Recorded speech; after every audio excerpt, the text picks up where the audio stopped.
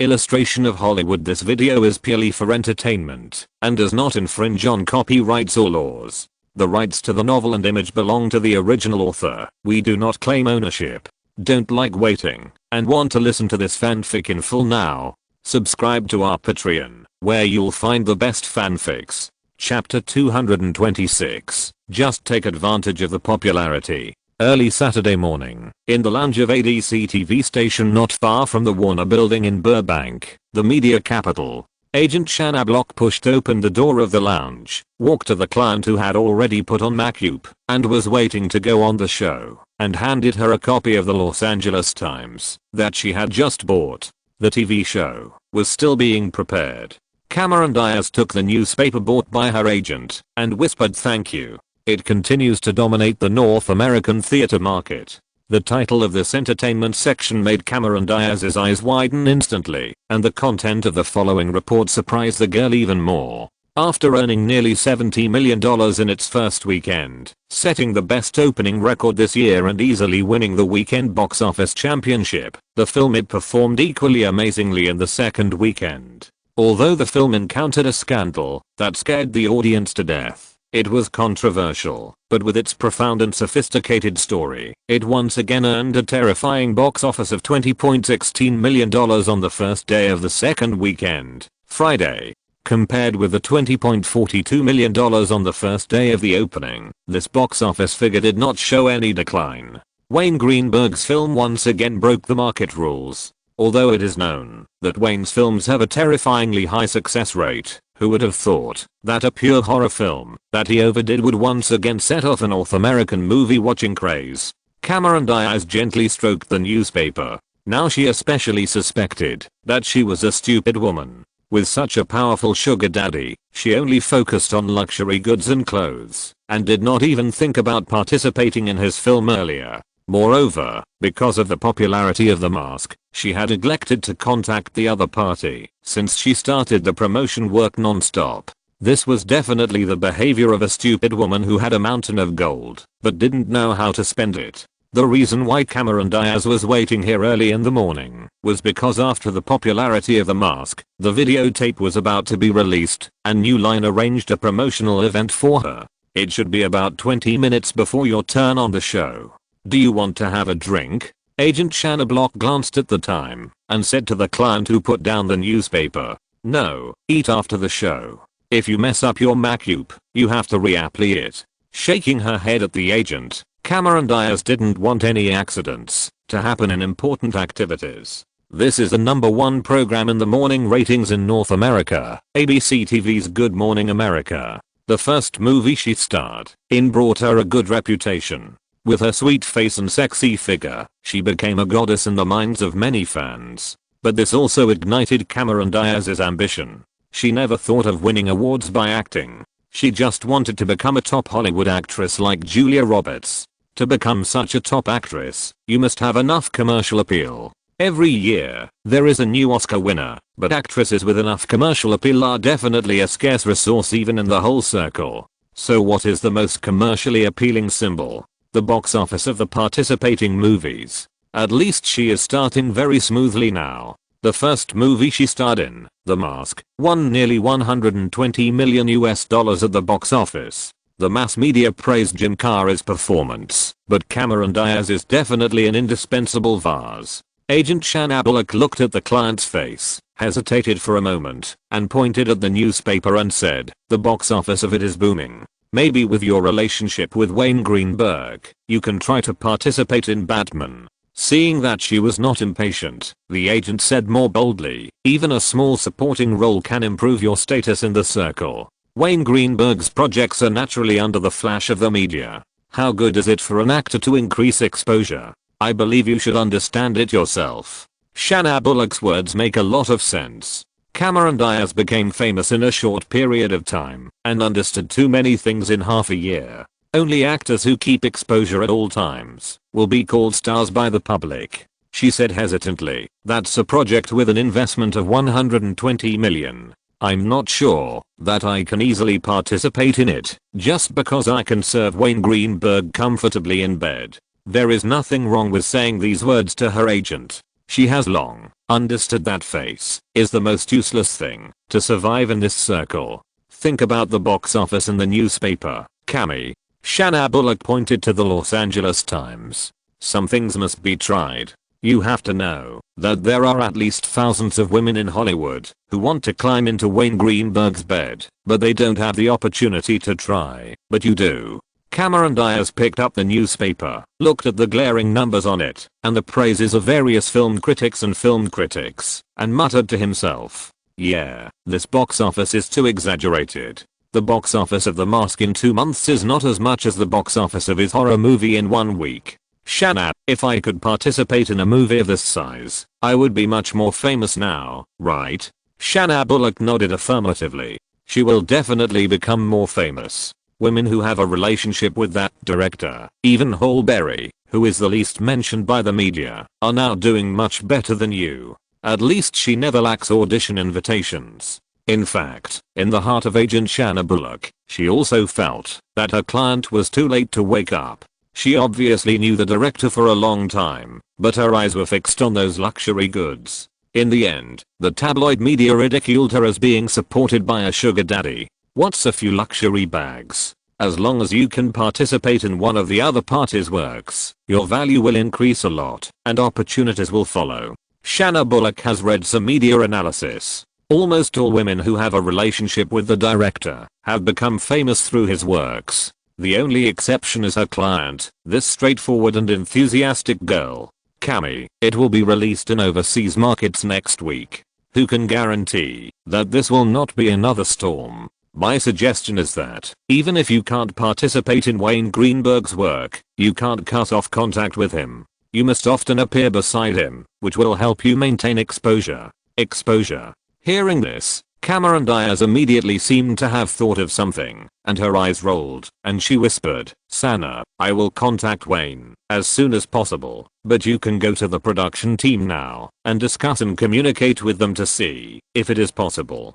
Her voice became very low, and she whispered her idea in the agent's ear, and then looked at Shanna Bullock with her big eyes, wanting to know what the other party thought of this idea. Shanna Bullock nodded gently, smiled, turned around, opened the door of the lounge, and went to communicate with the production team.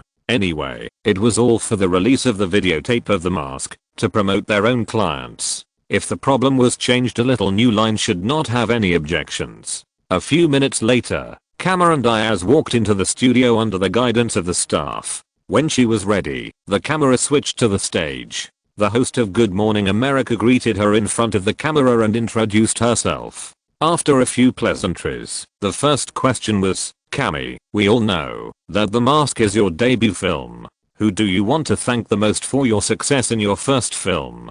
Cameron Diaz looked at the camera and suddenly had some memories on her face. If anyone said that she was just a vase and had no acting skills, the agent and host next to her would never believe it. After thinking for 2 seconds, she said openly, it's Wayne Greenberg. He is the person who helped me the most. When I was not famous and just selected, he always encouraged me. Whenever I encountered setbacks in the crew, he also gave me a lot of guidance. I think the reason why he is always successful is because he is good at training actors. I have asked him about acting more than once, and every time he can give a very perfect answer. In the studio, except for the host and the agent, several on-site staff and camera directors were stunned by her wave of hardcore popularity. No one expected this woman to dare to do it on a show like Good Morning America. However, the host obviously knew it a long time ago and asked with a surprised face, there have been media reports that you have had a relationship with director Greenberg.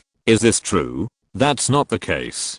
Cameron Diaz had a yearning look on her face. We are not boyfriend and girlfriend, but I have been pursuing him. All of North America knows what an excellent man he is. I think no girl can resist his charm. Wayne is not only the representative of the American dream, he is also a natural director and producer. Moreover, he has a kind personality and respects women very much. Every woman who has come into contact with him will fall in love with him unconsciously. This indoor interview completely deviated from the topic. Except for a few mentions of The Mask at the beginning and the end, the host and her cooperated to talk about the warm past with Wayne Greenberg and the various helps to Cameron Diaz. Compared with the gossip tabloids and unscrupulous magazines, the host's bottom line is at least still there. He did not ask Cameron Diaz about the things with Wayne Greenberg. However, from the side, Cameron Diaz still praised Wayne's ex-ability. It must be said that it is a very smart choice to pull Wayne out at this time and take advantage of the popularity of it, which instantly attracted a lot of attention.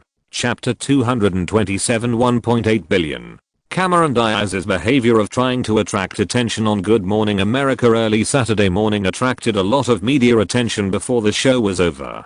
Today is a day off, and a large number of movie fans are preparing to go to the theater to watch the popular It, and they immediately remembered the beautiful and sexy Cameron Diaz. Regardless of whether what she said was true or not, she did not say a bad word about Wayne. She praised him desperately throughout the show. From his generosity and money to his kindness in character, his various gentlemanly behaviors towards women, and his implicit sexual abilities. These things attracted the attention of many women. When someone found Wayne's previous photos in Vanity Fair, they immediately pushed him to the position of a friend of women and a popular lover. After all, Cameron Diaz described Wayne as a perfect boyfriend in her conversation. For a time, his popularity among North American women was no less than that of several handsome Hollywood stars. Good at training actors, respecting women, having sexual abilities like animals. The TV was still playing. Naomi Watts rolled her eyes and looked at the expressionless man beside her with a hint of sarcasm on her lips. Housekeeper Hella stood behind the sofa, staring at the wall. The assistant was also watching the TV, showing an admiring expression to the woman, who was talking freely on the screen. Suddenly Wayne felt a pain in his waist. Naomi Watts was next to him, and stretched out her white fingers to hit him. "Naomi, do you think what she said is true?" He smiled helplessly and sighed softly. "But I must say that this circle can really transform people. I didn't expect that the straightforward and enthusiastic Cameron Diaz has only been famous for a few months, and she has already understood this set of things." He himself could imagine that the topic course this time would definitely not be big, but it would definitely not be too small. This woman picked a very good time. As long as Cameron Diaz tasted the sweetness, she would definitely mention Wayne Greenberg when she was interviewed by the media in the future. But he didn't take it to heart. Being pulled out by others to get attention meant that he was already a big shot, and this kind of thing was inevitable. What gave Wayne a headache was that other women might follow suit. He was considering whether to warn them in advance. Naomi Watts leaned on his shoulder, stared at the woman on TV, and whispered in his ear, "You can respect women? This is the biggest joke. Also, those perverted things in the bathroom, didn't she bring them? Come on, Director Greenberg, tell me how you trained the actors. Use those perverted things and put them all into the woman on TV." Naomi, hearing her getting more and more excessive, Wayne interrupted her with a gloomy face, and then saw Naomi Watts' smiling eyes, and helplessly smiled bitterly, and spread his hands. "Okay, Nina, turn off the damn TV. I remember you are very familiar with Cameron Diaz, right? Then don't watch her acting on TV. Let her perform for you live when you have time." Seeing her boss getting a little angry, Nina shrugged, stood up and turned off the TV. The assistant put away her teasing look and said to him, "Do you need me to call and warn her? But boss, you will become a friend of women for a while. I don't think this is a bad thing, right? Forget it. I'm going to walk the dog." Wayne waved his hand weakly and walked out of the living room with two golden retrievers. He didn't plan to pursue Cameron Diaz. This kind of thing will never be avoided. Besides, he has taken advantage of that woman enough. Can't he let her take the opportunity to hype it up? It's just that he didn't expect that she would dare to play such a trick in such a live show in North America. As the saying goes, no matter what kind of personality a woman has, once she enters this circle, she will inevitably undergo a huge change because of fame and fortune. However, the Australian beauty reminded him that if you like to take advantage of the popularity, you have to pay the price. Maybe all those good things can be tried on this woman. No matter what Wayne muttered in his heart now, Cameron Diaz's behavior did achieve the effect she wanted. A large number of gossip media discussed it one after another, and various versions of the story emerged in an endless stream in just one day. New Line also used this as an excuse to sell the videotape of The Mask one day in advance, that is, on Saturday afternoon. The specific sales volume is unknown to the outside world, but male fans who bought it for Cameron Diaz definitely accounted for a considerable proportion. Warner Bros. Has been creating a tense atmosphere in the media during this period, giving the general public the illusion that it will be withdrawn at an uncertain time. This is completely in line with Wayne's idea. Take advantage of the popularity as soon as possible to drive interested fans into the theater and get more box office numbers before the popularity drops. After watching the film, quite a number of fans expressed doubts. They felt that, although the film was very scary, it was not scary enough to kill people. But it was just a question. This part of the fans also praised the film, saying that it was indeed much better than traditional horror films. A story that people could sink into made many people find their childhood memories. Whether it was some large-scale bloody scenes in the film or the analysis of the growth of children's families, they successfully aroused controversy among fans. This is the purpose of Warner Brothers. Only when there is controversy will people go to watch the film again and find the answer to the controversy. The film market is always so strange. The more controversial the film is, the more it will attract audiences to watch. A good movie like The Shawshank Redemption that everyone recognizes, but no controversial horror film has a market.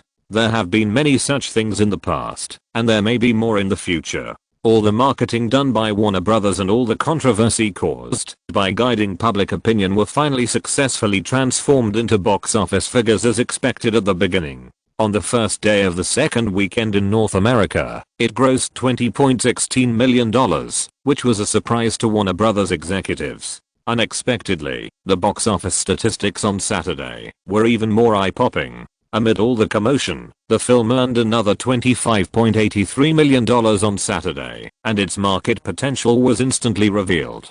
It successfully suppressed the $4.9 million of The Shawshank Redemption on the second day of its release, and once again won the box office championship of the day. When Sunday passed, and Monday morning arrived, it won the weekend box office championship with a second weekend box office of $60.19 million, suppressing the $11.3 million of The Shawshank Redemption, and undoubtedly won the weekend box office championship again.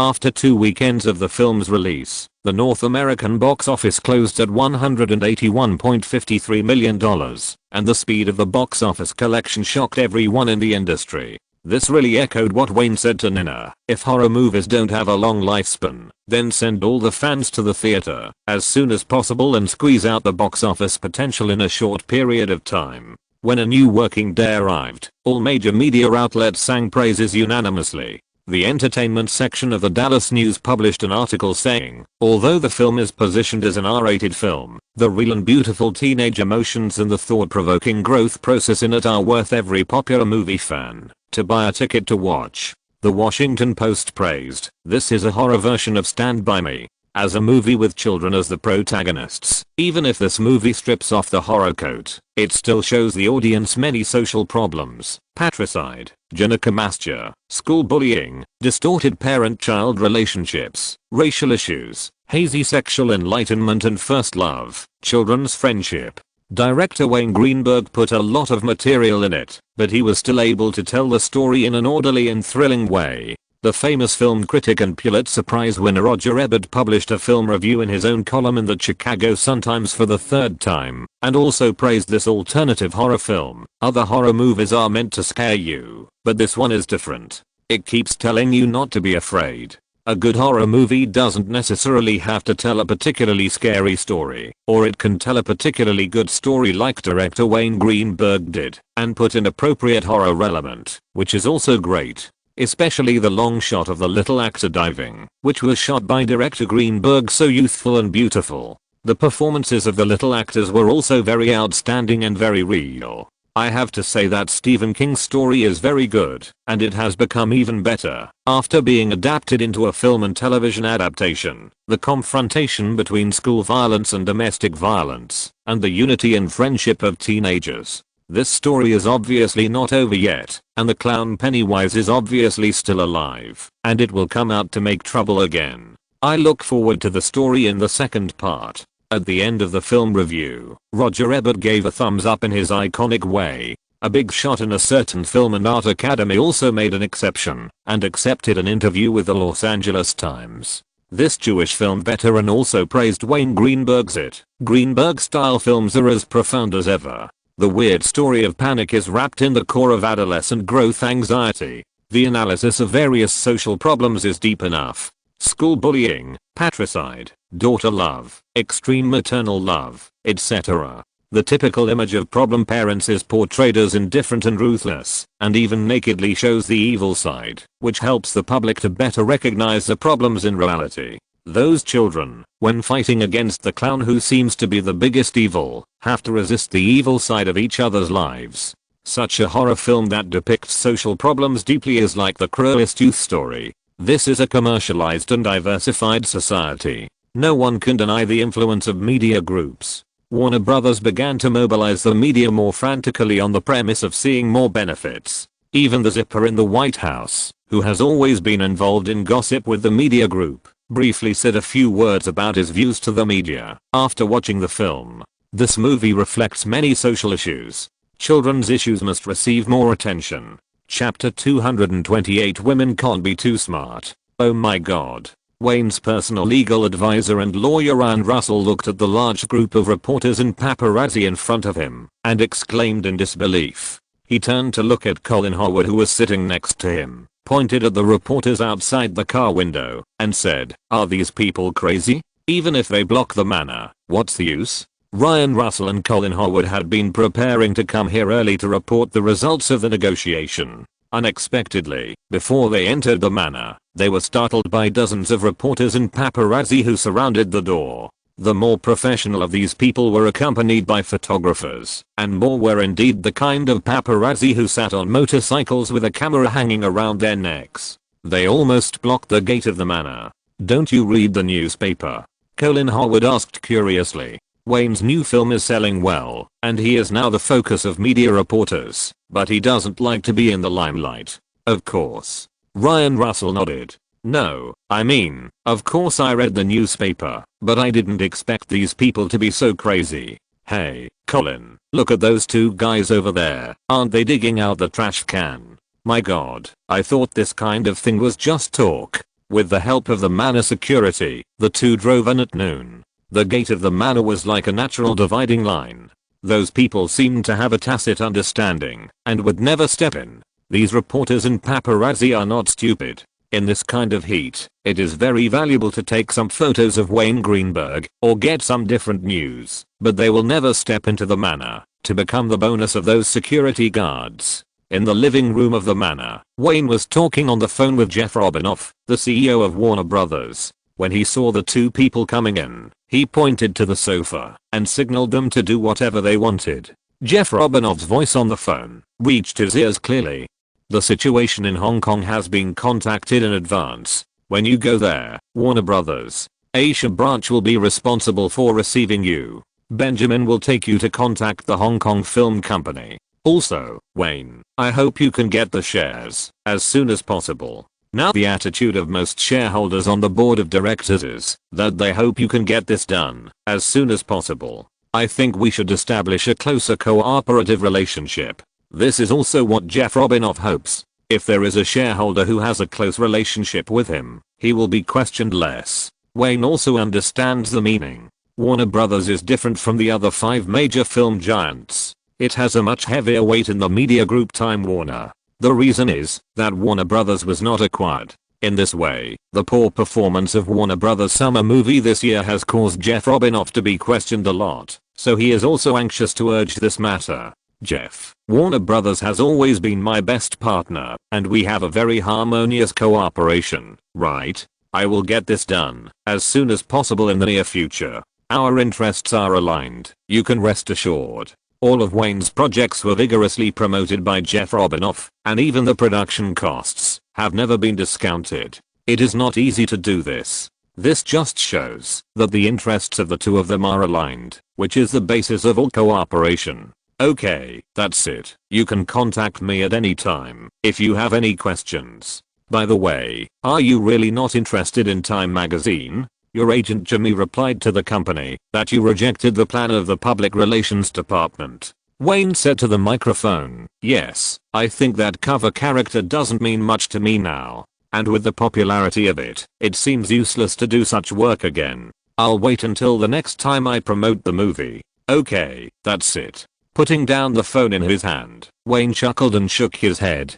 Warner Brothers' distribution department and public relations department had formulated several marketing plans for him in the past few days, but now with the popularity of the film, he really feels that it doesn't mean much. In his own understanding, no matter how Wayne Greenberg's name is marketed, he is always a director standing behind the scenes. Fame does have an effect on him, but it is not as important as being a star. In the end, directors or producers still have to rely on their works to speak for themselves. Before the internet era, over-marketing themselves will not have much effect. How is alone? Wayne looked at his accountant and financial advisor. Colin Howard opened his briefcase and took out a few documents. Regardless of whether his boss understood them or not, he pointed at them and explained them to him one by one according to the rules. There is no problem. Wells Fargo, JP Morgan, and Citibank have the highest quotas and relatively low interest rates. They have confidence in your credit and income. The three banks can lend a total of about $330 million. Adding some cash we can mobilize about $350 million US. In fact, Colin Howard understood that these things were not mainly said to Wayne. This boss had no concept of money at all, and it was not even certain whether he would think about what he said. The ordinary looking assistant lady beside the boss was his main target of explanation. This woman looked ordinary, but in his heart she was a powerful person. As he thought, after listening for a while, Wayne simply gave up his seat and let Nina start discussing various details with the accountant, and he turned his attention to the lawyer.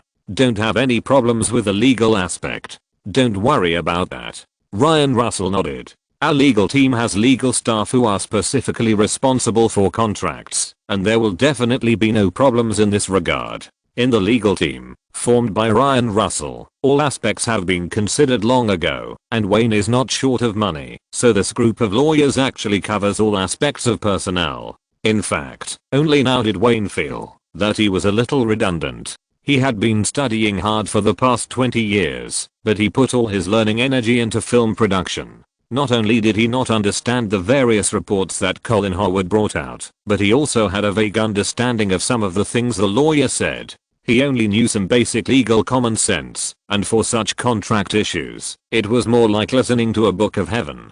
Fortunately, there was an assistant. Nina talked to the two of them for a long time. After everything was settled, she nodded to him and helped him sign his name on several documents. "Colin, please get this done as soon as possible.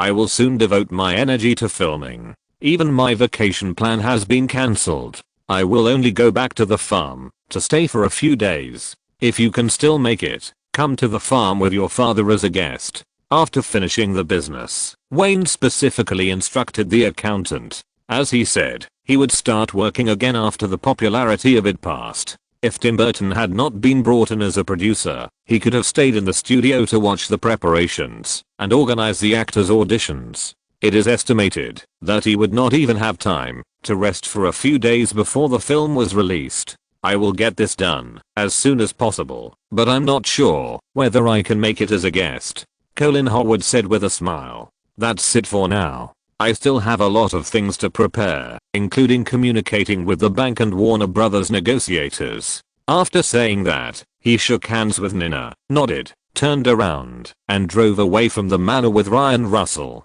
"Is everything okay?" Wayne turned to look at the assistant lady, and the smile on his face disappeared. If there was anyone else who was trustworthy, then Nina Clean, who stayed with him every day except for sleeping, was definitely one of the people Wayne trusted the most. The assistant lady pushed her glasses and said confidently, "Don't worry, there will be no problem, boss. Believe me, with Colin Howard's professional level, he will never be able to hide anything from me." That's good. Wayne didn't need Colin Howard's professional level because he didn't give the accountant the authority to invest and manage his own finances. All his money was invested in Microsoft, which was under the lid, and Oracle, which was crazy, and he didn't need to do any financial management. Such a guy with trust and average professional level is the accountant he needs. He can conduct simple negotiations, handle tax returns, and keep an eye on the funds invested in internet stocks at any time, and then he can get the high salary he offers. This salary buys trust, which has basically nothing to do with ability. As for ability, Assistant Nina, who studies finance, and Agent Jimmy, may be better than Colin Howard. Wayne's trust in him was inherited from his father. Old Howard has been a financial advisor and accountant for the Greenberg family for 20 to 30 years. He has never made any mistakes, and has never let Reuben Greenberg lose a dollar. Boss, there is a mess at the gate of the manor. Sergey hurried in, looking down at his boss like a bear, with a strange expression. What? Did the paparazzi dare to sneak in to take pictures? Wayne asked in surprise. Just let your brothers throw them out. Don't use guns easily if they don't threaten the safety of the manor. In any case, he is considered a public figure. If guns are used, even if it is the security, there are many things that cannot be explained. No, boss. Sergey shook his head and pointed in the direction of the manor entrance and said, no one dares to come in. The trouble I'm talking about is that Miss Cameron Diaz is here. Reporters and paparazzi have surrounded her car. The security guards wanted to help her come in, but she refused. What? Yes, Miss Cameron Diaz is being interviewed by dozens of reporters now. The entrance to the manor is about to become a press conference. Should I go out and stop her? Sergey asked, spreading his hands. Fuck, women can't be too smart. Chapter 229. Warner's value far exceeds imagination. Wayne didn't care about Cameron Diaz. She was willing to rely on gossip tabloids to maintain her exposure, so he let her go. It had almost no impact on him. At least in his private life, he had not been accused of anything.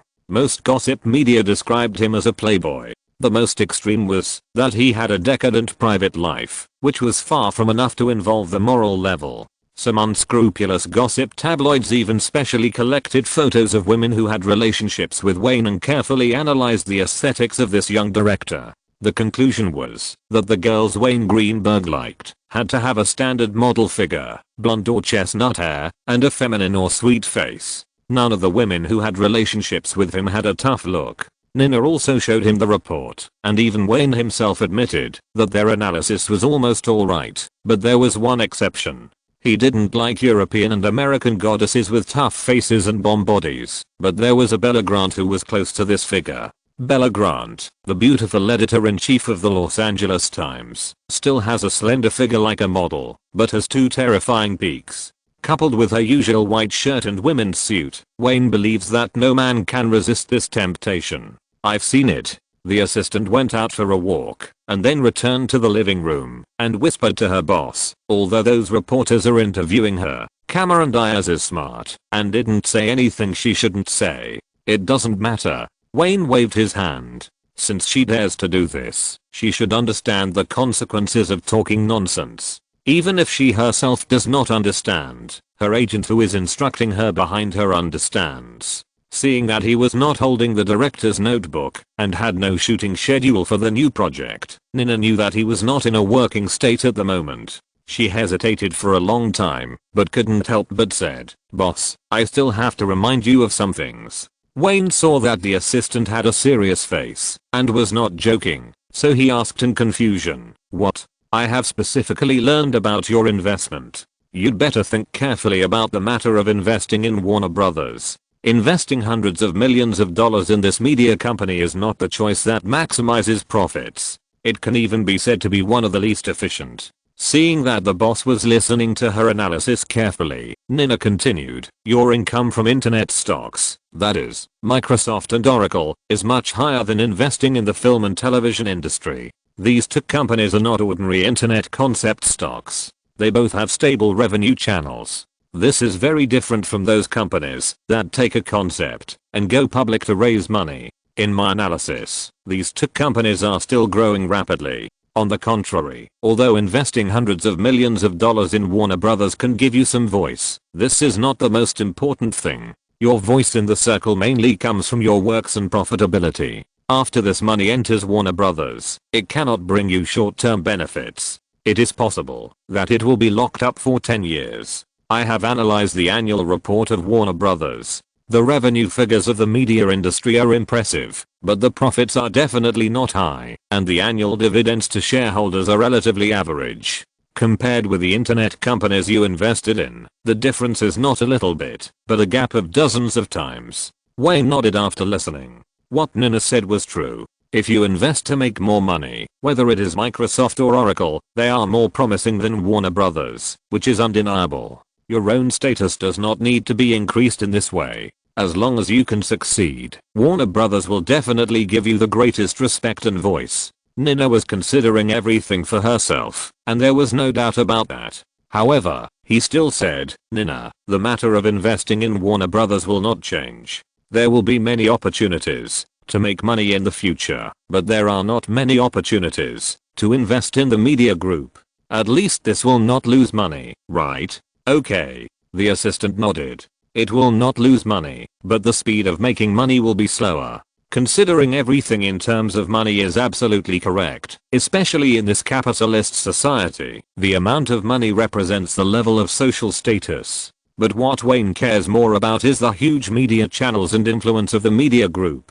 Besides, Nina doesn't have the brain to predict the future, but he does. Not to mention the long term. In 2 years, Warner Brothers will take over the Little Wizard series. This series has relied on the Little Wizard's market value to soar when Warner Brothers' main revenue source Batman collapsed, and its revenue ranks among the top 3 every year. Now that Warner Brothers has its own project, plus the Little Wizard's billion-dollar series, it will only get better and better. The Little Wizard series is a very lucrative piece of meat. No one knows better than him how much revenue the terrifying market will generate after success. But Wayne is very clear in his mind that this thing is definitely not something he can handle, so he chooses to let it go and will never take the initiative to reach out. If you think that you can set off the Little Wizard's craze worldwide by taking the copyright in advance, registering a small film company, and then making a movie, then this idea is too naive. Without a huge global distribution channel and perfect upstream and downstream operating capabilities, it would be a foolish dream to want to hype up this series that started with tens of billions of dollars.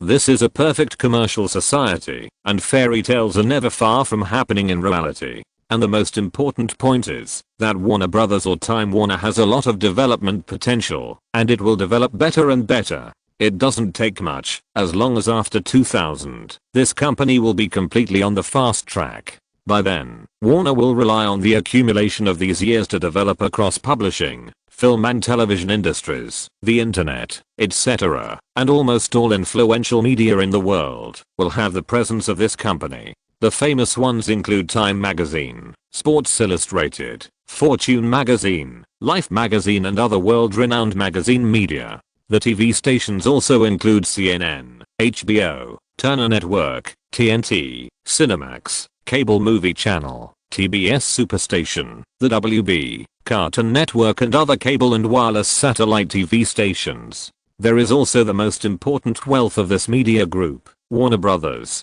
Pictures, which also has small and medium-sized film distribution companies such as New Line and DC Comics, which Wayne values the most. Of course, the premise of all this is to wait until the merger of Time Warner and AOL in 2000. At that time, AOL and Time Warner will complement each other and become one of the largest media groups in the world. These 2 years are definitely the best time to invest in Warner Brothers, and you can also hold a considerable stake in Time Warner by virtue of your status as a natural person shareholder of Warner Brothers. Even if Wayne goes bankrupt in the future, as long as he relies on this company, he will definitely become one of the richest people in North America, and it is also the most invisible wealth. This is just the beginning of Warner. When it is mixed with Comcast and Universal Pictures, this media group will be really terrifying. Wayne personally believes that this company is the only one that may have a chance to compete with Walt Disney. The remaining 4 Hollywood giants basically have no chance. Hey, honey?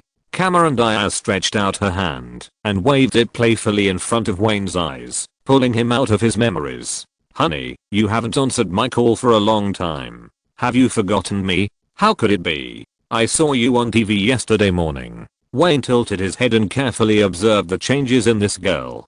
In a few months, she suddenly changed from a hot, sexy, and passionate girl to the little star she is now. Her mind seemed to have suddenly opened up. If he said that she came here unintentionally today, he would definitely not believe it. Naomi Watts just left the manor yesterday, and this girl came here the next day. Either she is smart or someone has instructed her to know how to use the group of reporters at the door of the manor to hype. This girl is not stupid. You won't blame me, will you? Cameron Diaz hugged the man's arm and began to show off her beautiful figure intentionally or unintentionally. She looked up at him and said, "You know, I'm very grateful for your help. What you said in the interview is all my true feelings." Pa. Wayne slapped Cameron Diaz's perky buttocks. "Honey, I'm a director. Don't show off your acting skills in front of me. Do you understand?" It hurts. He didn't hold back any strength in this slap. He could allow a woman to play some tricks to increase her exposure and satisfy her insignificant material desires, but he had to remind her not to think that she was a fool and didn't know anything. However, the girl only frowned and pretended to be stupid and skipped the topic. She rolled her eyes and lay on his shoulder and whispered, "Let's go upstairs. I want to go to the balcony to see the scenery of Beverly." The girl hugged Wayne's arm and pulled him upstairs to the balcony of the bedroom on the 3rd floor. When the two of them sat on the recliner together, Cameron Diaz observed his expression and saw that he was not really angry because of her little action, so she breathed a sigh of relief. "Honey, I'm 24 years old this year." She suddenly turned her head and didn't care about the hands wandering on her body at all, but stared into the man's eyes and said, "Oh, do you want me to wish you a happy birthday? Or do you want a birthday present?" Wayne looked at the busy gardener in the garden and asked casually. Cameron Diaz rolled her eyes, pursed her lips and said, I'm 24 years old already, and I don't have much time to waste on the road to fame. Can you help me, honey?"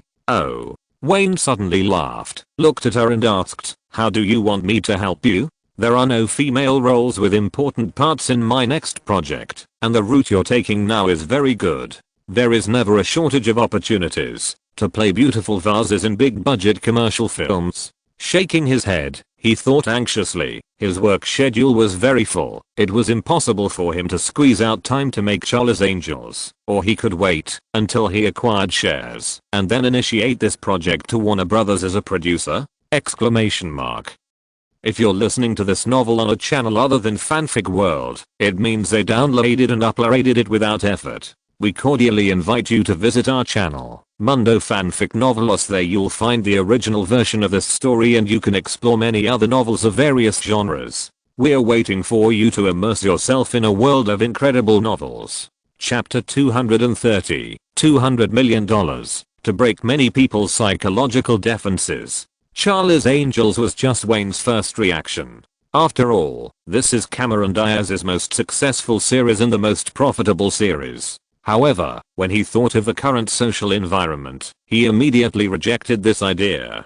In the current social environment, a film with only female protagonists would take too much risk. No one can guarantee whether the general public can accept female protagonists. Even if the status of women in society gradually rises in a few years and the feminist movement slowly takes shape, such projects should be cautious. Even in the next 20 years, movies with only female protagonists will only account for a very small part of the total number of Hollywood movies each year. This industry has always been popular with male chauvinism, which is indisputable. If Warner Brothers has a project suitable for you, I can recommend you to audition, but it's just a recommendation. Whether you can get the role in the end depends on your own efforts. Wayne reached out and stroked Cameron Diaz's hair. He was still willing to help her a little. This girl gave him a good feeling. Her straightforward and enthusiastic personality made it easy for men to like her. Of course, her hot body is also her advantage, especially her waist that looks like a motor, which is definitely one of her most charming skills. "Thank you, honey." Cameron Diaz understood the meaning of this promise. Maybe for Wayne, it was just a greeting, but for little stars like them, it was a huge audition advantage. Even if they would not be given special treatment in the audition, they could at least compete in a relatively fair environment. Moreover, with his promise, most of the messy things in the audition would definitely disappear by themselves. How do you want me to thank you, honey? Cameron Diaz raised her head. Her big eyes shone with watery light. Her sweet face was covered with an intoxicating smile, and she seemed to have lost all the bones in her body, and she gradually softened from the chair. Sitting on the balcony on the third floor, where most of the Beverly scenery could be seen, Wayne raised his hand to pick up a cigarette from the table and lit it, looking at the traffic below the mountain through the puffs of green smoke. Just when he was about to finish his cigarette, the door of the third floor was suddenly pushed open. Charlize Theron, like a little bear stealing honey, first poked her head into the room, observed the back figure on the balcony, closed the door and quietly walked in with her handbag. Pleasantly surprised, she came quietly behind Wayne, suddenly shouted loudly in his ear, and covered his eyes with her hands. Oh my god. Wayne was covered by her eyes, and the two women looked up and looked at each other in shock. When the bright sunshine of Los Angeles once again shone directly into the bedroom through the wide balcony, Wayne opened his eyes in a daze. When he stretched out his hand to block the dazzling sunlight, he suddenly froze. He could see that Cameron Diaz, who was lying on his chest, was still sleeping, with her messy hair covering most of her face, but there was clearly an arm hugging him beside him. The sore waist immediately brought back all his memories and made him completely sober. Cameron Diaz was awakened by his action, opened her confused eyes, and looked at him for a few seconds, then greeted him very naturally.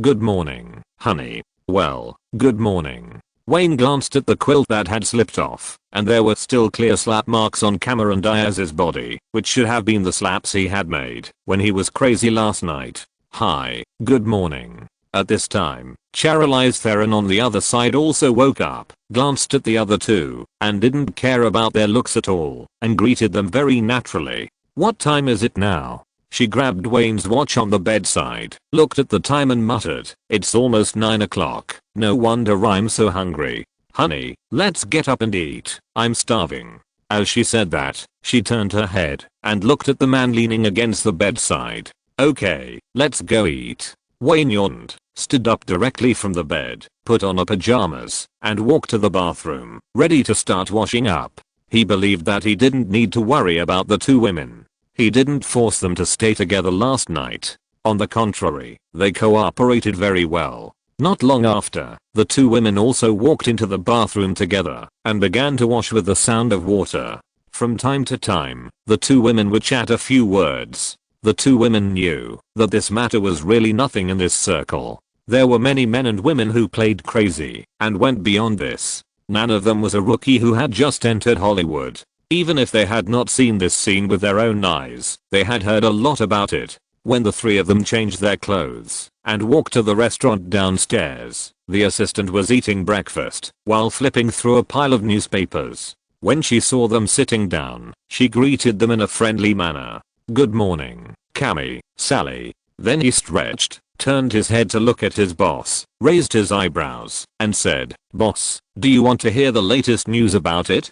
Aha. Wayne nodded, picked up the milk, and drank half a cup in one gulp, and then picked up his favorite cod sandwich. His stomach was protesting silently. He had played too hard last night, and didn't have time to eat dinner. Now he felt so hungry that his stomach was almost sticking to his back. He glanced at the two women who were eating with calm faces, and lowered their heads. He sighed in his heart that sometimes you should not be too indulgent. But how many normal men can resist this kind-hearted double temptation? This is a report from the Los Angeles Times. The editor-in-chief is Ms. Bella Grant. What a coincidence. Nina's first sentence was obviously teasing. After her boss glared at her fiercely, she continued to read seriously. After 10 days of screening in the theater market, it has earned more than $180 million at the box office at a rare speed. Even in the second week of work, the film's popularity has not diminished. More young people choose to go to the theater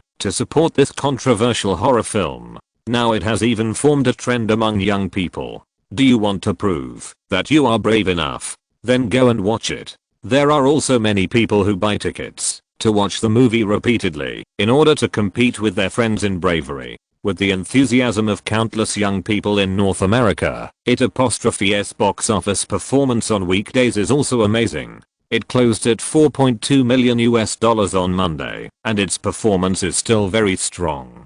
Tuesday was a discount day for traditional theaters in North America. The box office increased compared to Monday, earning another $5.63 million. After that, it earned $4.02 million and $3.93 million on Wednesday and Thursday, and continued to earn $17.51 million in 7 working days. It has been released for 2 full weeks and unexpectedly earned a total of $198.14 million. It should enter the $200 million club today, just as it is about to enter its 3rd weekend of screening. This record-breaking horror film will also be released in overseas markets this Friday, led by the UK. Nina did not continue reading, because she knew her boss's habits. He only had eyes for those box office figures and always sneered at the various comments that followed. However, this box office figure still made the 2 women who were just concentrating on eating stop what they were doing and look at the man with their mouths opened in surprise. Cameron Diaz took a big gulp of milk, swallowed the food in her mouth, and said to Wayne, 2 weeks, 200 million, my god. She understood what this number meant. The Mask took in $119 million in 2 months, which made a star like Jim Carrey, and made her famous. Now she doesn't even need to watch TV. She can imagine how popular those actors who are still promoting the film in the United States will be. If nothing unexpected happens, they will immediately start their overseas promotional tour. These people are so lucky. Is there anything surprising? Charlize Theron picked up the knife and fork again, and continued to put scrambled eggs into her mouth. When Wayne's film doesn't succeed, it will become news that shocks the whole United States. When he fails once, right? Cameron Diaz glanced at her, saw her movements, and uttered bigsks. Listening to the group of numbers read out by the assistant, Wayne didn't have any special feelings. He and Warner Brothers had done everything they could, and this result was normal. Picking up the tissue on the table, and wiping his mouth, he suddenly asked, Nina, are there any new movies coming out this week? Jimmy called me this morning.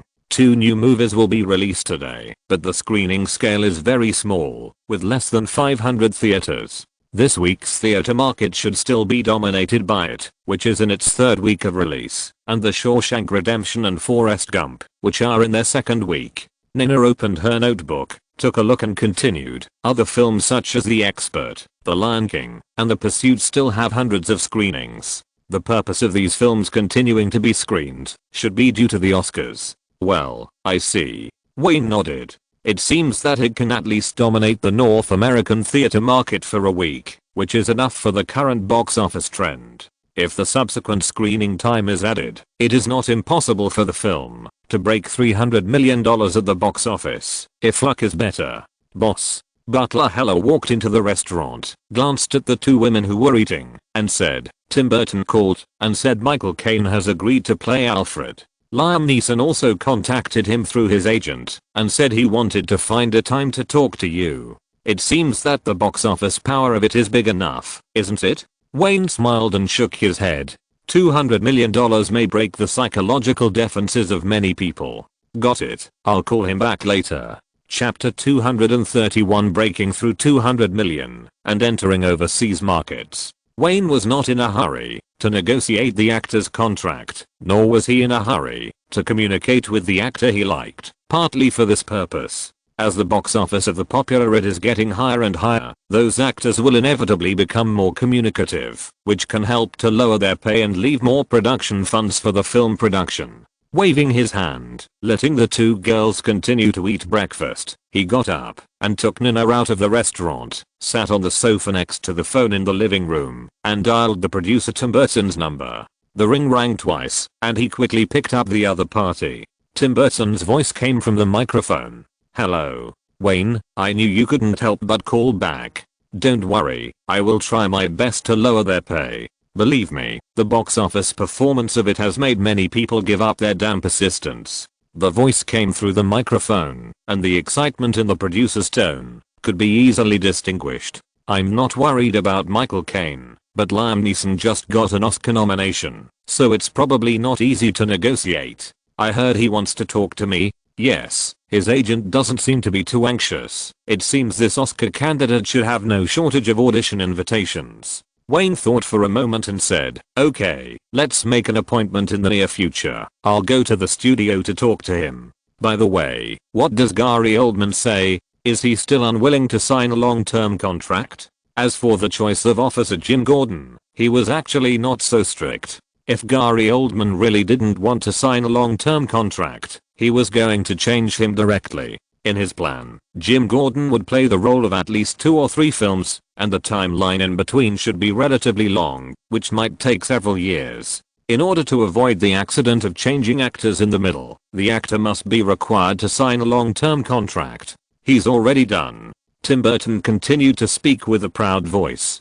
Gary Oldman's agent is unwilling to sign a long-term contract because it would tie up his client for several years. But he himself has convinced the agent, and there will be a result in the next 2 days. The condition I set is that at least 5 contracts must be signed, and the salary can increase with each film. This can effectively limit the actors from asking for too much when it comes to sequels. By the way, there is also news about Samuel Jackson you asked me to find. You can meet him someday. Wayne laughed when he heard the name. What the hell? And then he didn't expect anything more. Tim Burton paused in the microphone, probably looking through the actor's resume. After a while, his voice rang again. This Samuel Jackson has just participated in Quentin Tarantino's new film Pulp Fiction. The film should premiere in early October. Before that, there was also a film Jungle Fever, which won the Best Supporting Actor in Cannes. He is the first black person to win this award. Upon hearing about Pulp Fiction, Wayne said directly, "I will attend the premiere of that film. There is no need to make an appointment with Samuel Jackson. I will talk to him then." As for the actor for Scarecrow, if you have any recommendations, you can make an appointment and I will meet them all later. Okay, I've contacted them all. I'll let you know.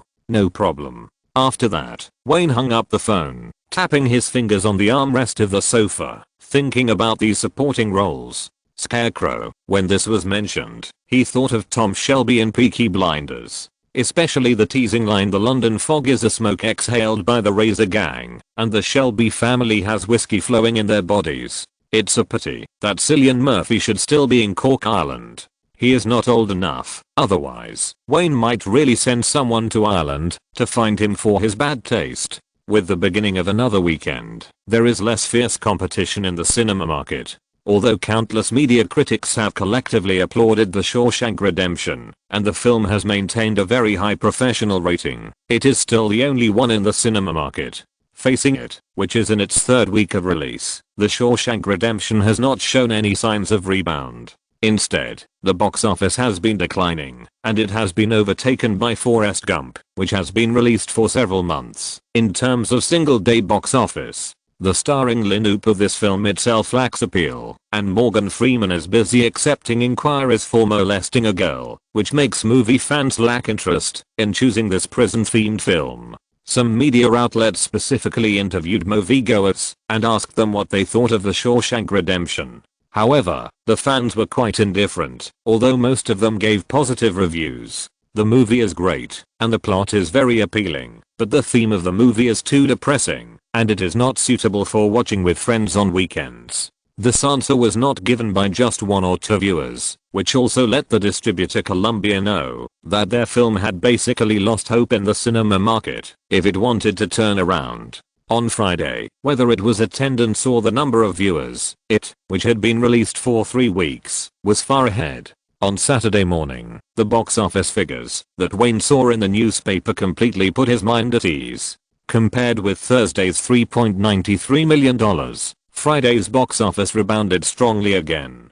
Although it did not break through $10 million, it closed at $9.09 million that day, still occupying a dominant position this weekend with an unmatched advantage. In second place, Forrest Gump, which had been released for several months, had already earned more than $290 million. On that day, it earned another $3.9 million, which was infinitely close to breaking through $300 million. After that, it was The Shawshank Redemption with $2 million, The Lion King with $1.7 million, and The Expert with $1.2 million.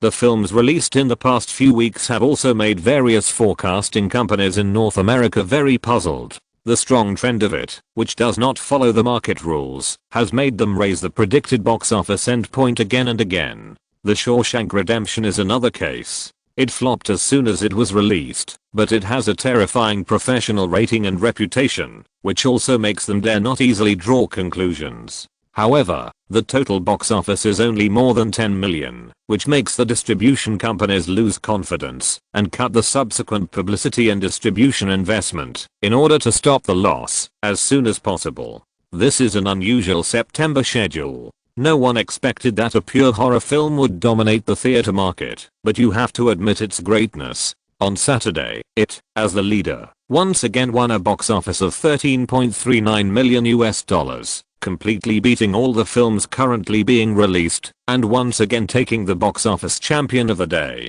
After the box office results of this day came out, all distribution companies vaguely understood one thing: the so-called professional reputation of the film by the Film Critics Association and the media actually has a very limited impact on movie fans. All these good movies mentioned by film critics are guided and recommended by them, and the people who can be influenced are all older movie fans. However, the main force contributing to the box office, young people, have their own ideas and will not be influenced by those professional authorities. If you want them to go to the theater to support the film, professional reputation is not as useful as media hype.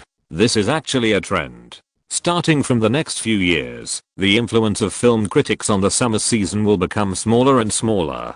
This box office carnival season, which is mainly composed of young people, basically ignores the opinions of professional reputation. If another 10 years pass, film critics will have no influence on the summer season, let alone the Christmas season, and their role will gradually be limited to the award season. This is a big trend that no one can change. After the third weekend, it received $9.09 million on Friday and $13.39 million on Saturday, and also earned $7.26 million on Sunday, with a weekend box office of $29.74 million, achieving 3 consecutive championships in the North American theater market. The film grossed a total of $227.88 million over the 3 weekends it was released, breaking $200 million without a trace of suspense. Now everyone is looking forward to whether there will be a horror film that will break $300 million at the North American box office.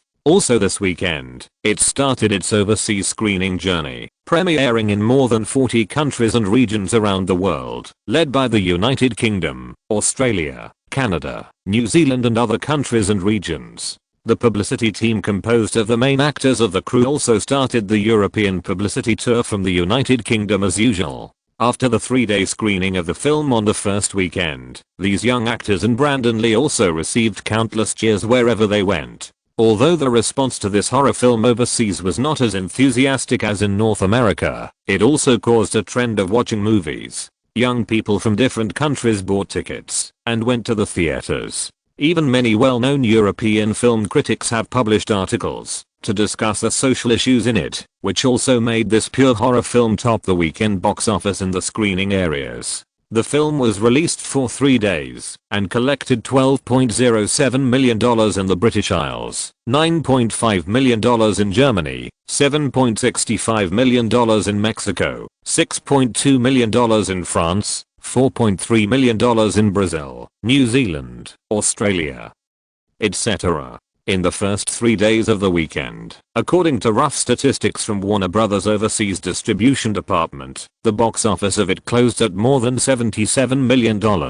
No one is stupid enough to compare this film with Wayne Greenberg's previous work. As a genre film, its achievements are already brilliant enough. The media in different regions also have different attitudes towards the film. The strong invasion of Hollywood films has also made local media nervous. Wayne Greenberg overuses bloody shots and overplays with the weaknesses of human nature. He is trying to use dark gimmicks to attract more attention. Spanish. As Hollywood is crazy. They actually added so many restricted shots to a movie starring children. They are desperate for business. French. Le Figaro. The film has caused controversy in various regions after only 3 days of overseas release. Chapter 230 To the Core Team returns. It has been released in overseas theaters, which has also caused great controversy. This film is not as well received as Joker, but has aroused more and more doubts. Because there are a lot of sensitive elements in the film, things such as patricide, premature love, and sexual fantasies appear in children. For some conservative regions, these things appearing in entertainment images are unacceptable. These controversies are very loud. In addition to many film critics criticizing, the publicity team of the crew also encountered protests from extreme fans. This also made the actors who promoted overseas speed up the pace of various regions. Unlike those extreme fans and media critics, it is relatively easy for the general public to accept everything in the film. This controversial film has always been the type of film that young people are most curious about. After the film encountered many boycotts, the box office did not fall but rose, which was beyond the expectations of many people. It seems that the more fierce the debate, the more attention it will attract passers-by, and these passers-by can't help but walk into the theater out of curiosity. However, these disputes did not affect Wayne, who was far away in Los Angeles. No matter how those overseas media and film critics ridiculed and criticized him, they could not affect him across the sea. It was the end of September, and it had passed its hottest stage. Wayne was also preparing to put his energy into the new project. The undetermined supporting roles had to be confirmed as soon as possible, and the preparation issues had to be checked at the end. It was like he had just finished his last job and immediately threw himself into the next job. This work attitude can be regarded as a workaholic. Among the famous directors in Hollywood in recent years, Wayne's film output efficiency is definitely one of the highest. The production speed of one project a year can no longer be described as a quick shooter. Normal behind-the-scenes staff in the circle will choose a good place to vacation after finishing a job. They will wait for a few months or a whole year before starting a new job. The more important the position in the crew, the longer the vacation will be needed. Whenever a new project is started, the core production team is instantly burdened with heavy pressure. This kind of pressure that exists all the time will become heavier as the work progresses. It is not until the film is completed, or after it is released, or even after the film is taken off the shelves, that these huge work pressures will be released in an instant. Most people will choose to take a vacation to relax after finishing work, especially directors and producers, who bear the heaviest pressure. This vacation is generally unlimited, and they will not start the next work until they feel that they have recovered. Of course, some people have different ways of dealing with work pressure, and the various parties in Hollywood are definitely one of the favorites of high pressure people. However, these are all choices for successful people. Successful people in this circle basically don't lack money, so they naturally don't feel bad about squandering it. Wayne also has a vacation plan for himself. The original plan was always to find a favorite place to vacation for a few months after filming a movie, but the fact is that in a few years, he only went to Australia for vacation. Therefore, his image, whether in the mouths of major media or in the mouths of collaborators or everyone around him, is that of a workaholic. After all, it is rare to find a young man like him who is successful and has no shortage of money and is willing to work hard. This time is the same. When the popularity of it, which is currently being screened, has passed a little, Wayne immediately summoned his own director team and asked them to enter the Warner Brothers studio one after another to start the preparations for the shooting of Batman. In addition to the props team that has been busy in the studio for several months, the lighting team supervisor Steve Wilson, the assistant director and casting director Schwartz Bob, the photography team supervisor Robert Carlos, the set group supervisor Mark Craig, and even the editor Dawn Scott joined the crew in advance. The investment in this film is too large, and Warner Brothers does not want any mistakes to happen. The editor joins the group and works with the crew, and can also understand the director's intentions early, which is of great benefit to post-production. In addition to Zack Snyder and Luke Simmons, who were already busy, DC Comics also attached great importance to the film, and sent Digger Harris, a senior executive of the company, to the crew to work part-time as a producer, to help the crew communicate about DC Comics and other things. Now a lot of people are watching your new project. My phone has been blown up. They are all agents with connections in various circles. In the office of the large studio for the preparation of Batman at Warner Brothers Studios, casting director Schwartz said to Wayne with a helpless look on his face, especially for the several main supporting roles that have not yet been determined, there are many agents of famous stars who called. Wayne nodded casually and asked, "Who are they?" We have target candidates for most of the roles. Don't those people know? Except for the earliest open audition for the male lead, this project has not undergone large-scale auditions after Christian Bale was confirmed.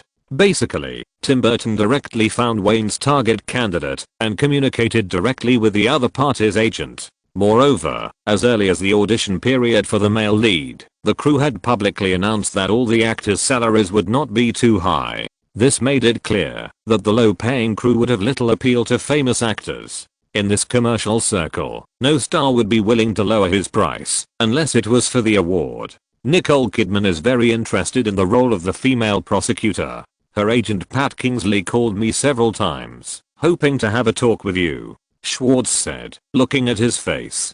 Tim Burton also received a call from Jon Voight, hoping to let his daughter audition for this role. In addition, Demi Moore's agent also called to inquire. In addition, there are many male actors who are interested in Officer Jim Gordon, and some of them are already famous male stars. Wayne understood that most of these people wanted to audition not for the salary, but because they were influenced by the currently released it, and the main purpose was his appeal. This is a project with a production cost of hundreds of millions, and it is also a new work by Wayne, a hot first-line director. It is naturally the focus of media attention. As long as you participate in such a work, your name will be frequently reported by countless media, and will also be mentioned by Warner Brothers in advance publicity, even if the film is not officially released. Even a small actor who had no fame before will become the target of paparazzi overnight. However, Wayne already has his favorite candidates for most of the roles, and the audition is just a formality after the conditions are agreed. As long as there is no catastrophic mistake that makes him, the director, feel that he is not competent for the role, there will basically be no replacement. Moreover, the people he chose have more or less a lot of acting experience, and they are not all newcomers in the circle. Their work experience and some natural appeal can effectively reduce the troubles encountered during filming. That Demi Moore directly refused. She is not suitable at all. As for Nicole Kidman, Wayne stretched out his hand and gently scratched the stubble on his chin, wondering if it would be too blunt to refuse directly, but thinking of Jon Voight's daughter, it is impossible to be completely unfeeling, at least go through the motions. Well, arrange a small-scale audition, but the first choice is still Naomi Watts. Hasn't her agent already negotiated the salary? After the audition, sign the contract with her agent immediately. Schwartz also thought that this was the best way to deal with it. Everyone around Wayne knew that the only female role with some weight must be reserved for Naomi Watts, but those favor calls could not be ignored. This is how the circle is. In order to maintain everyone's face, it is best to hold a small-scale audition as a formality, which can also save everyone's face. Ding, ding, ding. After the door was knocked, Nina looked at the two people who were talking about something. He walked in and whispered, "Liam Neeson and his agent are here, waiting for you in the producer's office." "Okay, I'll be there." Wayne nodded, stood up and walked out, saying to the audition director, "Please notify Nicole Kidman and Jon Voight's daughter, and ask them to come to the studio for an audition tomorrow afternoon." Schwartz said, "No problem." After leaving the director's office, you can see Christian Bale training in the field. Compared with more than half a year ago, he has completely changed. He has become a much smaller Schwarzenegger. However, this is exactly the effect Wayne needs. Just talking about his talent in body shaping, coupled with the self-disciplined character of this actor, he is definitely the type that the director likes. At this time, Christian Bale is doing simple kung fu training. The person who is training with him is an old black man. Don't be surprised, this old black man is also a legendary figure. He is Bruce Lee's apprentice Jess, and can also be regarded as the founding disciple of the United States. This is found by Brandon Lee through his connections. However, Wayne did not have high requirements in this regard. It was enough for Christian Bale to know a few fancy moves. It was unrealistic to expect him to learn kung fu in a few months. The movie would not show too much about this aspect. It was enough to convey to the audience that Bruce Wayne knew all the fighting skills. When he passed by with Nana, he nodded to several people who were training, especially the old black man Jess. Wayne was very interested in him and wanted to find time to talk to him. On the way, the assistant lady said as they walked, "It seems that Liam Neeson and his agent are inclined to take this role." They should have heard that many people are interested in this role. Wayne nodded. That would be best. Chapter 233 Actors arrive. When Wayne and Nina walked into the producer's office, they first saw Liam Neeson, who was saving the sky, the earth, and the air. This actor is definitely a typical example of getting more popular as he gets older. Now he has just started to make a name for himself because of Schindler's List. When he participates in Star Wars prequel, Gangs of New York, True Blood, Taken and other films, he will show the incomparable charm of an old man. Nice to meet you, Director Greenberg. Liam Neeson stood up and extended his hand without waiting for someone to introduce him. Wayne shook hands with him, nodded to his agent, and said, "Hello, let's sit down and talk." Several people skipped the greeting process directly. Before the agent Andy Bogard came, he had specifically inquired about the director's working style and knew that he liked to be straightforward in his work. So after sitting down, he said directly, "Director Greenberg, my client is willing to accept this invitation. The specific conditions have been discussed with Tim, and there is no objection to joining the crew for training in advance." Andy Bogard and his client both knew that, if they did not accept it now, there would definitely be countless actors willing to audition on behalf of his client. Even if it continued to drag on, the crew would not be able to make the conditions more lenient. The salary for this role is not high, or even very low, only $1 million, which is not in line with the value of Liam Neeson, who has just been nominated for an Oscar for Best Actor. But this opportunity is equally important. As long as you participate in this crew, it can be said that in addition to the salary, both the exposure and the success rate of the film are very guaranteed. Even a horror film with an investment cost of $25 million can achieve an appalling box office result for this director. I believe that the success rate of this blockbuster with an investment of hundreds of millions will definitely be higher. Well, it seems that there is nothing I need to do. Wayne laughed. Well, since you have already negotiated with Tim, I believe you will accept all the conditions. But, he looked at Liam Neeson, who had been silent all the time, carefully observed his figure, and continued, "But I need you to sign the contract as soon as possible, and then directly join the group to participate in the training. I believe you have read the script. At least some of the action scenes of this role still need to be completed by yourself. Because of the style of the film, I hope to use as few stunt doubles as possible, especially the scenes with Bruce Wayne." He was not worried about his acting skills at all. The other party had just been nominated for an Oscar for Best Actor. The most important thing was the action scenes. Although the film had a strong sense of comics, the overall style was still realistic. Liam Neeson and his agent Andy Bogard looked at each other, looked at Wayne and nodded. "I have no problem here. I can sign a contract directly with Mr. Burton and join the group to start training tomorrow." Wayne stood up and shook hands with him again. "Well, I wish us a happy cooperation." Liam Neeson and his agent were very efficient. After lunch, they called their lawyers and signed their names on the contract after confirming that there were no problems. At the same time, they also had a brief discussion with the crew's fitness coach about the training plan before leaving Warner Brothers Studios. Scarecrow, that is, the role of the Doctor in Arkham Asylum. "I have two candidates here." Tim Burton sent Liam Neeson and his agent away, came to the director's office, and said to Wayne, who was making a shooting plan, "Is it another favor from some big shot?" Wayne put down the notebook in his hand, looked up and teased, "You are also a film director. As long as you think it is appropriate, you can let the actors come to the studio. There will be a small-scale audition tomorrow afternoon. As long as the actors have a good audition and can agree to the requirements of the contract, I have no objection." "Okay, I will notify them to come tomorrow." Tim Burton shrugged and did not deny that someone called him. Moreover, he knew his partner's personality well. As long as it would not affect the work, he would definitely be willing to sell his face.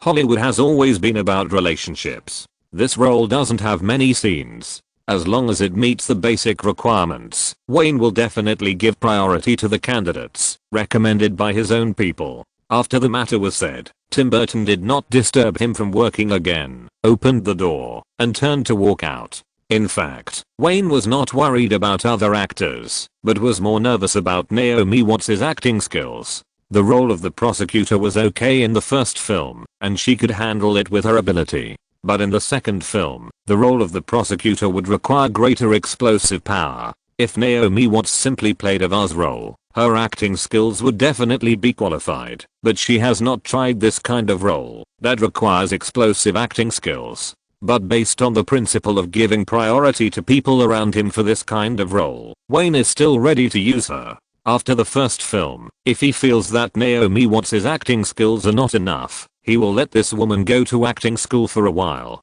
The sudden improvement will definitely be effective. After all, this woman is also very talented, and with various assistants during filming, the effect should not be much different. With the return of the core team of directors, Wayne also put more energy on the overall planning before filming. Warner Brothers also transferred the second production fund to the account of a third-party insurance company the next day.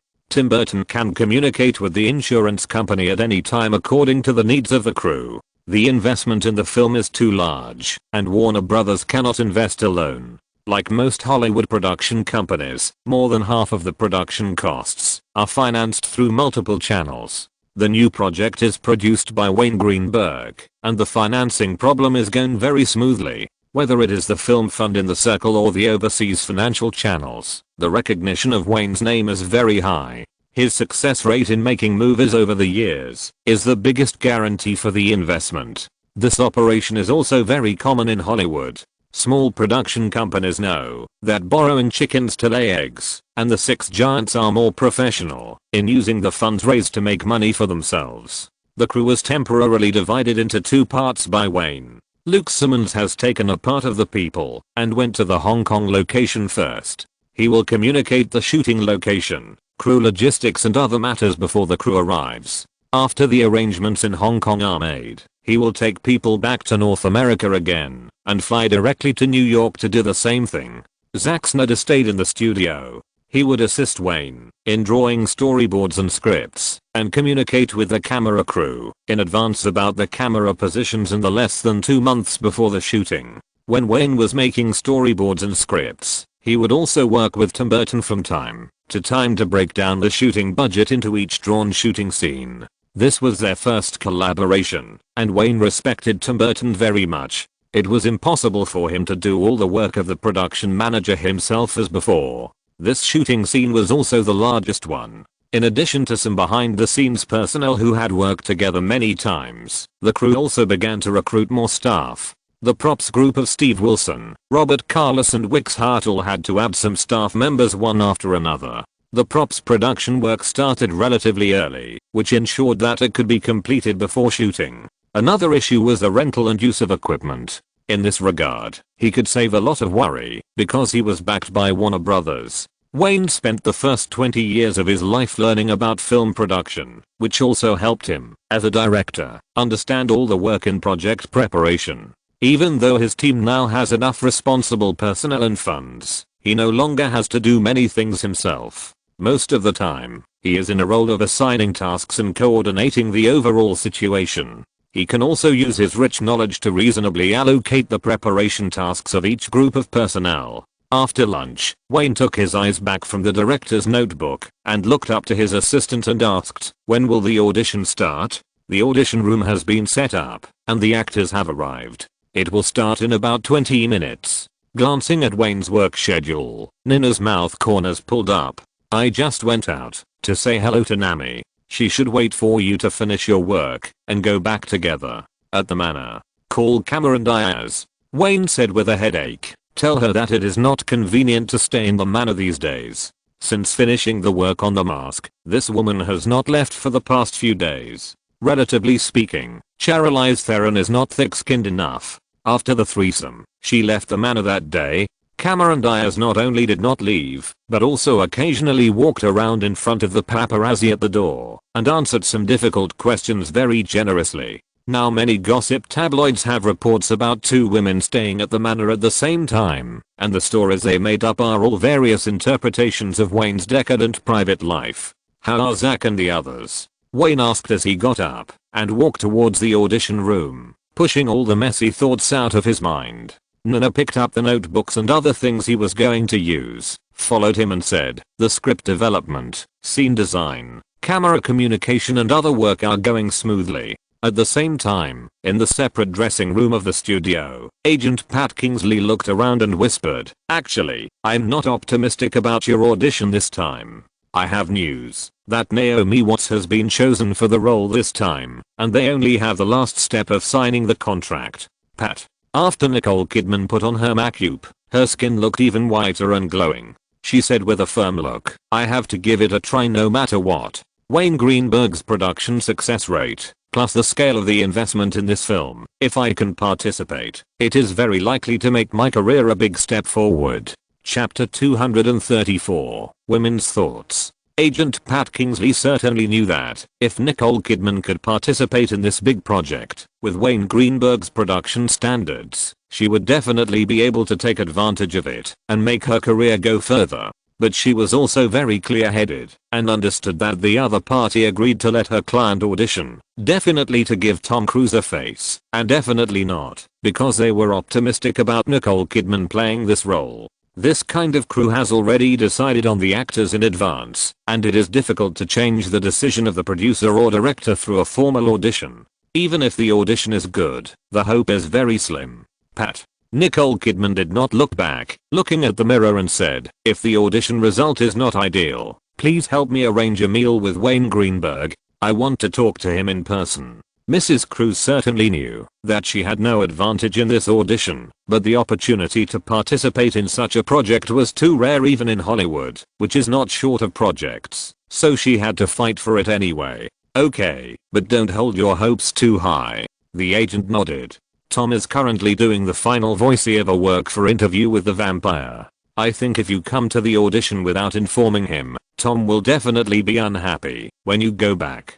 Nicole Kidman didn't say anything, concentrating on tidying up her dress. Since she married Tom Cruise, although she has obtained many resources in the circle and has no shortage of work, she has not really become popular. No matter where she goes, people respect her very much, but she knows that the respect is only because she is Mrs. Cruise, and people respect her superstar husband. Moreover, Tom Cruise is very strict with her, and he is very proud and unreasonable, which makes Nicole Kidman always feel suffocated. There is also the unsatisfactory career. Now when everyone mentions Australian actresses, the first thing they think of is Naomi Watts, and then Nicole Kidman, which is the most unacceptable thing for her. In the dressing room next door, there are also two women waiting for the audition.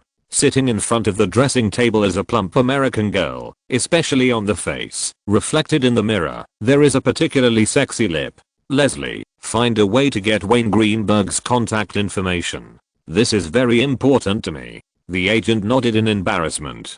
"Don't worry, Julie, I will try my best to find a connection, but the audition performance is equally important. This is the premise." Angelina Jolie picked up the water cup and sipped it in front of the mirror. She got this audition opportunity through her father, but although her father's face is big, it is not big enough to let her become the heroine. If she wants to get this role, she must think of another way. Through various media, she has roughly understood what kind of personality the director has. Since the other party has relationships with several women at the same time, it means that he is a typical Hollywood-style producer. She has seen a lot of such things since she was a child, and she also understands the personality of such big people. If you want to impress them, the most basic acting skills must meet the requirements, and the rest depends on your own ability. With her father's favor, plus she is not reluctant to pay, Angelina Jolie is very confident about this matter. And according to the information she has learned, this young director has a very good reputation in this regard, and has never turned his face and disowned people after pulling up his pants. In the temporary audition room, Schwartz and his assistant sat in the front, while Wayne and Tim Burton sat in the back. There was a director's monitor in front of them. The same audition process as the male lead, the actor's performance would be fed back to the monitor through the camera in the first place. "Let's get started," Tim Burton said to Schwartz. In fact, everyone in the room knew what was going on with this audition. As the production manager, Tim Burton had already discussed the contract issues with Naomi Watts' agent, which meant that, if nothing unexpected happened, it would be impossible to change the candidate. The door of the audition room was pushed open, and the first person to come in was Nicole Kidman. She was wearing a professional suit that set off her model-like figure, and her skin was so white that it was dazzling. "Hi, Wayne. Hi, Tim." After she came in, she found these two people immediately. The actors who walked into this studio knew that these two people were the ones who made the decision. "Ms. Kidman." Schwartz waited for her to say hello and said politely, "You are going to play a female prosecutor. You can start when you are ready." Wayne looked at this woman and immediately pressed the negative button in his mind. Even if there was no Naomi Watts, he would not use Nicole Kidman. First of all, her height is obviously too tall. Christian Bale is 1.83 meters tall, and he can't act with her when standing next to her. Her height, coupled with women's high heels, will make people feel out of the play at the first sight. And the most important point is that Nicole Kidman, this woman, whether it is now in the past few years, since she first arrived in Hollywood, or after her divorce from Tom Cruise, has very little audience appeal, and can be called one of the least popular actresses among North American audiences. This situation summarized by netizens later cannot be changed by anyone. There may be some reasons why North American movie fans are naturally xenophobic. After all, this market is the most exclusive film market in the world. As long as he recalled carefully, Wayne could remember that except for the few films that this woman starred in when she just divorced Tom Cruise, which sold well because of sympathy points, all the other works she participated in had almost no good results. There must be a factor of film selection, but Nicole Kidman's agent is the famous Pat Kingsley, a veteran agent in the circle, who brought out Tom Cruise.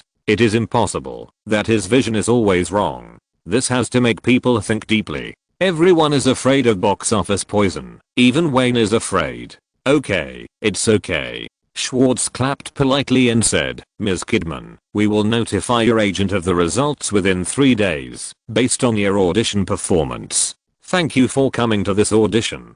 "Okay, thank you." Nicole Kidman nodded and sighed disappointedly as soon as she left the audition room. Even though she knew the result long ago, she still felt very unwilling. The producer and director had not spoken since they entered the room. During the short audition time of a few minutes, she had already noticed that the two were absent-minded, which meant that her chances were very slim. "Nicole, how is it?" Pat Kingsley waited for another actress to enter and asked quietly. "No." Nicole Kidman shook her head and walked out of the studio. "Let's not rush back. Wait in the lounge. I want to try to talk to Wayne Greenberg." "Okay." Although the agent agreed, he didn't have much hope in his heart. The door of the audition room was pushed open again. Wayne looked at the plump girl who came in at the first time, but he frowned at the first time.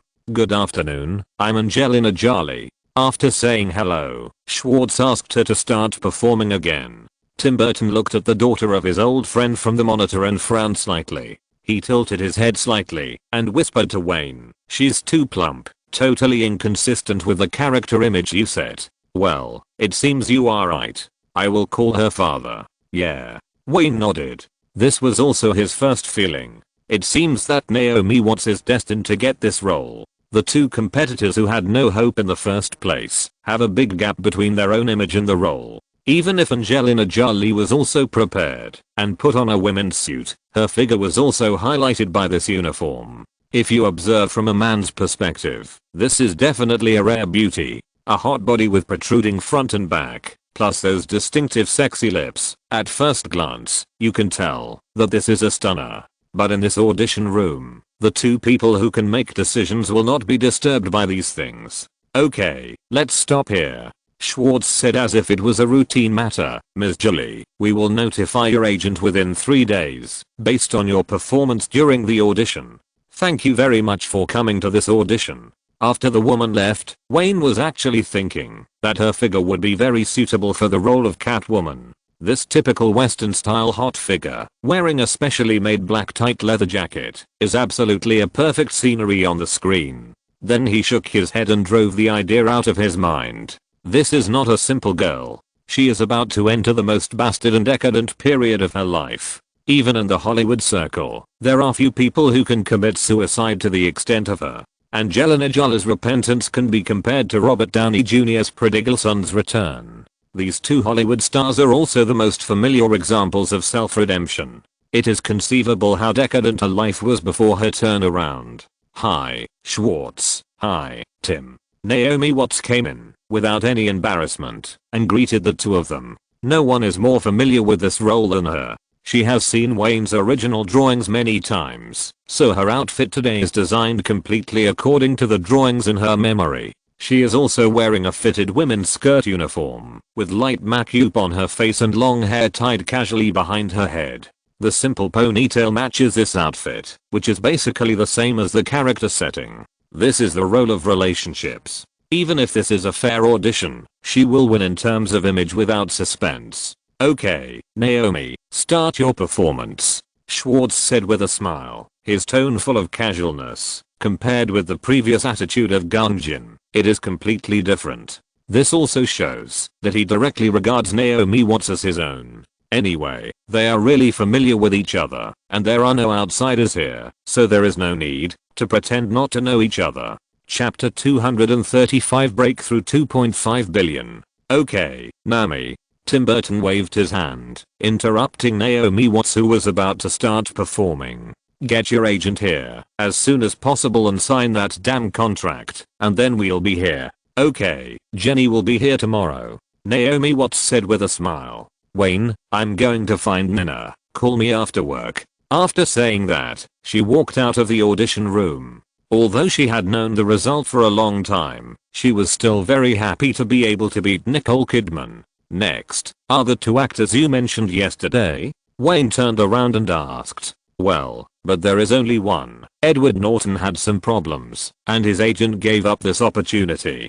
Tim Burton shrugged. He personally felt that this actor had missed out on 100 million. Okay, let's get started, Schwartz. Wayne raised his hand and rubbed his forehead. He did not regret missing this well-known big star. As he stayed in Hollywood for longer and longer, those big and small stars in his previous life also began to slowly come into his sight. Seeing them so many times, I naturally got used to them. No matter how famous these people will be in the future, they are just small actors now. The person who pushed the door in was also a familiar face to Wayne. As the other party introduced himself, he felt a little strange, as if he had poached the good guy's girlfriend. I'm Ralph Fiennes, born in Suffolk, England, and just starred in Schindler's List directed by Steven Spielberg. Schwartz asked directly. Okay, Mr. Fiennes, how much do you know about the role you are going to play? I'm not a fan of DC Comics, but I have learned about Arkham.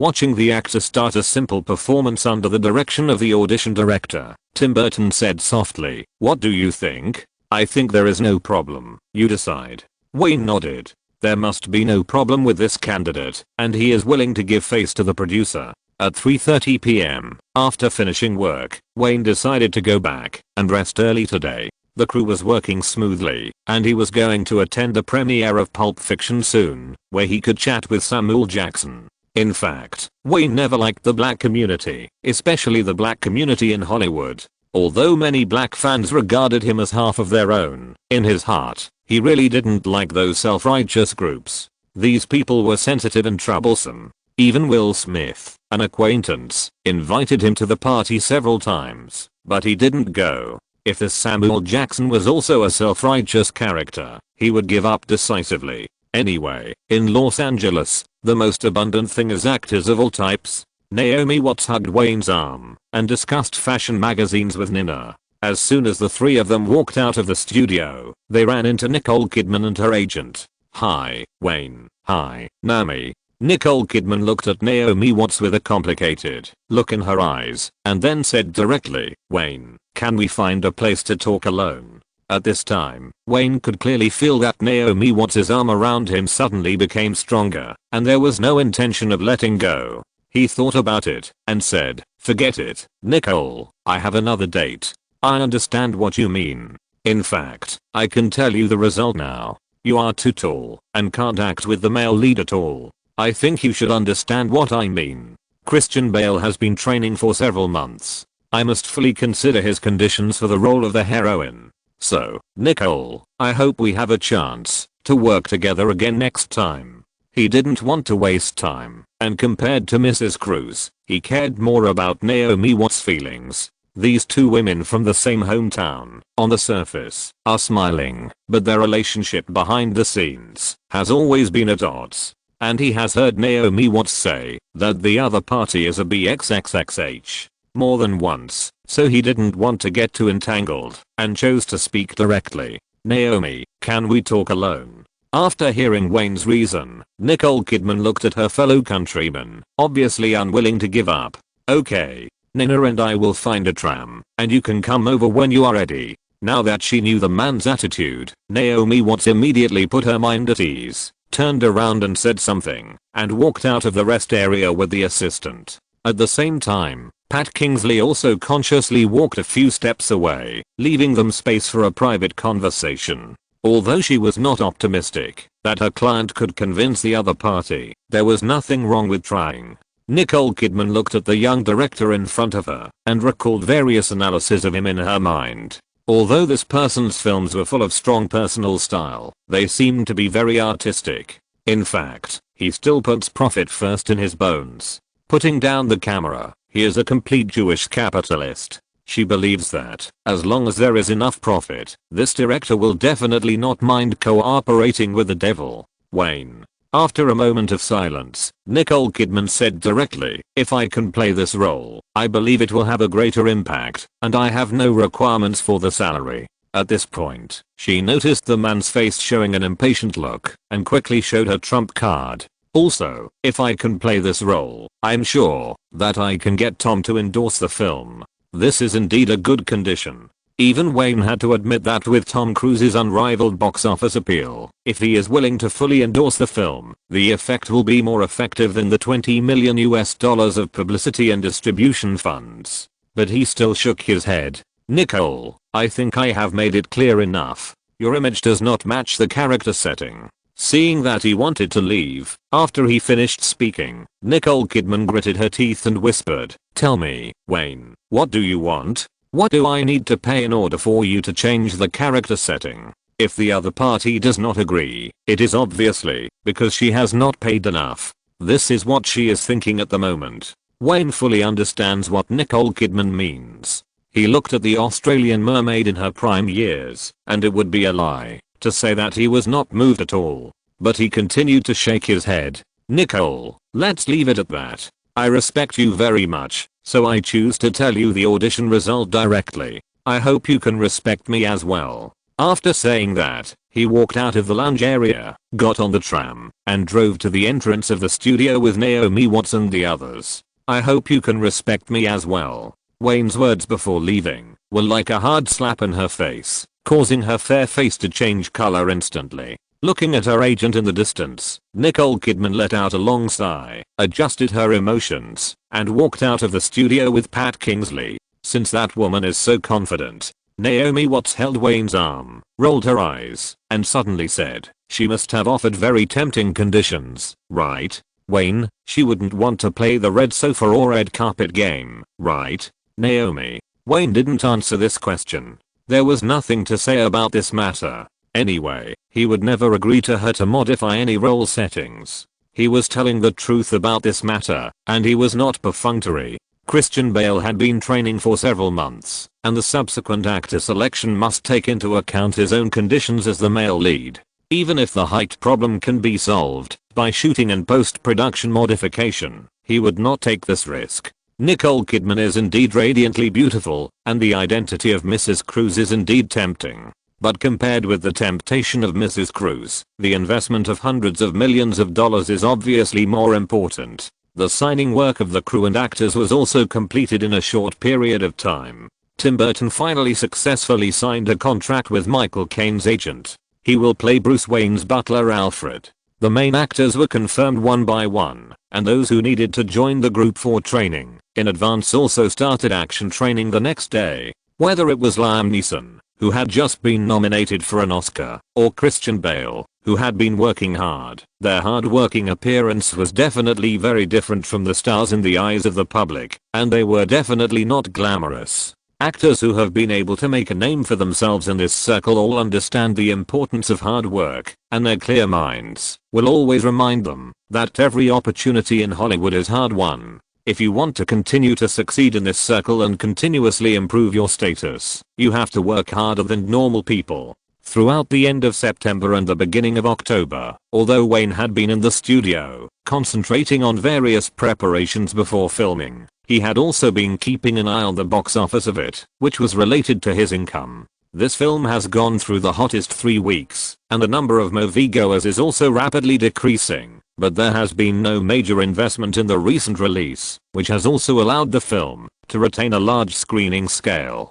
After the third weekend, when the working days arrived, the film finally saw a big drop, with $1.91 million on Monday, $2.43 million on Tuesday, $1.77 million on Wednesday, and $1.65 million on Thursday. The fourth weekend began, which was also the last weekend of large-scale screening of it. Next week, Miramax's masterpiece Pulp Fiction will be released. This weekend, the box office of the film rose slightly, with $4.95 million on Friday, $7.81 million on Saturday, and $4.13 million on Thursday, including the 4 working days. This week it won $24.65 million again, winning the weekend box office championship for the 4th time. By this time, it had earned a total of $252.53 million in the North American theater market, and the box office had successfully exceeded $250 million.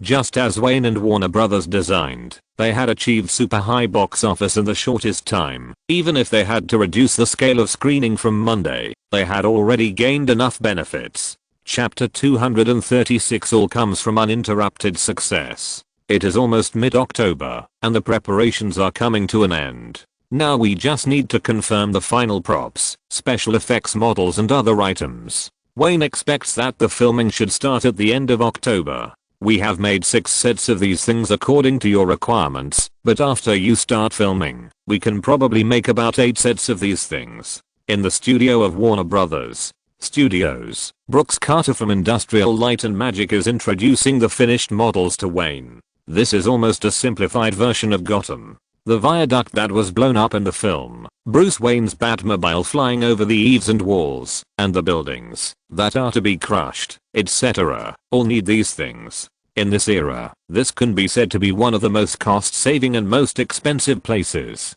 However, this film does not rely too much on special effects, and the shooting and post-production synthesis work are also relatively simple. The Good Guys Jurassic Park last year was a real special effects big spender, and it was also a big spender. Films like Jurassic Park were mainly produced by the Inferno system running on SGI Super workstations. It is worth mentioning that this system is also the world's most recognized award-winning film and television special effects production system. From Jurassic Park, The Lost World, Twister, Independence Day, Collision Course, Starship Troopers, Godzilla, The Mummy to the most successful film in film history, Titanic. These big productions in the 1990s can be said to be all produced by this system. Computer special effects these days are all expensive, but the good news is that the cost is decreasing year by year, which is one of the reasons why Wayne dare not shoot big super directly. It doesn't take much time. Even in a few years, the cost will be reduced to an acceptable level. As long as it is a science fiction production that relies on special effects, at least now there is no shortcut, and you get what you pay for is the best interpretation of it. Okay, to avoid accidents in the shooting, you have to make 2 more sets as soon as possible. Wayne carefully checked them. The technology of these people is beyond doubt. These scaled down models can fully meet his requirements. Brooks Carter saw that he was very satisfied and smiled. Don't worry, all the work will be completed before the end of October. It will definitely not delay the filming of The Crew. These things are not the most attractive. The car that the props team is tinkering with is the most eye-catching thing in this studio. This is a proportional Batmobile, which is different from the previous Batman movie and comics, and it is also different from the Nolan version in his mind, but this car is based on that magical modification. The whole car looks tall and strong, and people know at first glance that it is something that is not easy to mess with. The whole car is black, and the future mechanical and science fiction element added deliberately make the whole car look very cool. Even if this thing is parked there, it frequently attracts the attention of the staff. This is a big toy that men dream of. The biggest purpose of Wayne's design of this thing is to attract the audience's attention. This is also one of Batman's important equipment. In addition, there is Batman's outfit. Christian Bale is getting used to the armor and is communicating with the props team from time to time. If there is anything not suitable, it is still in time to change it. With his assistant Nina, he went to Liam Neeson's side. At this time, the actor had just finished exercising and sat on the ground with his upper body naked to rest. "How do you feel?" Wayne also sat beside him and asked, observing his physical changes. "Not bad." Liam Neeson and Tim have gradually become familiar with each other after this period of contact. "It's just a simple action scene. I think it shouldn't be a problem, but some too difficult ones." He shook his head at this point. He is an actor. There are some things that he can't do like a professional. There is nothing to be embarrassed about. This is enough. Wayne nodded with satisfaction. "You can't take away all the stuntmen's jobs, can you?" Liam Neeson shrugged and said, "Of course, but I still hope to do it myself. After all, this is a realistic style fight. I think after a period of training, it won't be a problem to just deal with regular shooting." In Wayne's eyes, this man's level of hard work is just like the second Christian Bale. After Schindler's List, he is no longer an unknown person. He can still take training so seriously, which requires strong self-discipline. Don't force yourself. I don't want anyone to get hurt in the middle of the film. You should understand that I can't let you do those dangerous actions yourself. Wayne was chatting with Liam Neeson, but all the staff suddenly cheered, and some people clapped and whistled hard, shouting loudly, "Bruce Wayne, you are so cool. Hey, Grandpa Bruce Wayne is here to save us. Haha." In the center of the venue, Christian Bale has changed into a suit of armor and even put on a bat mask. His strong body after months of hard training, coupled with his extremely cool outfit, attracted everyone's interest. However, Wayne's attention was on a woman on the outskirts of the crowd. Charlize Theron was also watching with interest. Seeing Wayne sitting here, she said something to her agent and ran over by herself. "Hi, Wayne, my agent and I came here to sign the contract. I didn't expect you would really have the heart to let me play a minor role." She nodded to Nina, sat next to him, and began to complain. Charlize Theron's role was really just a minor role, one of the socialites Bruce Wayne hugged in the film. As for her future arrangements, Wayne had other plans in mind, and he was not prepared to let the audience remember her all at once. However, after hearing her coquettish complaints, he still said, "Warner Brothers is making Ace Ventura 2. You can also try that movie. If you want to go, I can help you say hello. Anyway, they are all small roles, and it doesn't make much difference in which movie they are in." This idea is not only shared by Wayne, but also by Charlize Theron. But at least it is a job. So she thought about it and said, "Okay, I'll wait for your heroine." Wayne shrugged and said, "Tell your agent to take you there in 2 days. I'll say hello to producer Gary Cooper and director Steve Odekirk, but don't expect to have many scenes." "Okay." Charlize Theron looked at him, rolled her eyes, and asked in a low voice, "How about I go to the manor to find you in the evening? Don't you miss me at all?" "It's not convenient these days, maybe later." Without thinking, Wayne rejected her directly. Naomi Watts is not Cameron Diaz. If this woman goes, it is estimated that not only will the threesome not be able to play, but there will also be accidents that no one can guess. "Well, I'll go back first. Call me when you have time." She didn't entangled after being rejected. She stretched out her hand and made a gesture of answering the phone, stood up and walked out of the studio with her agent. Liam Neeson is very smart. After Charlize Theron came, he immediately stood up and continued to train. He would pretend not to hear some words. He knew what this circle was like very well. Wayne stood up and walked around the various preparation groups in the studio. Only then did he feel relieved to return to the office with Nina and continue his work as a director, drawing storyboards and making shooting plans. "Boss." Nina held the phone helplessly, one hand still covering the microphone. "It's that girl named Angelina Jolie again. She has called dozens of times during this period. Do you want to answer it?" Wayne didn't even raise his head and continued to calculate the detailed expenses required for the shooting scene. Just say I'm working and very busy. Okay. Nina took the phone and walked out of the office lightly. In fact, he was also very surprised about this matter.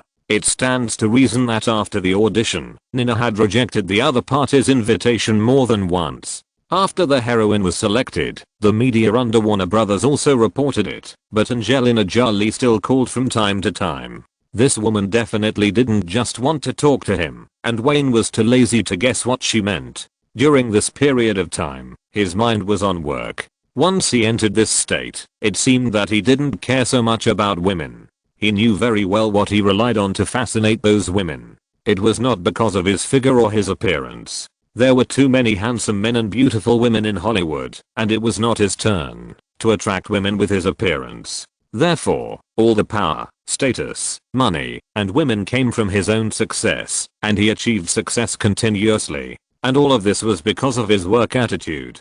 He maintained his focus on work since he started shooting his first movie. Even if he had advantages that no one in the world had, using the knowledge he learned to focus on work was the prerequisite for success. Wayne never thought that he was a genius. Even if he was praised to the sky in newspapers and on TV, he was always alert that he was definitely not a genius director and producer. The real genius is Steven Spielberg, the truck driver, Christopher Nolan, and even in the producer industry, there is Jerry Bruckheimer. Compared to those who did not use cheats, but always achieved great success, Wayne felt that he was just an ordinary person, so he could only work hard, use the knowledge he learned, and try his best to play the role of his extraordinary brain.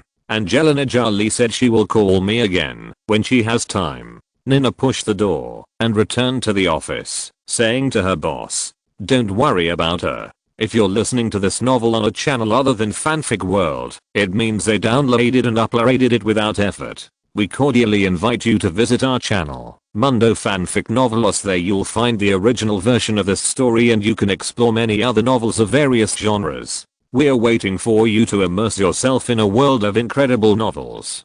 Chapter 237 Pulp Fiction. I heard that this director named Quentin Tarantino has the closest shooting style to yours. The Rolls-Royce Silver Thor was moving slowly forward. Naomi Watts leaned back in her seat and flipped through the pre-screening publicity for Pulp Fiction in the newspaper. There were film critics and various analyses of Quentin Tarantino by the media. In fact, they are just similar.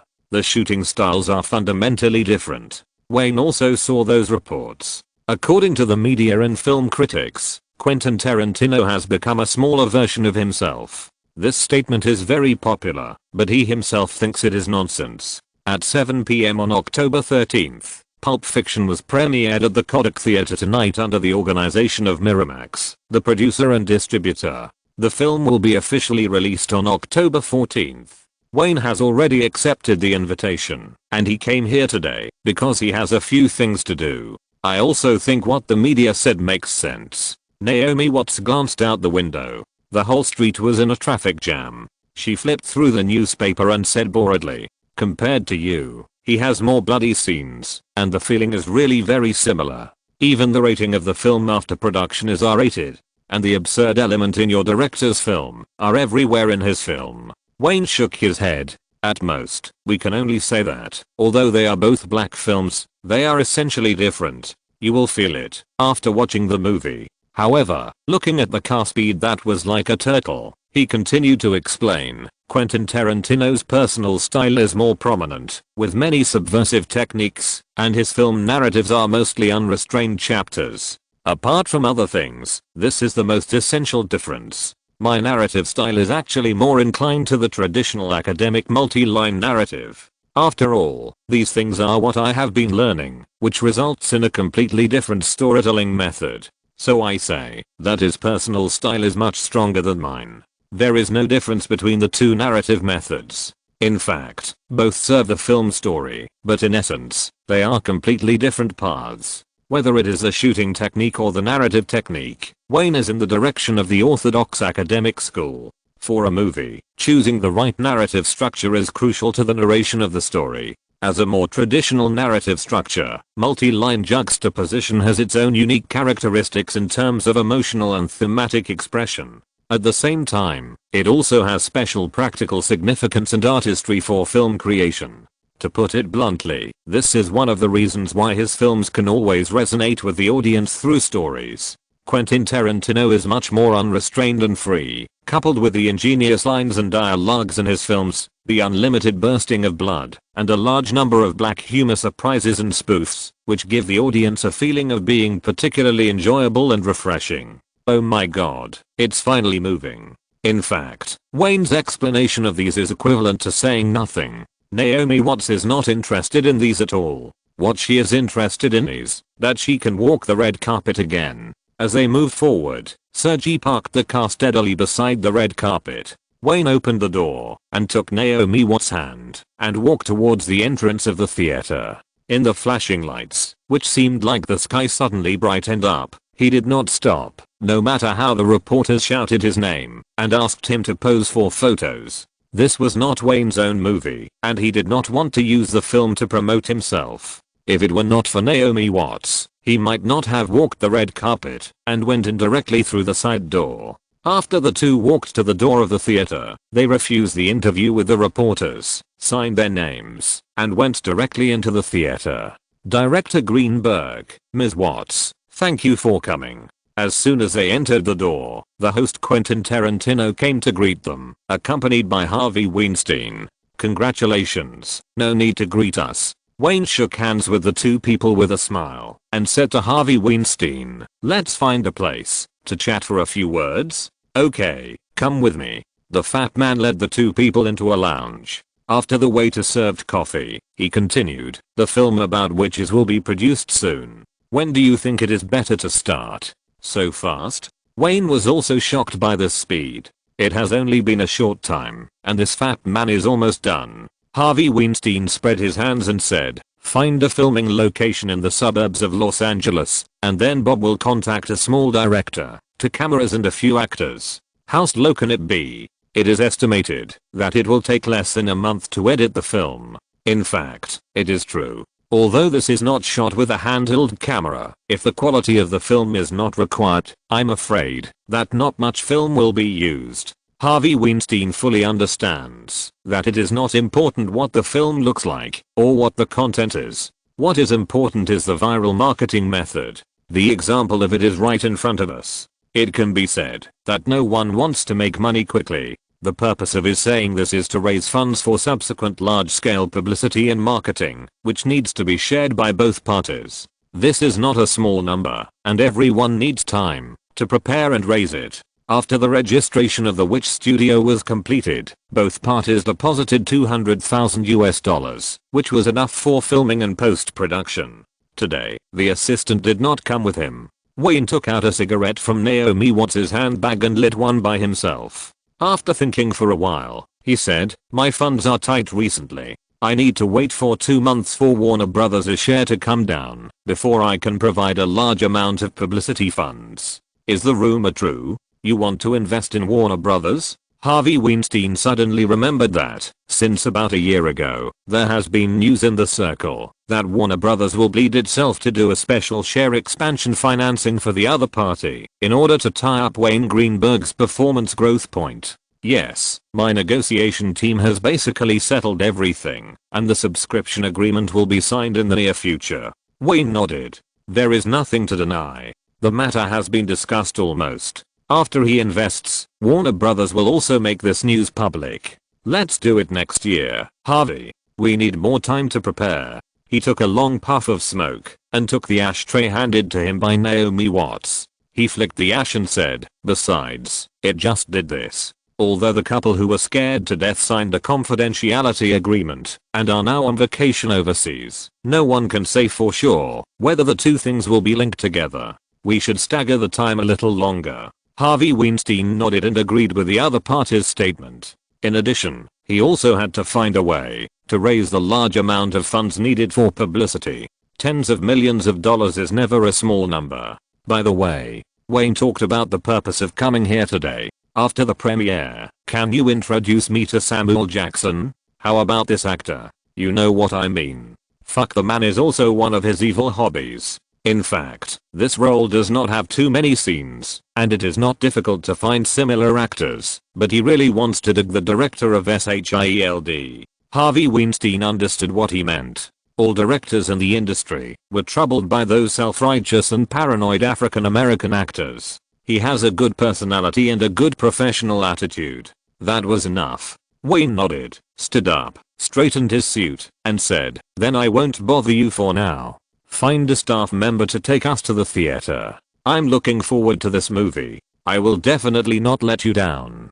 To be honest, Quentin and you definitely have a lot in common. If Pulp Fiction can have half the box office of it, it will be a great success. Harvey Weinstein led them out of the lounge, waved to a Miramax employee, explained a few words, said to Wayne, "You are welcome," and returned to the theater in trance. Under the guidance of the staff, the two did not go to socialize and greet each other, but sat directly in the middle of the second row of the theater, waiting for the movie to start. It can be seen that Naomi Watts is quite curious about the film The Witches. After the staff left, she leaned on Wayne's shoulder and whispered, "Are you going to cooperate with this fat man?" Harvey Weinstein's reputation in the circle has never been very good.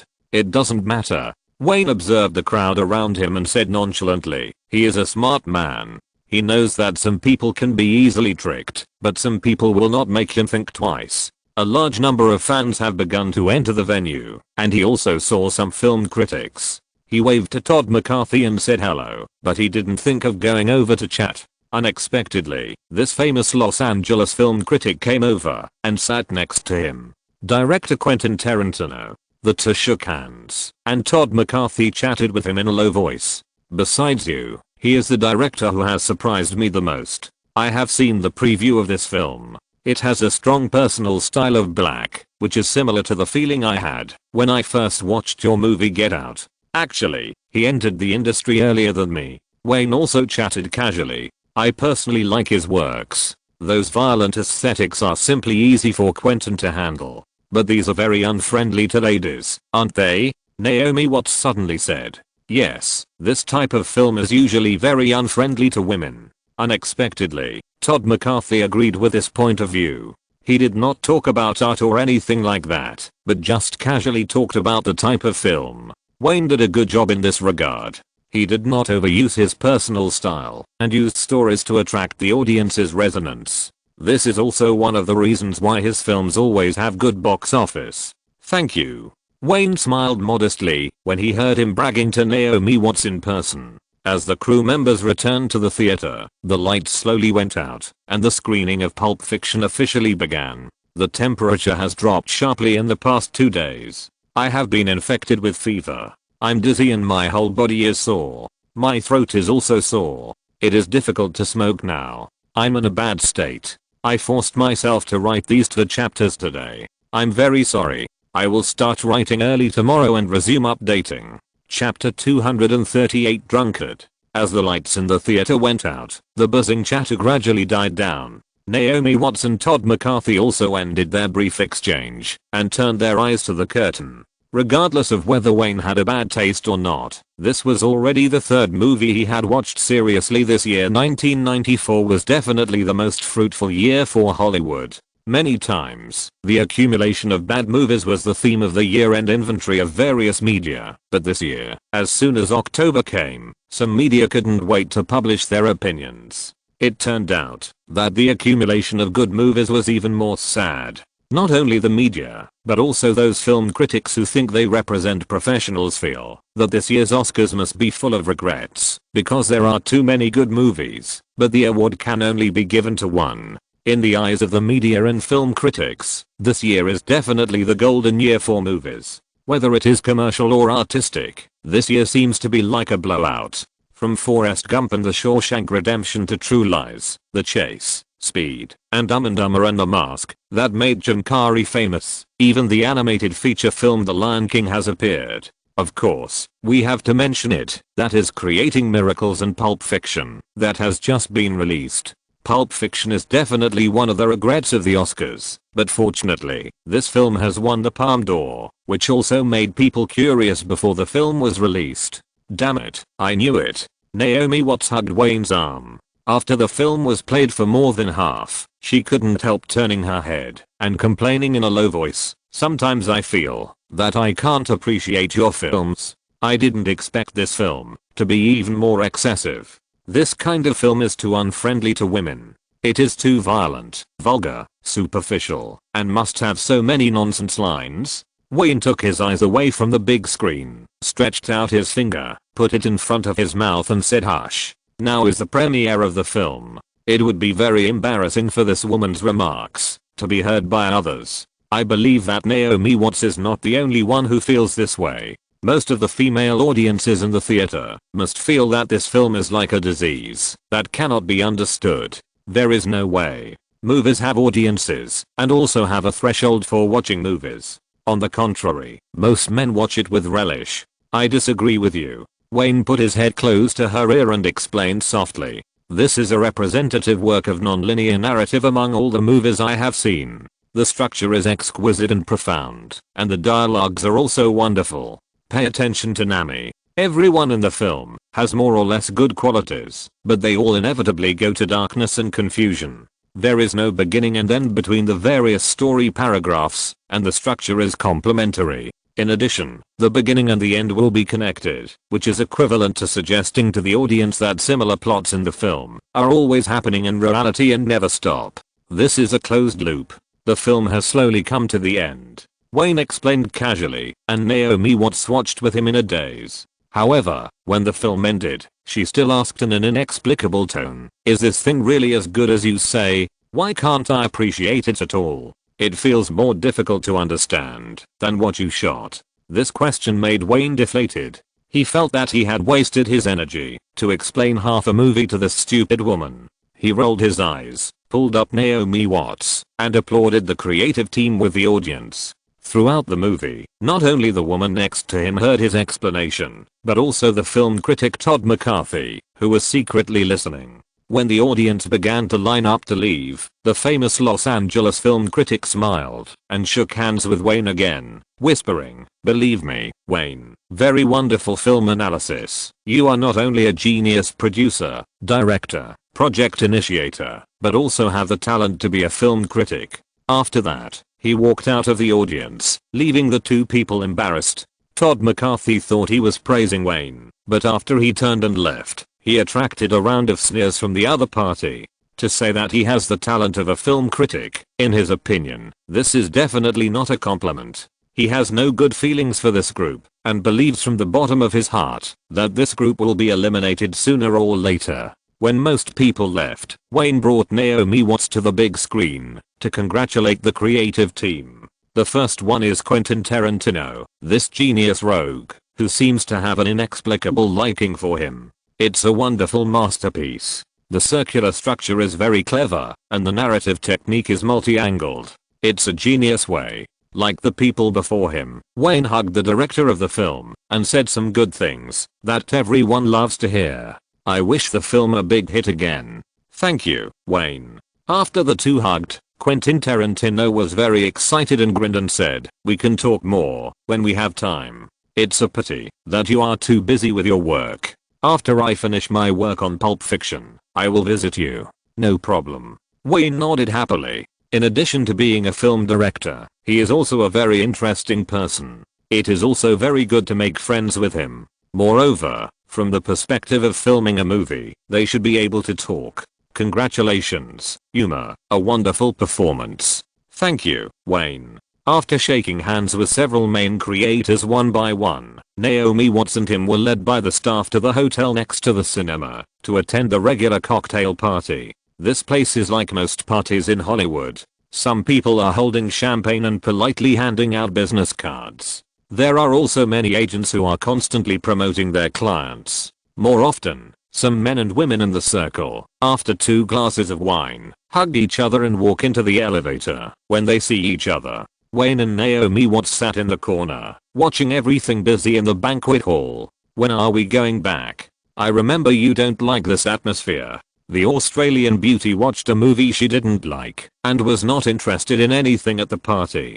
She understood better than anyone that, as long as she didn't make a fatal mistake, she would never need that kind of humble social interaction. Sitting next to her was one of the best producers in the circle, and she didn't need to curry favor with anyone. Okay, you go around first, I'll go talk to that African American, and then we'll go back. Seeing Harvey Weinstein coming over with Samuel Jackson, he stood up with champagne in his hand, walked in front of the fat man, and shook hands with the black actor. Director Greenberg, my agent has discussed your invitation with me. Samuel Jackson held up his glass and clinked it with Wayne, then said, of course it's my honor. I can audition at any time. The pay for this role is not high. Wayne took a sip of champagne. Or rather, the pay for all roles is not high, even for the leading actor. If you can accept it, bring your agent to the studio to sign the contract tomorrow. Samuel Jackson looked surprised. No need to audition? Hey, the person standing in front of you is Wayne Greenberg. Harvey Weinstein teased. Of course he can make the final decision on his project. This is a very good opportunity, Samuel. The black actor reacted suddenly. This was different from other Hollywood directors. This young man was also a producer. He was the kind of big director who could absolutely control everything. No one in the crew or the production company would question his decision. No problem, Director Greenberg. I'll be back before filming starts after the short promotion. Okay, I wish you a pleasant cooperation. Wayne picked up his glass and clinked it with him again, and also clinked it with the fat man Harvey, and drank the champagne in the glass in one gulp. When he ended the short exchange, he turned around to look for Naomi Watts, but the woman was gone. Sitting back in his previous position, Wayne continued to look at the men and women in the cocktail party with boredom. From time to time, some agents would come with clients, and soon the table was full of business cards. He raised his hand to check the time, wondering why Naomi Watts hadn't come back yet. Mr. Greenberg, how can I help you? A female waiter saw him waving, walked over with a tray full of drinks, and asked politely with a slight bow. Wayne said, excuse me, have you seen where Ms. Naomi Watts went? To the bathroom, about 20 minutes ago, and she hasn't come back since. Okay, thank you. After saying that, Wayne stood up and buttoned up his suit, ready to go see what was going on. Naomi Watts had just wanted to go back, but now she was not in a hurry. FXXK, damn it, I've said it many times, I have no interest in you, please get out of the way. Maybe we can talk somewhere else. Believe me, you will be interested somewhere else. When he walked through the banquet hall and had not yet approached the bathroom, he heard a slight quarrel. He recognized it as Naomi Watts' voice, took a few quick steps, and entered the bathroom at the corner of the corridor. This was very strange. Almost everyone saw the two of them coming together. Normally, no one would harass his female companion. But when he got closer, he roughly understood what was going on. This was a middle-aged white man who must have drunk a lot of alcohol. His upper body was leaning against the wall, blocking Naomi Watts' way. He was still mumbling when he spoke, and it was obvious that he was not sober anymore. He was a drunk. Wayne. Naomi Watts saw him coming over and called out in surprise, which also attracted the attention of the middle-aged man. Taking advantage of this moment, the Australian beauty ran over and hugged his arm. This person is drunk and keeps pestering me. There are no waiters nearby. Chapter 239 Fighting. Boy. The drunk squinted his eyes and leaned against the wall, looking at Wayne and Naomi Watts, who was holding his arm. Even though they were only 3 or 2 meters away, the alcohol he exhaled while talking made the two people frown. Don't make trouble. Wayne frowned. This middle-aged white man was a strange face. At least he had never seen him before. If Nina came with him, maybe the assistant would know him. He knew there was no point in talking to this drunkard whose mind was already confused. He just took 2 steps forward, looked at him with an unpleasant expression and asked, "Don't you know who I am? Who are you?" The middle-aged man leaned against the wall with his upper body. Seeing him approaching, and his tall and strong figure, his face changed obviously, but he still said something fiercely.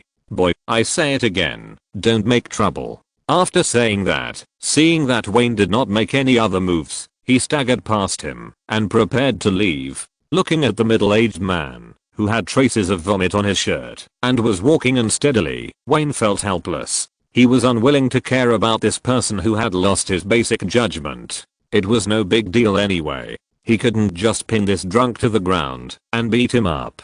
Besides, he was not a child anymore. If he got into a fight with a drunk, it would be embarrassing for him to be on the entertainment news. Okay, Naomi, are you okay? Wayne looked down at her clothes and prepared to leave after making sure that he was not at fault. But the middle-aged man who had just walked a few steps, perhaps seeing that he had no follow-up actions, turned his head with drunken eyes and whispered, "Damn it, kike." He had already taken Naomi Watts' hand and was about to leave, but this insulting word immediately stopped Wayne and stared at the drunk. The Australian beauty quickly hugged Wayne. She knew that there were some things he would not care about.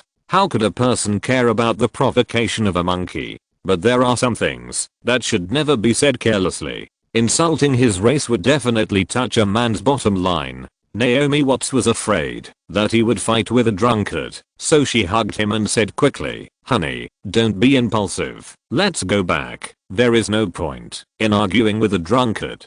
But it was obvious that the drunkard didn't realize what he said. He walked forward and muttered, "Hey, sir." Wayne patted the woman's hand, and after she let him go, he called to the middle-aged man, "Listen, it doesn't matter if you don't know me, but if I hear your insults again, I think you will definitely learn a lesson, understand?" As he spoke, he walked in front of the middle-aged man under Naomi Watts' worried gaze and looked down at him. "Look at me. Do you understand, sir?" "Kike, you mean, oh, FXXK. Oh my god." With Naomi Watts' screams and the other party's cries of pain, Wayne did not hesitate and hit the other party in the face with a right backswing. With a few drops of bright red blood, the other party was happily thrown to the ground, covering his mouth and making a sound like a pig being slaughtered. "Damn it, I'm going to kill you. What did you do, FXXK? I'm going to kill you." It is estimated that the beating made the other party sober up a lot, and he spoke more clearly, but after trying several times, he still couldn't get up. Naomi Watts quickly hugged Wayne's waist, afraid that he would go up and hit her twice more. From the strength of his punch just now, it can be seen that 2 more hits will definitely kill someone. The screams also attracted many people. Harvey Weinstein also ran over with a big belly. When he squeezed through the crowd, he saw a very strange scene. Wayne squatted in front of the screaming middle-aged man, staring at him with his head down, while Naomi Watts pulled his arm worriedly. "What happened?" Harvey Weinstein walked in and frowned immediately. "Damn it, Wayne, what happened? Did you hit the rectum inhaler, Harvey?" Wayne stood up and suddenly smiled, stretched out his finger, and tapped the fat man's shoulder, and suddenly put away the smile on his face. "Do you know what he just said to me, kike? He just spoke to me with this word. If it were you, what would you do?" Harvey Weinstein didn't care about his movements. He was stunned when he heard this and immediately turned around to look at the middle-aged man who was helped up, and his face became equally ugly. "Director Mingheller, tell me, did you just say this word?" The middle-aged man, who was obviously more sober, covered his face and shook his head. "I didn't. Maybe he heard it wrong. Damn it, he just wanted to kill me. Help me call a doctor." Before he finished speaking, a bloody tooth fell out of his mouth, and everyone's attention was attracted by the tooth. Harvey Weinstein's face turned pale, and he waved his hand and said, "Send him to the hospital." "Wait." Wayne walked in front of the Mingheller director again, looked into his eyes, and pointed his finger at his chest insultingly. "You haven't answered my question just now. Tell me, do you understand now?" As Wayne's finger moved, everyone noticed that the Mingheller director's body was shaking, and he was obviously scared by the punch. "Okay, I understand." The other party said this subconsciously, and his face changed after he finished speaking, and he was helped by the staff to the elevator. "I'm sorry, Wayne. I will check this matter clearly. Maybe you really heard it wrong." Harvey Weinstein waved his hand to disperse the crowd, turned around and said, "Forget it, Harvey, I'm going back first." Wayne shook his head, with a faint mockery on the corner of his mouth. "Don't forget to mail the medical bill of that gentleman to my assistant." Since he got into the car, after leaving the hotel, his face was very ugly all the way. This was just a very small thing, but it ruined his good mood for the whole day. and from the way Harvey Weinstein addressed that person just now, he immediately guessed the other party's identity, Anthony Minghella, a British director. The most important thing is that his movie The English Patient completely activated Harvey Weinstein's public relations soul, allowing this fat man to start his career as an Oscar troublemaker. From Six Lies and Videotape to the current Pulp Fiction, and then to The English Patient directed by Anthony Minghella, the fat man has become the Oscar public relations king who is a headache for people. He began to not be limited to ordinary public relations methods. In addition to sending videotapes to the judges of the Academy, he also used methods such as sending gifts, bombarding with phone calls, and holding internal screening receptions. It was also The English Patient that made this British director win the Oscar for Best Director. "Wayne, are you okay?" Naomi Watts asked worriedly when she saw him with a cold face all the way. "I'm fine, don't worry." He gave the Australian beauty a smile, turned around and began brainstorming. The car drove into the manor, and Wayne took Naomi Watts back to the bedroom on the 3rd floor. After rarely rejecting the temptation of the beauty, he sat on the balcony and gently stroked the two dogs, and began to perfect his plan in his mind. Starting from the next day, the news that Wayne Greenberg beat someone at the premiere party of Pulp Fiction began to appear in the entertainment media. No one revealed the specific reason, but director Anthony Minghella, who was beaten, refused to be interviewed by reporters. The popularity of this incident once surpassed the Pulp Fiction that was currently being screened. Wayne's media image has always been good, and everyone is speculating what the British director did to anger him. The media speculated the most that it was because of women. As we all know, Wayne Greenberg has always been a playboy. It is estimated that only because of women can two men fight each other. Facing the interview requests from reporters, Nina rejected all of them. This incident also disrupted Wayne's vacation plan. He plunged into Warner Brothers Studios and continued the final preparations before the start of the game. However, not long after, a piece of news announced by Warner Brothers overwhelmed these gossips and made the media ignore the fact that the box office of it exceeded $270 million.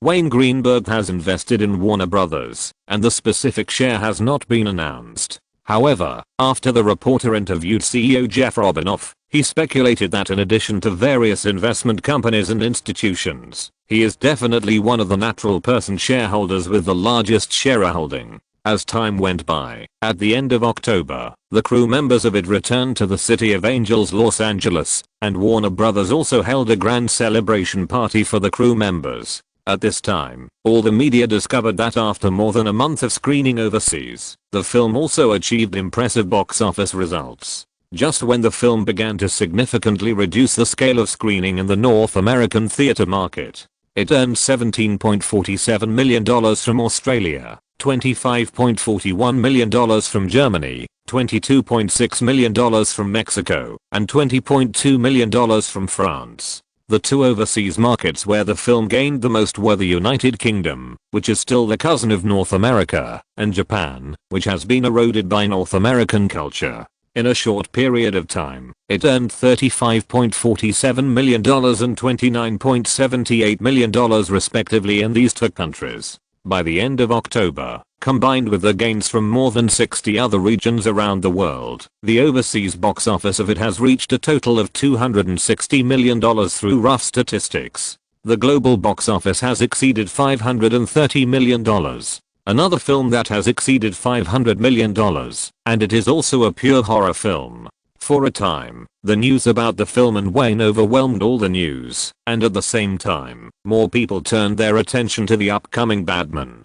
Chapter 240. What does the green stick mean? Facing the media reports on him, Wayne refused all interview invitations. On October 28th, the crew boarded a plane chartered by Warner Brothers and flew directly to Hong Kong. Since he got on the plane, he looked out the window and fell into silence. When the plane landed on this land and entered the arranged Peninsula Hotel, he simply fell into bed and fell asleep. When he opened his eyes again, it was noon the next day. Only then did Wayne turn his eyes to the scenery outside the curtains. Whether in his previous life or now, he has never been to this city known as the Oriental Hollywood. The only way to understand this place may be the Hong Kong movies in his memory and various BTV series. Are you awake? Naomi Watts opened the bedroom door, walked in and completely drew the curtains, and the sunlight also shone in along the wide floor-to-ceiling windows. Benjamin from Warner Brothers. Aisha has found a translator for you.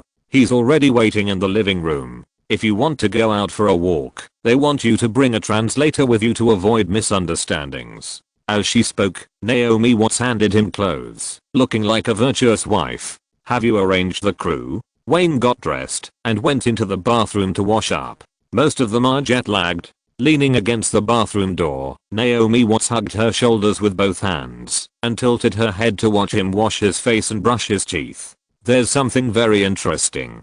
Do you want to hear it? What? Wayne asked casually with foam in his mouth. Someone actually used a beauty trick on Nina.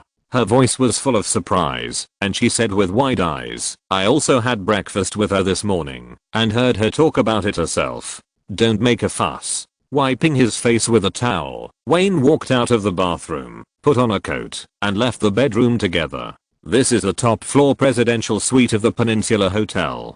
In addition to a master bedroom, there are 3 smaller bedrooms, connected by a living room in the middle. Through the large French windows, you can see the sea. The assistant is sitting in front of the window, flipping through magazines, while looking at the scenery outside. There is also an Asian girl, dressed like a white-collar beauty, sitting on the sofa and looking at the assistant frequently. This is a typical Chinese girl, with long black hair that makes Wayne feel very close, and her appearance can be regarded as fresh and pleasant. Hello, Mr. Greenberg, I'm the translator of Warner Brothers. Aisha. During your time in Hong Kong, I will be responsible for your communication problems. The girl is not very old, in her early 20s, but she speaks good English. Seeing him come out, she was stunned for a moment and quickly stood up to greet him. My name is Sandy Yang. You can also call me Yang. Hello. Wayne nodded with a smile. Is there a good tea restaurant nearby? Let's go downstairs to eat something. Sandy obviously didn't expect that he knew about tea restaurants, but after thinking about it, she still said, yes, there is a good restaurant across the street. Handing Wayne's shoes to him, Nina muttered softly, Boss, I remember you seem to be able to speak Chinese, right? Do you need a translator? It's different, Nina. He explained in a low voice as he walked out. There are many ways to say Chinese, and I don't speak the language here. But I heard someone is using a beauty trap on you again. What role is it for this time? It should be a small role. I'm not interested in those handsome guys, a bunch of self-righteous idiots. After entering the elevator, Nina shrugged playfully and said nonchalantly, this kind of thing happened more than once or twice. Some small actors and agents couldn't reach Wayne, so many people put their attention on his personal assistant. It's not wrong for Nina to say that those handsome guys are fools. After all, she herself is a very smart woman, and she is very sober and knows what those people's purpose is. After a long time of getting along and performing well, she is definitely one of Wayne's most trusted people. Of course, she will not destroy this relationship because of these trivial things, which will only make her look undisciplined. Moreover, compared to those brainless handsome guys, her current well-paid job is the most important thing. The restaurant is not far away. It is just across the street. After exiting the hotel, Wayne is not the only one on the road. Nina, Sergey, and Naomi Watts are all staring with curious eyes, observing everything in the city. Until entering the restaurant, the feeling Wayne has here is different from what he imagined. Even eating in this tea restaurant now gives people an illusion of being very small and crowded. Sandy, do people still speak Mandarin here now? While eating, he heard the diners around him speaking Cantonese. He asked the translator with some curiosity. Very few older people may still speak it. Sandy's eyes looking at him are also full of inquiry. She is also full of curiosity about this Hollywood director. But I can say one thing. My grandfather's hometown is BJ. Hearing this, Wayne was happy and switched to Chinese and said something. Do you know what a green stick is? He laughed after asking himself. According to his own estimation, the green stick should not appear now. This is just an inexplicable joke. After lunch, the girl looked at him with uncertainty and asked, cuckold? A Korean with a green hat? Sigh. Sorry. Even though Wayne was usually serious, he was broken by this forced explanation and sprayed out a mouthful of coffee. Is the boss in a good mood?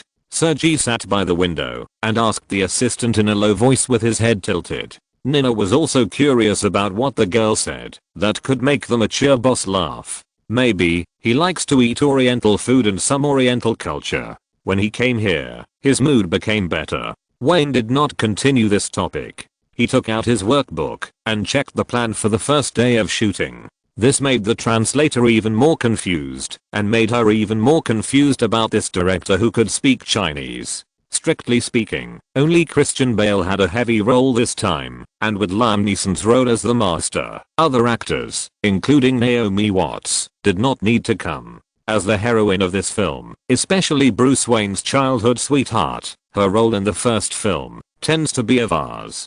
Her acting skills are basically qualified, her appearance is high enough, and her figure also meets the aesthetic standards of most people. These are enough for commercial blockbusters. This film is different from Wayne's previous ones. This is destined to be a commercial blockbuster. Anyone in the Hollywood circle knows that in a commercial blockbuster, the importance of an outstanding vase is definitely not less than that of the male lead. They are one of the biggest selling points of the film. A vase that performs well enough is the main group of moviegoers, young people and teenagers with excessive hormone secretion, and has unparalleled appeal. So Naomi Watts was willing to observe with the group, and he agreed without thinking. As for the actress in the original film, in Wayne's impression, she is definitely not as beautiful as the Australian beauty, and her figure is still incomparable. As for the one in the second film, it is even more difficult to say. In this era, a vase that can fit the needs of the film will definitely be much more important than more than a decade later.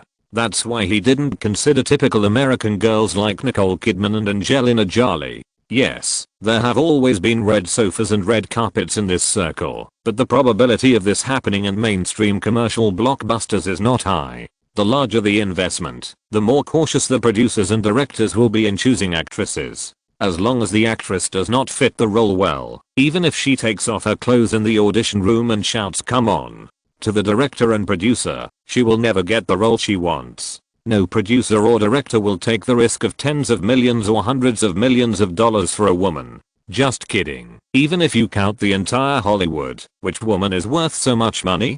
Maybe the current big mouth Julia is worth it, but when she reaches the status of a superstar, Julia Roberts will not do such a thing, just to fight for a role.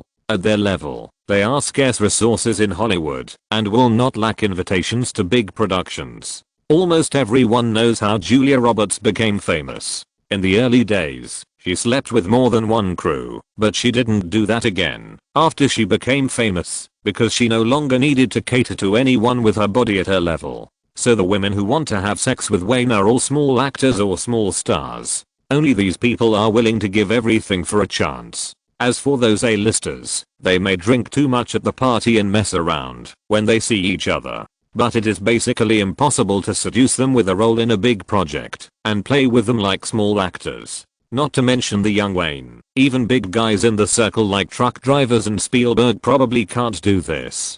He has always liked beautiful girls, especially famous actresses, which makes men feel more accomplished, but he never thought that he could play with those A-listers with a role in his movie. He himself is not a brainless aura. Watching Naomi Watts flipping the script elegantly, Wayne was sure that this might be the only actress who he had made into an A-lister, and was willing to accompany him. What? Naomi Watts asked curiously, seeing him staring at her in a daze. Nothing.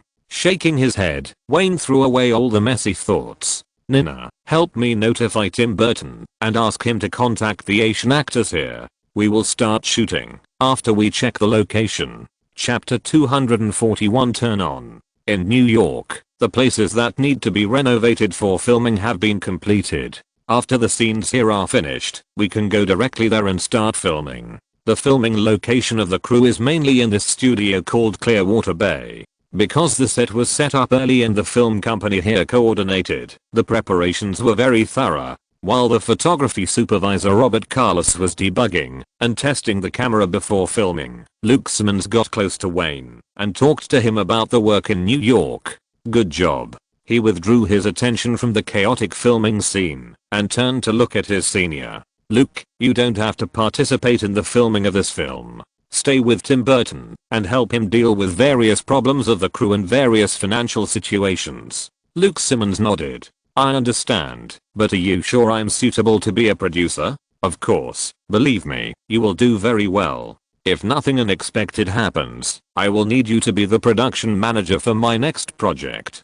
This is a small promise he made to his senior. The producer who is most compatible with him is definitely John Gray of Warner Brothers. But John is now expected to take over the film and television production department, and he will definitely not come to the crew again. Luke also has talent in this area, and he has a relatively gentle personality, so he will not conflict with him because of work issues and the rights of the crew. You know, Wayne.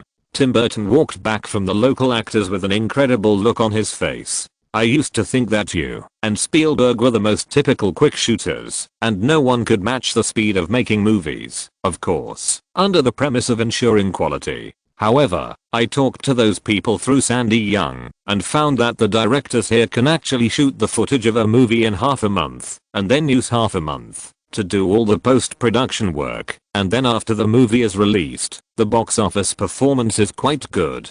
This kind of thing not only surprised him, but also Luke Simmons beside him. "My god, making a movie in a month? A low-cost grindhouse movie? No, the speed here has always been so fast."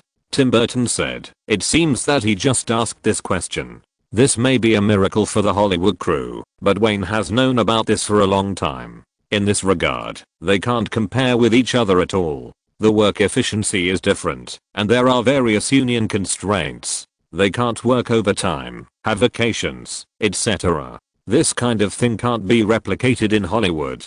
For example, the camera crew of the crew is doing the test work carefully. Many of Robert Carlos's behaviors puzzled many people who were watching from a distance. In their opinion, these are harmless problems that seriously affect the progress of filming. Arriving at the Clearwater Bay Studios at 7:30 in the morning, the crew of nearly 200 people has been waiting for them to finish their work. Now more than an hour has passed, but not even a single shot has been shot. This is the difference in the production concepts of the two places. On the contrary, facing the procrastination of the camera crew, Wayne is very satisfied. Only by doing these preparations carefully can the progress and quality of filming be guaranteed. Since Happy Death Day, he has not done any specific camera work, especially after working with Robert. The other part is professional ability has always been above the standard. It will take a while. I need to test the effect of the actual shooting. It should be completed in about 20 minutes. Surrounded by hundreds of people watching, not to mention dozens of local actors, Robert couldn't help but show an anxious look. He ran to the director's monitor and explained a few words to the producer and director. "It doesn't matter. Don't worry about the first day of shooting. In my plan, there are only 2 shots today. The rest of the time is for the crew to run in." Wayne patted the photography supervisor's arm and let him debug at ease. "Okay." Robert nodded and ran back to a group of photography assistants. Before a project starts, even if the camera has been debugged and prepared, and the photography supervisor has a thorough understanding of the shooting effect in combination with the director's requirements, he will still simply repeat the process when the formal shooting begins. Today's cameras are not digital. They are all shot with film, and these films need to be tested with different filters, different camera lenses, and many common shooting processing work to observe its effect on different actors in different styles and costumes. Robert and the colorist will then study these clips together, observe different filters, lenses and processing procedures, and select the effects that best match the director's intentions. These are all unavoidable tasks in the film era. Because of the preparation period before the shooting, Robert's photography team has almost done the tedious work. Now they have to simply follow the process of testing the on-site shooting to ensure that there will be no unexpected problems before notifying the crew to prepare to start shooting. Therefore, a good photography supervisor or director of photography will become a member of the core team in almost any crew. They do the inconspicuous and tedious work behind the scenes, but it is also the most important basic work. Okay. Robert made a simple adjustment to the camera again. After ensuring that the shooting effect was fine, he asked the photography assistant, to notify the entire crew and prepare to start formal shooting.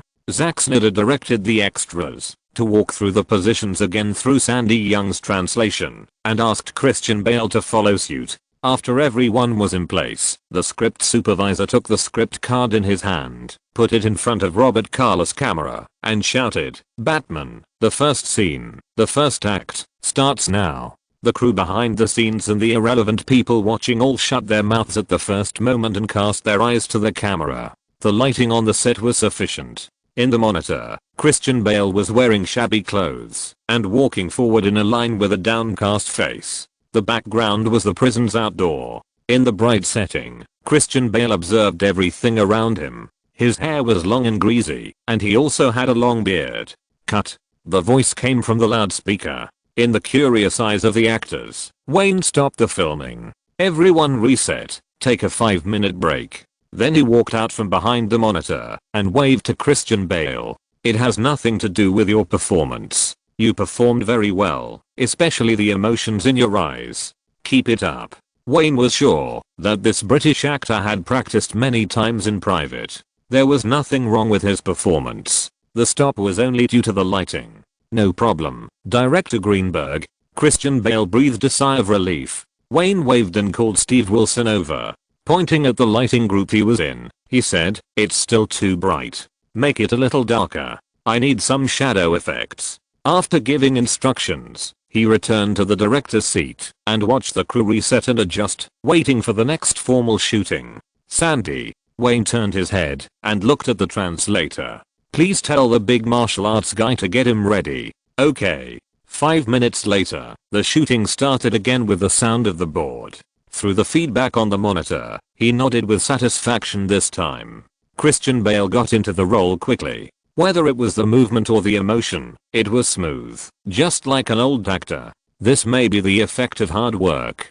Before the film started, he had gone through more than half a year of various training. He probably practiced the various performance scenes of the male lead many times, until a big bald Asian man, with his head down and a sneer, said to Christian Bale, "You are living in hell, you little brat." After that, he punched him in the face.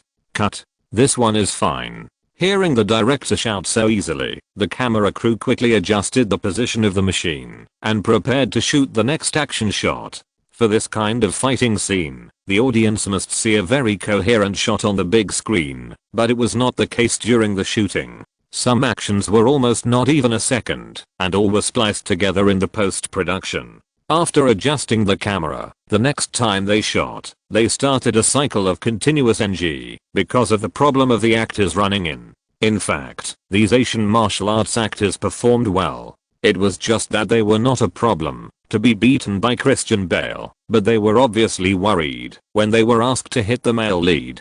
But Wayne was not in a hurry at all. He simply polished it one shot at a time until the scene of Bruce Wayne beating 6 prison bullies in the film was shot more than a dozen times before he called it through. In the subsequent filming of Christian Bale and Liam Neeson's literary scenes, Wayne's requirements became more stringent. For this pair of master and apprentice, he required the two to have emotional resonance. Action scenes can also be adjusted through post-editing synthesis. There is basically no shortcut to this kind of literary drama that requires emotions and acting skills. If you can't meet the standards, you can only find the feeling slowly. This is also the normal rhythm of Hollywood shooting scenes. After all, there are too few times when you can pass it in 1 or 2 times. The first day of shooting was not smooth. The behind-the-scenes staff cooperated well. The main problem was the communication between the actors, especially the positioning of Asian actors. They didn't pay attention to this, but Zack Snyder was very strict. After a day's work, the planned shooting footage was completed, but this was originally because Wayne planned less. "Zack, let the crew call it a day." Wayne glanced at the time and waved to Zack Snyder. It was almost 5 p.m., and there was no point in continuing to grind. Filming is a long-term job, and it is impossible to maintain a high intensity every day. So, the crew of more than 100 people, in the eyes of many local actors who did not understand, began to pack up the props and equipment in an orderly manner. At 5:30 p.m., when the huge convoy of the crew drove out of the set, Wayne, together with his assistant and translator, climbed into his director's trailer and drove to the hotel. Chapter 240 to Turbulent CAA. The first day of filming was not busy. All the crew members needed to slowly get into the state, and the way Wayne chose was to do a lot of repetitive simple shots and polish them over and over again. Shooting the outdoor scenes here first also meant to improve the tacit understanding between the actors and the backstage staff. Compared with New York, where filming is very restricted, this kind of outdoor filming environment is much more relaxed. "Hi, how did you get here?" When Wayne came out of the bathroom with a towel to wipe his hair, he saw his agent at first sight. It seemed that he had just arrived, and there were still wrinkles on his suit. Jimmy nodded weakly, put down the coffee cup in his hand, and said, "I should have come with you, but something happened in the company and delayed me." Wayne sat opposite him, lit a cigarette leisurely, and crossed his legs comfortably. "What happened? You are not trying to tell me that you are going to take me to another agency?" Jimmy knew he was joking, but he didn't find it funny at all. Instead, he looked gloomy. The founder of CAA, Michael Ovitz, who is known as the Agent Emperor, is about to resign and leave the company he founded. Now the company is in turmoil. Unfortunately, my immediate boss, Wright Manning, has become the first victim of this wave and has resigned a few days ago. Wayne was also stunned when he heard the news. He didn't care about Wright Manning. He cared about the Agent Emperor Michael Ovitz, who was willing to abandon the empire he built and become a worker. There is no need to worry about his own agent. As long as he is still his client, Jimmy will at most be excluded. No one dares to force him to leave CAA. No partner wants to see this consequence. "Has Michael Ovitz resigned?" Wayne asked curiously. Jimmy leaned back on the sofa and shook his head. "Not yet, but it has been confirmed that he will leave the company after entering 1995 at the latest. Otherwise it will not cause turmoil among the partners. Now all the agents in the company have come to life." That's right. Wayne is sure that this Hollywood movie star leader must have been tempted by his childhood friend, Walt Disney chairman Michael Eisner, to embark on the chaotic ship of Disney. However, this was destined not to be a good journey. This manager emperor, who was the captain of the Disney ship for only a few days, left the media giant sadly because he could not stand the domineering childhood friend. This was also the beginning of the annihilation of this legendary figure. He had seen many legends about this agent emperor on the internet. The most outrageous legend was that Michael Ovitz was the mastermind behind the control of stars and played with superstars like chess pieces. Of course, this rumor is definitely not credible, but in reality, his creative entertainment agency, that is, CAA, does have more than half of the front and backstage workers in Hollywood. This agency with a large number of movie stars, directors, and behind-the-scenes workers under its umbrella is definitely not able to turn the tide in Hollywood at any time, but it is not difficult for Michael Ovitz to force his way into the offices of the 6 CEOs. After leaving the company, Wayne felt that this person was like clipping his own wings, and it would be difficult for him to fly in the future. "Okay, let's get down to business." Jimmy rubbed his forehead and took out his notebook from his briefcase. "Steven Spielberg from DreamWorks wants to sit down and talk with you after you finished directing Batman." Since it was discussed through an agent, it meant that this was a business matter. Wayne stroked his stubble with his fingers, wondering what conditions this good old man would use to tempt him. Seeing that he didn't say a word, Jimmy gave his opinion. "According to my analysis, they probably want you to direct a film. My suggestion is to reject them. There is already a rumor inside CAA that the 6 major companies have formed a basic tacit understanding on DreamWorks and will jointly squeeze out the 3 giants."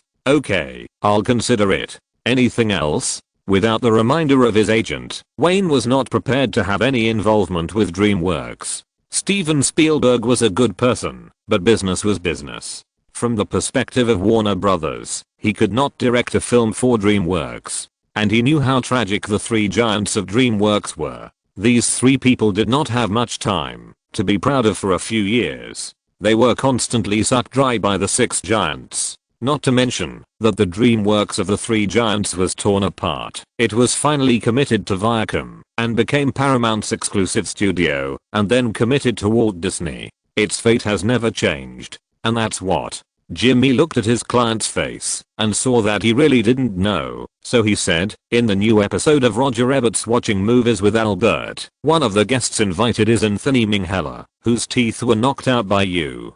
The agent's words also attracted Naomi Watts' attention this time. The Australian girl put down the script in her hand, walked over from the window, and sat next to Wayne to listen. Although this matter was a hot topic, neither the one who beat the man nor the one who was beaten accepted interviews from reporters. So in a few days, this matter became one of Hollywood's legends, and there was no media hype. Now, does that British director dare to speak nonsense? Not only Wayne didn't believe it, Naomi Watts didn't believe it either. As long as he said the reason, the director's reputation would immediately be ruined. What Wayne said must have a much greater influence than that of the British director. In this circle, it is almost impossible to survive safely if you insult Jews. Anthony Minghella didn't mention being beaten. Jimmy continued, but when discussing your movie with the critics, his opinions were almost all about picking holes and belittling your achievements. Although the program Watching Movies with Albert is not very influential, it has always been a popular program among movie fans. People like to learn about the critics' views on movies through this program, and then choose their favorite movies to watch. Don't worry about him, he's just a clown. Wayne didn't care at all. If the other party didn't have a little golden man in the future, he would be just one of the ordinary directors in this circle, and he would definitely not be considered a big character. Jimmy took out a folded newspaper from his bag, put it on the coffee table, and said, look, although not many people agree with his views, and the critics also oppose him, he still has some influence. Naomi Watts picked up the newspaper at the first time, and after opening it, she found that it was a copy of Los Angeles Daily Entertainment, which was not an authoritative media, which made her feel relieved. The fundamental reason why Wayne beat the director was because of herself. She didn't want to affect him because of these trivial things. Wayne Greenberg's films are always full of crime, violence, and death, masochistic large-scale shots, protagonists who are both good and evil, and the key emotions of anxiety and uneasiness. They are always based on greed and deception, and end with death or destruction. These are all gimmicks he deliberately set up to attract people's attention. In fact, his films themselves have many logical errors. They just abuse these dark shots to awaken the evil thoughts in people's hearts. After reading this, Naomi Watts threw the newspaper back on the coffee table, looked at the face of the man next to her, and said, this person is talking nonsense. Don't take it to heart. It's okay, Naomi. Wayne patted her hand and interrupted what she wanted to say. In some ways, he is actually not wrong, and this kind of speech has little impact on me. I guess there is no market for it among the movie fans. After saying that, he smiled lightly, not taking it to heart at all, and turned his attention to the agent again. Jimmy shrugged. In fact, he also felt that this was not a big deal. It was just the first time that someone criticized his client in the public media. Some people like him, and some people hate him. This is certain, but no one has ever belittled him in the public media like this. The last thing, before I came here, Jeff Robinoff of Warner Brothers asked me to tell you that it would be best to give a specific completion time for the film before the new year. This kind of super production needs to arrange the schedule in theaters as early as possible. Jimmy glanced at the book and continued, Jeff, the editor sent by Warner Brothers, hopes that you will cooperate with him to cut a trailer before the new year. They are going to buy the Super Bowl halftime advertising time again. Okay. Tell him later that he doesn't have to worry about this. The commercial will be cut first, and the specific completion time will be notified to the company before the new year. Wayne nodded, looked at the tired look of the agent, and said, you don't look very good. Go and rest, have a good sleep, and then take a look at this city. Jimmy stood up, packed his briefcase, said hello to the others, and returned to his room. Before going to bed at night, Wayne held a local newspaper in his hand and leaned against the head of the bed to read the news. Although it was all in traditional Chinese characters, he still read it with great interest. The newspaper also reported them extensively. Most people were full of curiosity about this Hollywood crew, especially him as a director. After all, several of his films had achieved good box office here. Wayne suddenly reached into the quilt and let out a long breath. After a while, Naomi Watts covered her mouth with her hand, crawled out of the quilt, and ran into the bathroom. The sound of running water and brushing teeth also sounded. It turns out that you are also very famous here. Naomi Watts lay back on the bed and said in his arms. Wayne smiled and asked, can you understand these newspapers too? No, I can't understand these Chinese characters, but I still recognize your movie poster photos. Chapter 243 Terrifying Box Office Achievements. You like the food here, understand the culture here, and speak the language here. Naomi Watts leaned in his arms, stretched out her white fingers, gently stroked the stubble on his chin, and asked curiously, but why don't you go and get in touch with the insiders here? This is indeed very strange. She and Nana are very puzzled by this question. Since coming here, many insiders have invited him, but he has not contacted any of them.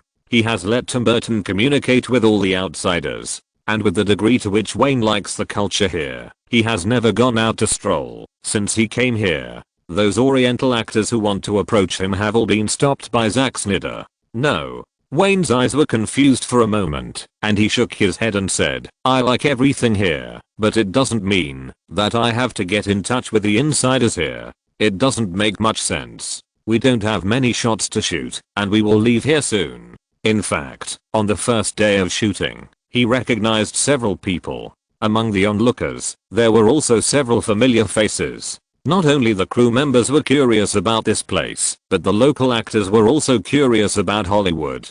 And he was not completely unable to understand Cantonese. He even heard those actors call him Gileo more than once. In fact, he was the only director in the entire crew who had not contacted those people. The shooting requirements were all conveyed through Zack Snyder. Wayne knew very well in his heart that he was not the same person as before after all. Everything here was meaningless to him. It was enough to feel that everything was real. Go to sleep, Naomi, I have to get up early to work tomorrow. He turned off the bedside lamp and closed his eyes with Naomi Watts in his arms. Due to the average shooting speed of action scenes, Wayne sat behind the director's monitor and watched silently with a cigarette in his mouth most of the time. Action directing was directed by Christian Bale and others. After the simple prison scenes, the crew began to shoot the master-apprentice training shots, which explained the origin of Bruce Wayne's skills. Anyone who wants to have a body stronger than ordinary people must undergo training far beyond Superman. Christian Bale's fighting skills are certainly no exception. The shots of Liam Neeson teaching him must all be clearly shown. This is an important element to explain the origin of Batman. The action scenes were shot intermittently. Under the direction of the action director, the progress of these shots could not be accelerated. Most of the shot materials were very short, from a few seconds to more than 10 seconds. This was also a special request by Wayne. Short shots are conducive to creating a sharp sense of action scenes during post-editing.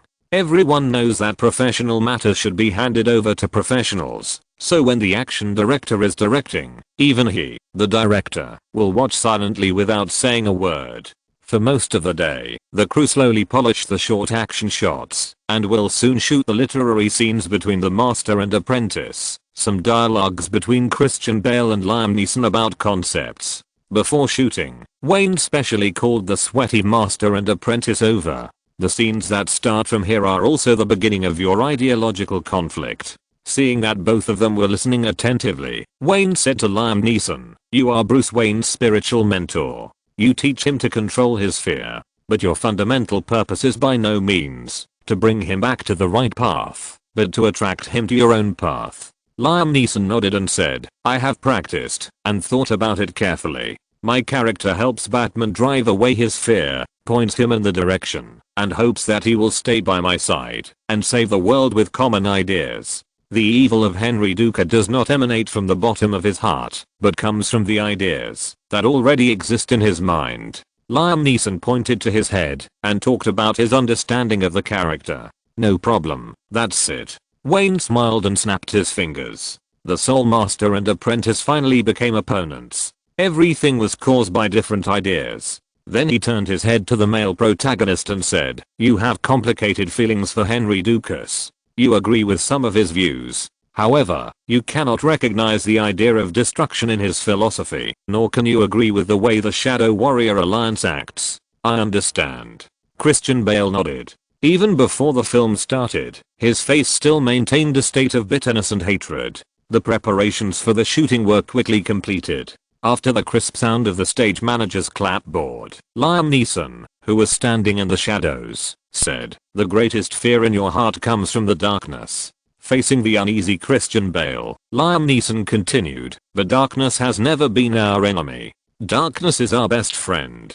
It can provide us with the best cover." Wayne stared at the changes in the expressions of the two on the monitor. Now it seems that the young Christian Bale performed better and has entered the state of the male protagonist. "You have to overcome fear," Liam Neeson said. "The best way is to become part of the fear." Cut. Wayne, stop filming. Everyone take a 5-minute break, reset, and continue filming in 5 minutes. After that, he walked to Liam Neeson and reminded him, "There is no problem with the emotions in the lines. Pay attention to your expressions, Liam. You are suppressed by Christian in this scene, especially the use of your eyes." "Okay, I'll adjust it." Liam Neeson nodded and sat down in the corner alone. The makeup artist also took advantage of the break to quickly touch up his makeup. This situation is normal, and the director doesn't need to explain the play to him again. The two protagonists are clear about the director's requirements. Wayne can only tell Liam Neeson the effect he needs, and then he needs to use the skills of a professional actor to slowly adjust it himself. Compared with the stop and shoot action scenes, the literary part is relatively smooth. After 2 takes of this long shot, Wayne easily got the shot he wanted. After another day of filming, Wayne returned to the hotel and took a shower. As soon as he changed his clothes and walked into the living room, Naomi Watts came up and hugged his arm, looked up and said with a smile, "How about we go out for a drink, bar?" Wayne asked. "Yes." The Australian girl nodded and pointed to the people in the room. "Let's go together. Since you came here, you have been hiding in the house every day except for filming. Let's go out for a drink together." "Okay, I have no objection." The filming went smoothly. If it continues at this pace, I'm afraid that I will not be able to stay here for long. It is also nice to go to the bar here. After several ladies changed their clothes, they left the hotel under the leadership of Sandy Young and came to a bar not far away. The area near the hotel is good and the bar seems to be more upscale. Unlike what Wayne imagined, the bar here does not have harsh music and crazy dancing people. There is only one band singing on the stage, and the environment is relatively quiet.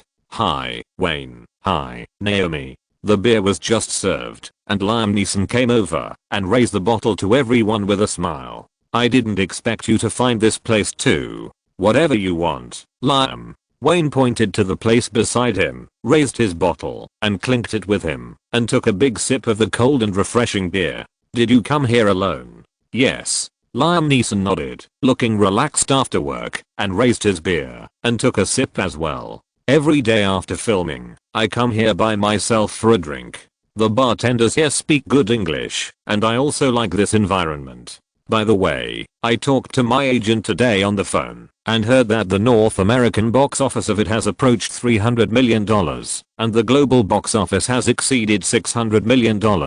Congratulations." Wayne was not surprised to hear the news, as Jimmy had already told him, but he knew that the end of it was coming soon. Now there were only a few hundred theaters left, and there was basically no hope of exceeding $300 million.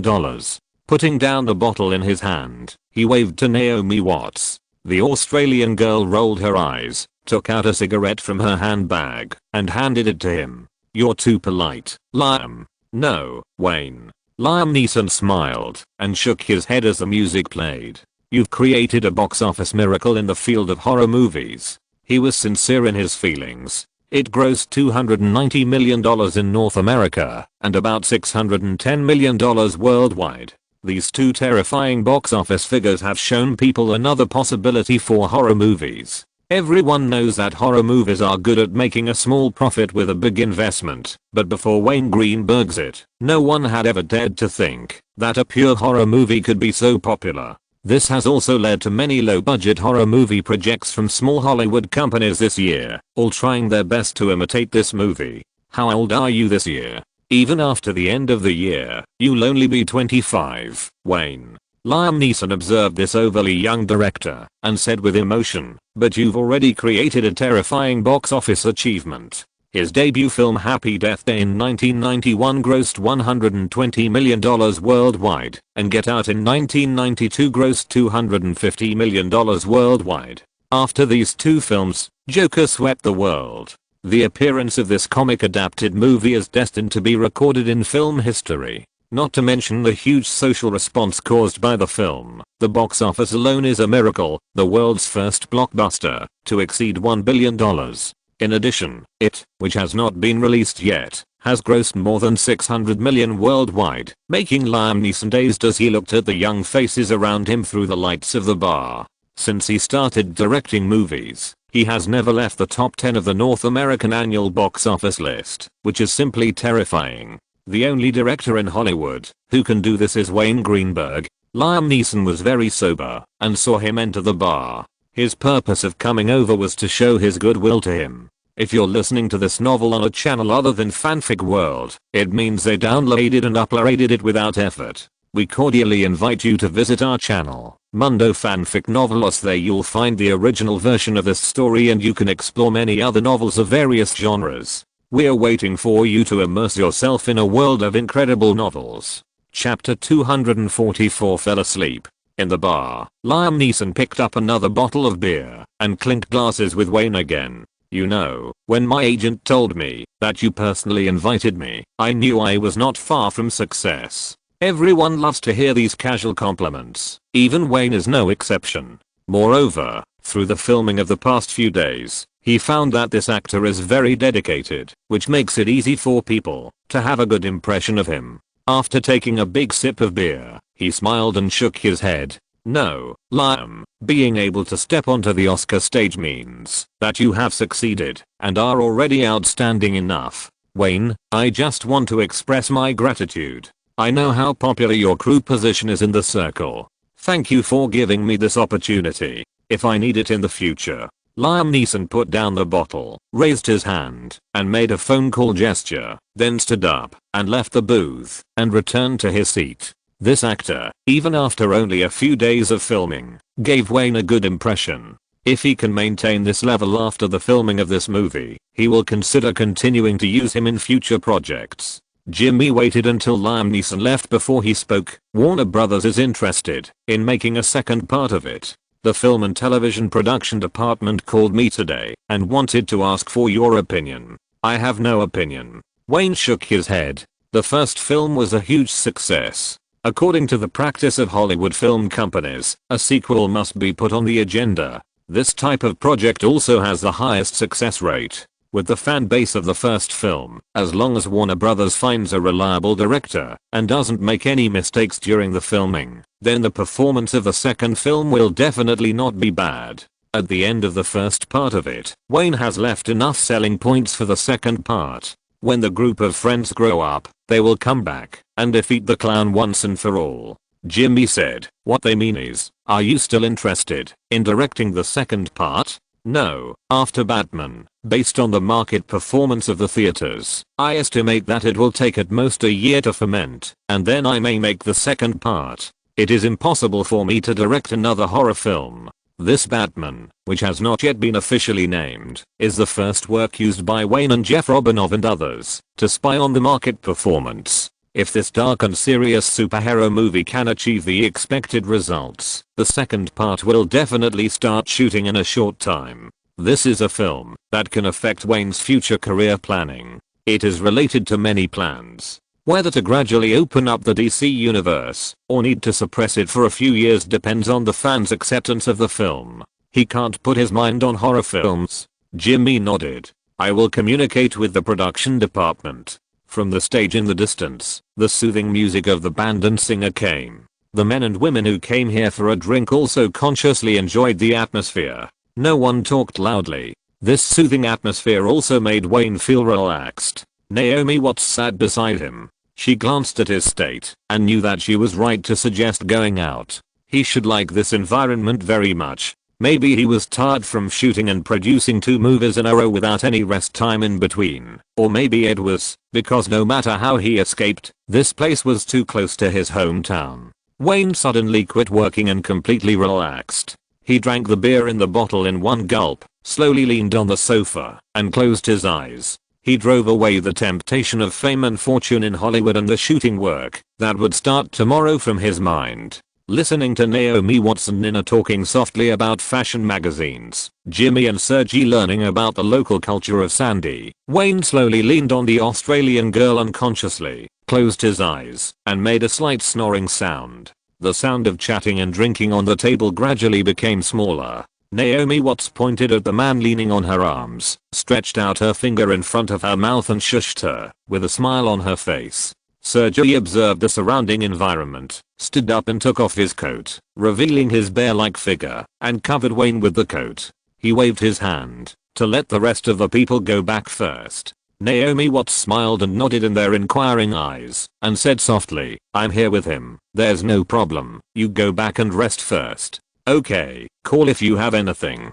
Jimmy and others reminded quietly, left the booth together, and walked out of the bar. The environment here is very safe, and they are still relieved to leave the 2 people here. Naomi Watts hugged the young man, gently adjusted the clothes covering him, and leaned his head against her chest, keeping the most comfortable position for him. The Australian girl found that only when Wayne fell asleep would he turn back into the young man she met at the beginning. Over the past few years, he has changed a lot without realizing it. The young man's vigor began to decrease, and he was in a calm and mature state most of the time. Moreover, as his status in the circle became higher and higher, people around him also found that he became more and more serious. Naomi Watts knew that he had been putting pressure on her for success and she dared not relax for a moment. Now she could fall asleep here in a relaxed manner. There was only one reason. In the past few years, this man was too tired. Wayne had been working hard to move forward, and she also had a house in Beverly Hills.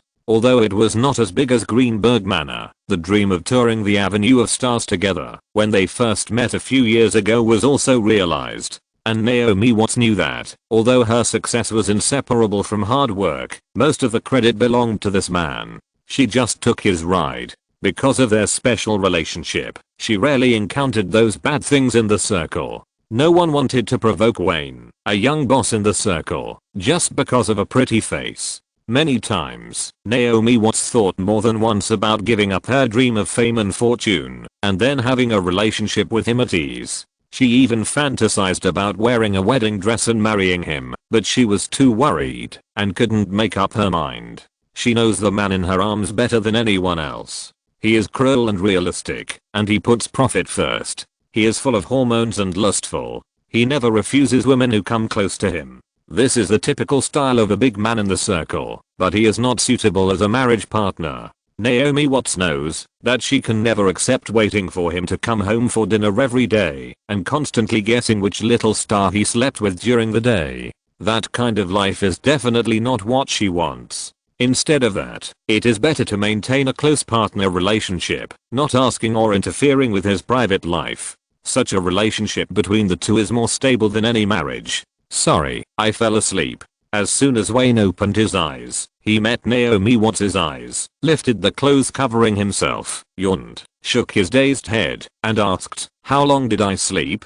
2 hours. The Australian girl also stood up and tidied the clothes that he had messed up. I asked Sergi and the others to go back first. Shall we go back now? Okay, are you exhausted?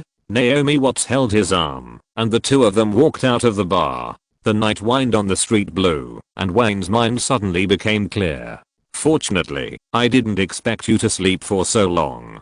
Fortunately, the hotel was not far away. They returned to the room after a few words. The sound of water splashing could be heard in the bathroom. Wayne lay on the bed by himself. He had just had a very relaxing sleep in the bar, and now he was not sleepy at all. After a while, Naomi Watts came out wrapped in a bath towel, lifted the quilt and crawled in, lying on his chest and looking up, saying, "You are very tired of keeping a straight face every day in the crew? Today is the first time I see you fall asleep in an unfamiliar environment without any scruples. Maybe Wayne's two hands began to get unruly, constantly wandering in his arms, teasing. Personality, do you understand, Naomi? This may be my personality. Just like the personality of a star, I understand. Naomi Watts rolled her eyes, and her breathing gradually became unstable. This is the entertainment industry. Everyone wears another mask. It seems that you wear a nice face every day, which is all pretended. Damn, you beast. Naomi Watts was right. Whether it was the stars or Wayne himself, in front of the public or at work, what was revealed and seen by others were all self-written settings, which was what he called personality. Compared with Hollywood, the extremely developed entertainment and fame fair, the land across the Pacific Ocean, didn't the star directors like to set up their own personal settings? The reason is the same. However, it is not easy to establish a persona, but it is very easy to collapse it. Sometimes the way it collapses is simply astonishing, making the onlookers dare not believe it, feel incredible, and do not believe why those stars are so stupid. No matter which entertainment circle, those who can get ahead in the fierce competition are almost all smart people, and they can never be so stupid. The only possibility is that, because of the fame and wealth they have gained, they have become so inflated that they forget everything and can't even tell their parents apart. Just like a certain signing brother or a well-known international pianist, not only did his persona collapse in an instant, but he also played himself into it. In fact, if the pianist is put here, it may not be a big deal. As long as you still have value, this little scandal would have been suppressed by capital long ago. And the piano world has a tradition, right? Mozart was a romantic man throughout his life, eating, drinking, whoring, and gambling.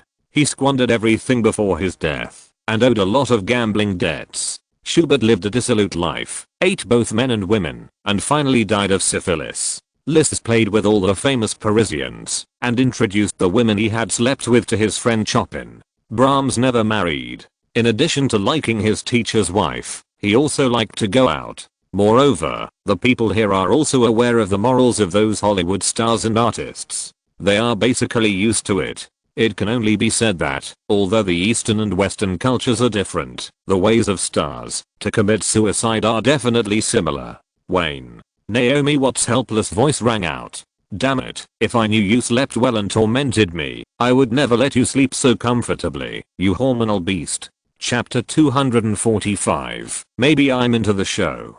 The next morning, just after dawn, Wayne opened his eyes energetically. He took his watch from the bedside and looked at the time. The crew started filming at 8 o'clock, but it was only 6 o'clock now. He had a very relaxing sleep in the bar last night, which was the best sleep he had had in a while. He looked down at the blonde beauty in his arms. There were some bright red palm prints on the half of her body exposed. Since he met this woman, Wayne knew that she liked roughness, but he didn't expect that he had gradually developed a masochistic tendency. The two of them have always been very compatible with this kind of thing, and they both enjoy it very much. He reached out and gently touched the palm prints on Naomi Watts' body. The woman took a breath and immediately opened her big light blue eyes. Honey, is it time to get up? The Australian girl lay in his arms, playfully covered her mouth with her hand and yawned. You don't have to go to the crew today, just rest in the hotel. There's no part for you anyway. Wayne kissed her forehead lightly, lifted the quilt, and got out of bed, saying as he put on his clothes. Okay, don't disturb me, I need to sleep again. Naomi Watts pulled up the quilt, turned over and closed her eyes again. She was exhausted last night and now she didn't want to move a finger on her body. Not long after, she fell asleep again in a daze, and didn't even notice when Wayne left. When Naomi Watts woke up again, it was already 11 o'clock in the morning. She took a lazy shower, put on a loose dress, and walked out of the hotel. The bright sun hung in the sky and gradually climbed to the center of the sky. A taxi, which is common on the streets of Hong Kong, turned into the Clearwater Bay Studios and stopped at the studio after passing the inspection of the crew. Thank you, your driving skills are great. No need to change. Naomi Watts handed the driver a Franklin, opened the door and got out, and said to the honest middle-aged driver, can you help me get something? I can't get it all at once. Just as she opened the door and jumped out, Her legs just touched the ground, and she felt a little pain on her body, which made her frown slightly, and dragged her still sore body to open the trunk of the car. No problem. The Chinese driver spoke English haltingly, but at least communication between the two sides was not a problem. The two of them took out a few lunch boxes from the car and walked towards the crowd who were still filming. The crowd outside the set was quiet, and even the lower level staff who usually like to chat shut their mouths, because the filming in the center of the set had already started, and the progress of the filming was very unsatisfactory. In just one morning, Wayne's good mood in the past few days was worn out. Christian Bale had frequent problems, and they were all extremely stupid. Either the lines were wrong or the emotions were extremely stiff. This made Christian Bale, who usually spoke little, even more silent. No one knew what happened to the male lead who had been in perfect condition and performed the most smoothly, but everyone noticed that the director's expression had changed from expressionless at the beginning to slightly twisted now. Shh. Nina saw Naomi Watts coming over and quickly directed the staff to take the food. She stretched out her finger and made a gesture to keep quiet. "What's wrong?" the Australian girl asked softly, standing on tiptoe and looking at the middle. "Cut. Take a break for 10 minutes. Lily, touch up Christian's makeup, reset everything, and continue shooting in 10 minutes. Before Nina could speak, Naomi Watts heard Wayne's roar, which spread throughout the set from the loudspeaker. Nina shrugged and also looked in the direction of the director's monitor. Fortunately, the volcano didn't erupt. Anyone who has worked with Wayne knows that he usually doesn't lose his temper on the set. Even if there is an accident during filming, he won't lose his temper with the employees. But everyone knows that the male lead performed too badly today, and he made particularly stupid mistakes. The director is definitely on the verge of erupting. Wayne threw the megaphone on the table and walked to Christian Bale, who was putting on makeup. He looked at this dedicated actor with a headache. He was usually quiet, and he became even more silent as the filming progressed. "Hey, this is not the state you should be in. Believe me, you can perform much better than this. Don't put too much pressure on yourself." Patting Christian Bale on the shoulder, Wayne continued, "This scene is not difficult for you. You are a genius who can suppress Liam Neeson, the Oscar candidate, in performance on the first day. Sorry, Director Greenberg, I think I need to adjust." Christian Bale kept his head down, and a dull voice came out of his mouth. "Okay, no problem." Wayne waved to Zack Snyder and said to him, "Notify the whole crew that the lunch break is early, let everyone rest." After that, he patted Christian Bale on the shoulder and turned to walk towards the director's trailer.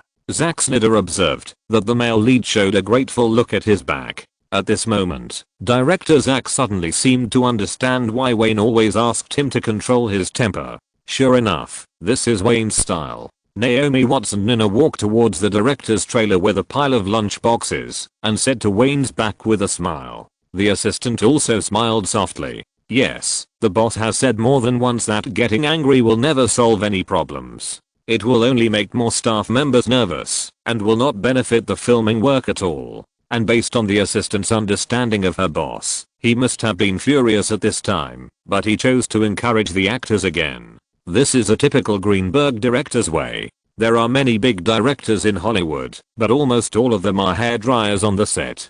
Directors who can rarely lose their temper like Wayne are definitely a small group of people. In the director's trailer, Naomi Watts opened the lunch boxes one by one. Almost all of them were special Chinese food. She looked at the man sitting opposite her with pride. "I remember these are your favorites. Don't be angry. Have lunch first. Maybe the actor's state will be back in the afternoon." "Yeah." Wayne nodded, picked up a shrimp dumpling with chopsticks skillfully, put it in his mouth to taste, and showed a rare smile.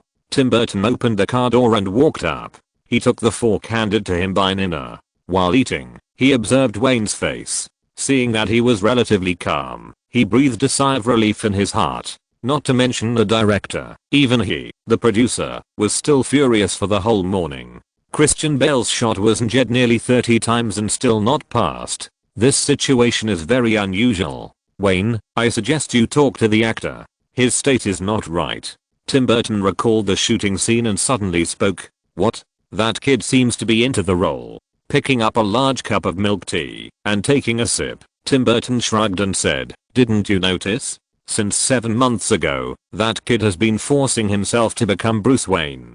He has been immersed in this kind of bitter and vengeful character background for more than 7 months. Christian Bale works too hard and has great talent, but this is precisely the root of his into the role. Since the first day of filming, he can always get into the role immediately, but when you finish filming, the kid needs more time to withdraw from the role. Of course, this is your crew, and you decide what to do. Listening to the producer's words, Wayne stopped eating and began to recall Christian Bale's state during the filming. Tim Burton was right. He entered the role very quickly, which was why he performed very well from the first day. But today his state was not right, and he couldn't get into the role no matter what. Wayne had never encountered such a thing, even when Nicolas Cage, the crazy actor, played the role of Arthur the Joker. You did a good job. Your encouragement should help the kid get back to his normal state. Tim Burton wiped his mouth with a tissue. But no one can tell whether being too immersed in the role is good or bad, right?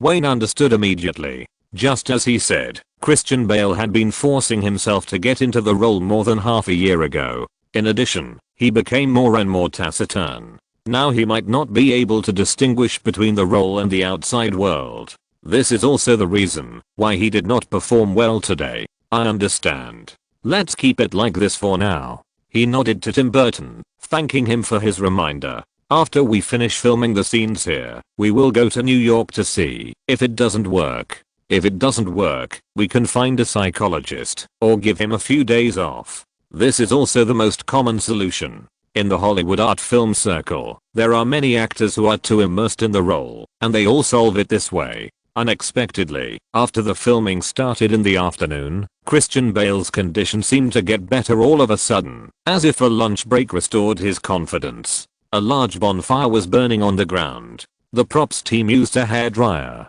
to blow it from a distance to keep the flames whirring. The flames also shone on the faces of Christian Bale and Liam Neeson. You are strong. Better than I thought. Liam Neeson looked at the male protagonist with a complex look in his eyes. Christian Bale was also full of emotions and looked at him. You don't understand. Everyone in the crew was watching their performance. Wayne was holding a cigarette and staring at the monitor screen.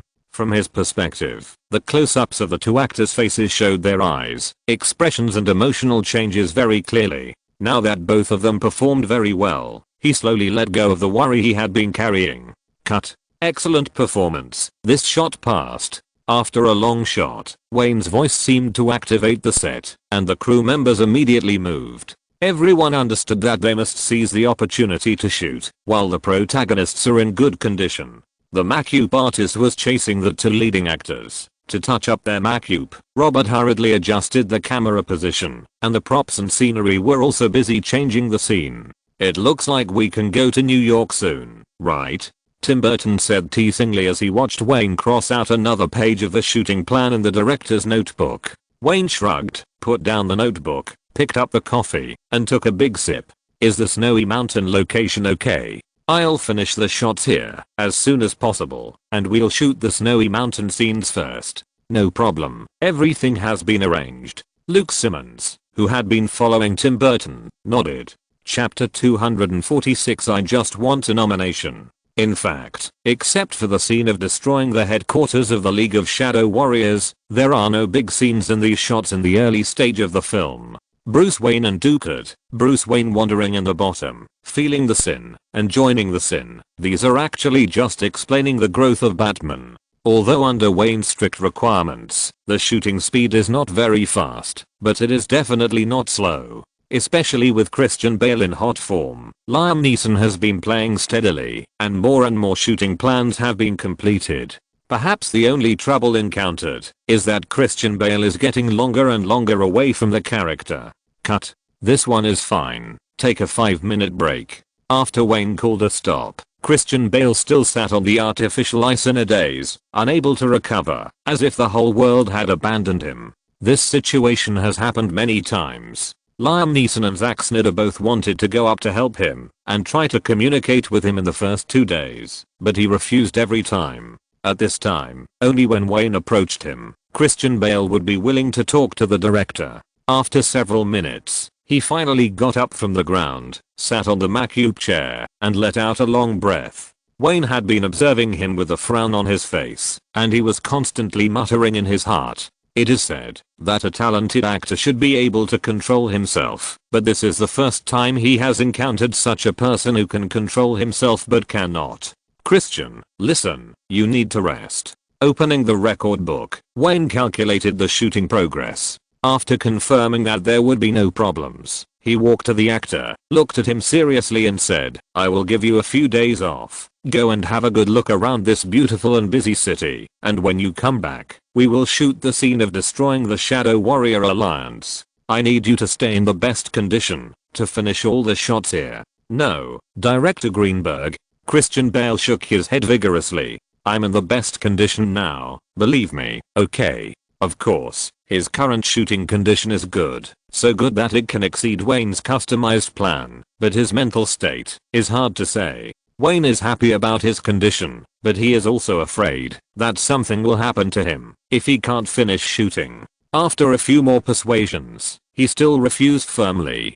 Christian Bale's eyes were full of persistence. Director Greenberg, oh, okay, Wayne. Believe me, after the filming of this film is finished, I have plenty of time to rest. I have been preparing for this role for nearly 8 months, and I must leave my best state on the film. Seeing his attitude, Wayne shook his head, walked back to the monitor, and sat on the director's chair. Such an actor is definitely good for the film, and Christian Bale also gained his favor. But he is not Hitchcock after all. Even if he thinks he is cold enough, he is also worried about the psychological problems of the actors. Similar things are very common in Hollywood. To put it bluntly, everyone is just a colleague. No one really cares about the feelings of the actors. There are even directors and producers who deliberately conceal the truth for the effect of the film, and do not stop the filming to hurt the actors. Hitchcock did this when he was filming The Birds. He told Tippi Hedren that all the props in the film were props, and the unsuspecting heroine was directly pulled into the set. A large group of crazy birds attacked her, biting and pecking, and they also pooped all over this beautiful woman.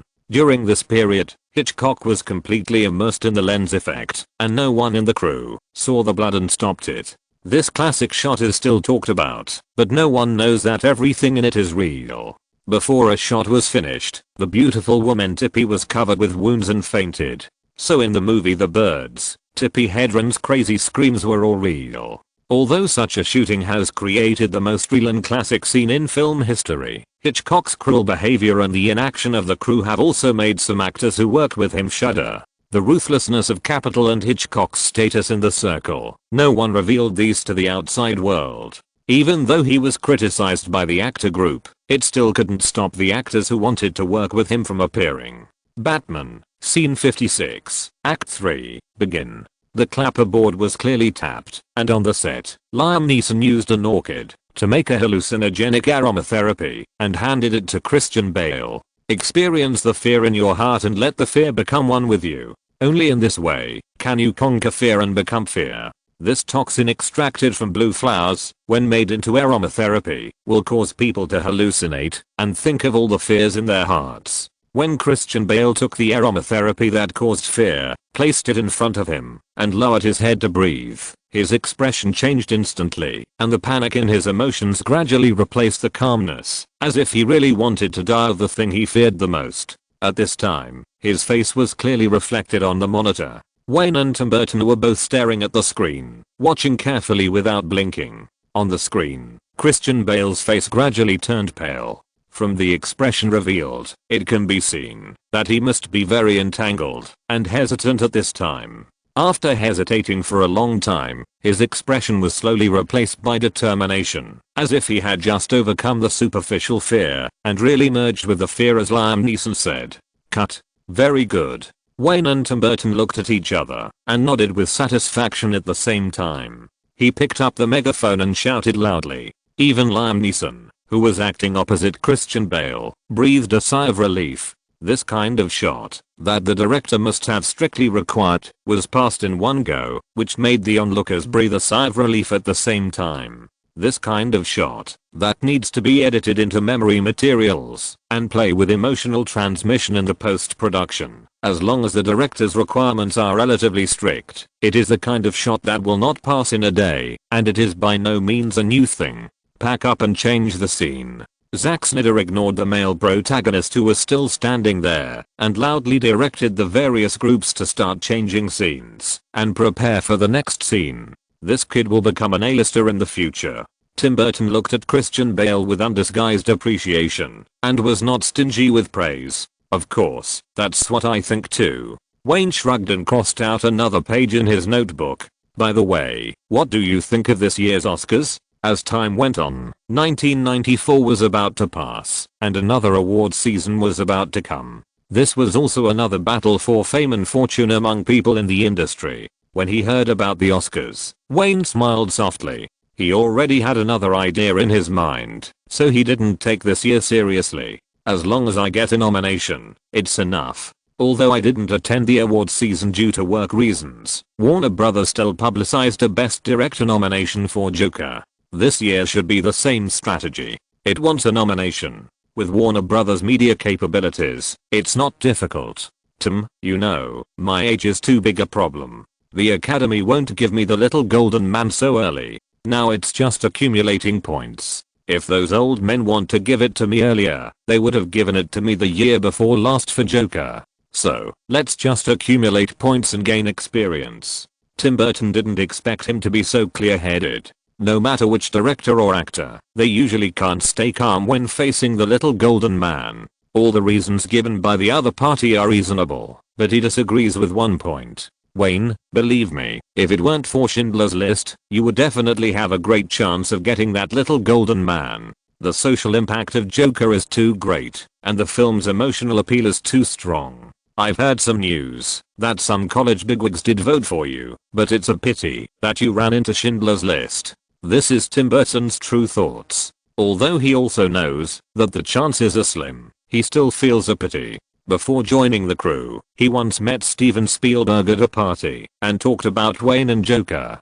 Steven Spielberg once lamented at the time, "George and I thought that Wayne would be like us at the beginning, through the accumulation of one film after another, slowly embarking on his own path to becoming a master." Unexpectedly, his Joker directly shortened this time by at least 10 years. According to the good old man and George Lucas, his Joker is definitely worthy of a little golden man. After all, the social environment is too compatible. Unfortunately, the director's age is a hard flaw, and it was also bad luck to run into Schindler's List. Forget it, Tim. As long as I'm nominated, I'm still young and not in a hurry. Wayne looked at the little golden man casually on the surface, but what he thought in his heart was another matter. He had already thought about it.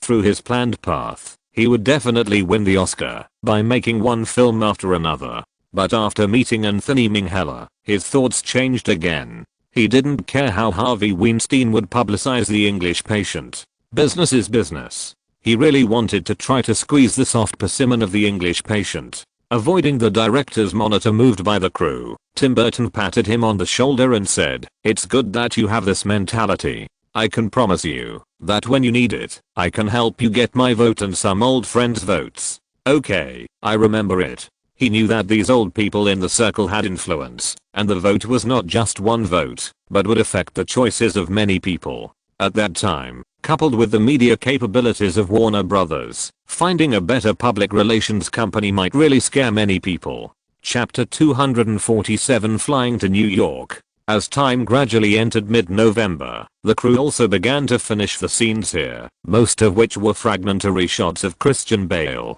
The crew welcomed more local extras for the first time in the Clearwater Bay studio.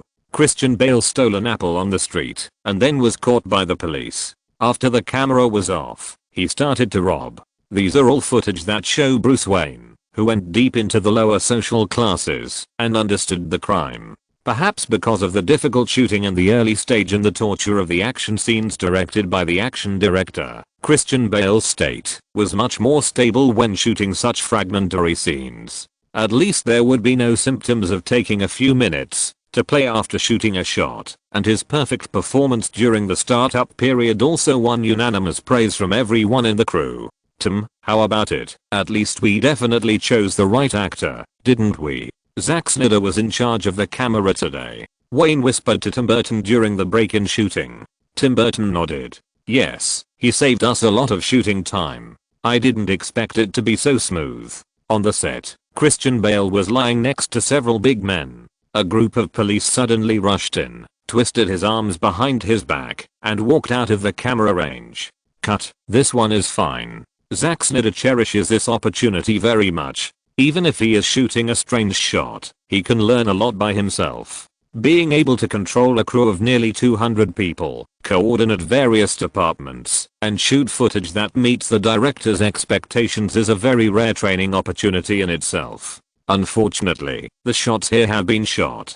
Okay, pack up. We will fly directly to New York tomorrow. Wayne took the megaphone handed over by Zack Snyder and shouted loudly while standing on the chair. After arriving in the Big Apple, everyone in the crew will take 2 days off. Oh. After saying that, he smiled and shook his head, ignoring the booing of the crew members, jumped off the chair, waved to the core team members, and turned to walk into the director's trailer. Soon, 3 assistant directors, producers, photography, lighting, props, set design and other supervisors boarded the trailer one by one. Seeing that everyone was present, Wayne reached out and knocked on the table. After everyone looked at him, he said, "Zack, the same rule applies. All the film footage after shooting is divided into 2 copies. One is placed in the hotel safe and the other is deposited in the bank. No problem. I'll deal with the film issue after I get off the plane." Zack Snyder straightened his upper body and patted his chest. Glancing at the people crowded in the car, he looked at Tim Burton and Luke Simmons. "We must ensure that the logistics, accommodation, and street use issues in New York are communicated well, and no problems will occur again. This film has such a large investment that these factors must not affect the filming and cause the completion time to be delayed.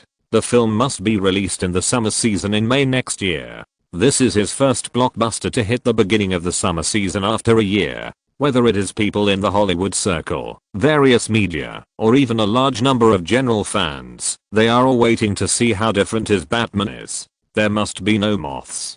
Don't worry." Luke Simmons nodded and agreed when he saw that Tim Burton didn't mean to say anything. "The preliminary work has been done. This time, I will go and confirm everything again." After saying these 2 things, Wayne suddenly frowned and raised a finger in front of everyone. "After arriving in the Big Apple, manage your staff well. If I find out that you have caused trouble because of smoking or taking contraband drugs, there will be no mercy. No chance. Listen carefully, no chance. I will use the contract to speak directly. This scope also includes you. I will not care if nothing happens. If someone gets into trouble, get out. New York is not like here. In that chaotic metropolis, it is too easy to get those induced contraband. It can be said that there are dealers on every street after dark." Under Wayne's cold gaze, several department heads nodded gently. Seeing that they all understood what he meant, he waved his hand and signaled everyone to disperse. There was nothing to worry about. "Tim, this is just the beginning." After everyone got off the trailer and went to direct the cleaning of the set, Wayne said to Tim Burton, "I don't expect the filming in New York to be as smooth as it is here. As long as the actors join the crew and finish the filming within the planned time, it will be fine." When he thought of the bad things that happened in the filming of Joker, he felt that the city of New York was evil, and he would murmur in his mind, maybe he is not suitable to work in that metropolis. Speaking of this, Tim Burton raised his hand and patted his forehead and said, "By the way, the little actor who plays Bruce Wayne, his parents want to shoot his parts first, and I agreed because the child's parents are responsible and don't want him to delay too much study time." "Okay, no problem." Wayne agreed. There aren't many shots anyway, so the scenes of Bruce Wayne Jr. and Thomas Wayne will be filmed first. This is not a separate film. After it is released, if fans are careful enough, they will find that Bruce Wayne Jr. and Thomas Wayne are still the 2 actors in Joker. In fact, for the first Batman, there are not many changes in the personnel and story. The most changes will appear in the post-editing work and the structure of the film. Christopher Nolan's first film used a timeline disrupting editing method and narrative method. If Wayne did the same, the finished film would undoubtedly have no mark of his film. The situations faced by the two are also completely different. Bruce Wayne is not frozen by Warner Brothers now, and Batman is still the most familiar superhero. Almost everyone knows that when Bruce Wayne was a child, his parents died in a robbery, and the origin of this story of the death of both parents has many different versions. Wayne's purpose is very clear. Since Joker has already mentioned it, he will continue the story in Joker and use the version that appears in this film to deepen the impression of the general fans.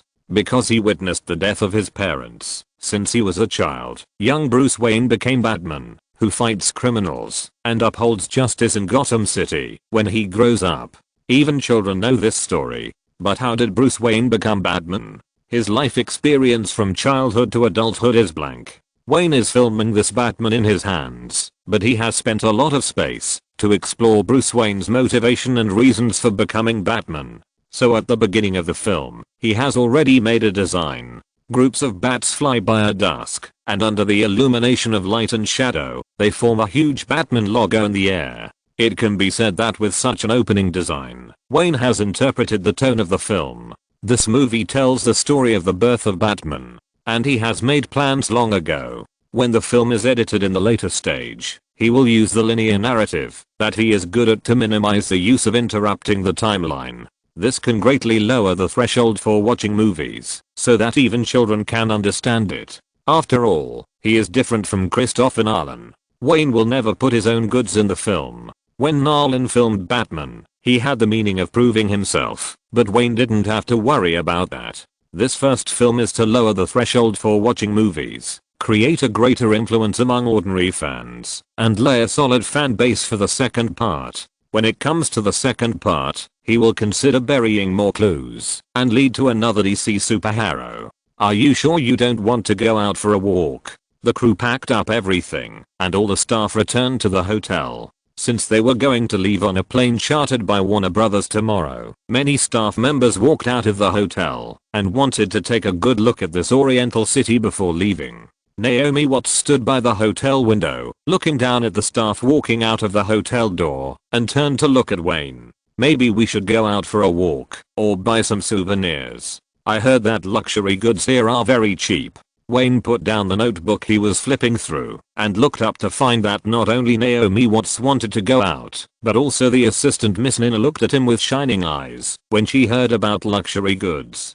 Hey, don't look at me like that. If you want to go out, you can go together. I still have a shooting plan to sort out. Nina, you are reluctant to spend money on buying things. Going to a luxury store is just looking at it. What's the difference between that and reading magazines in a hotel? I really don't know what you save so much money for. The assistant lady curled her lips, looked at Naomi Watts, and lowered her head to continue flipping through the magazine in her hand. If the boss doesn't go out, she will definitely not be able to go out.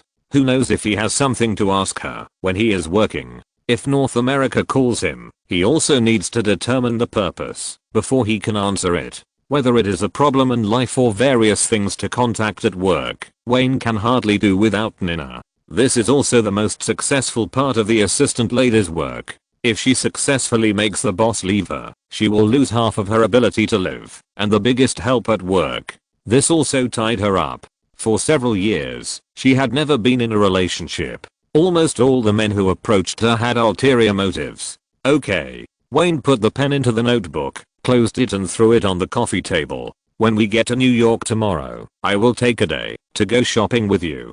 He looked at the two women who pretended to be pitiful, raised his hands, and made a gesture of surrender.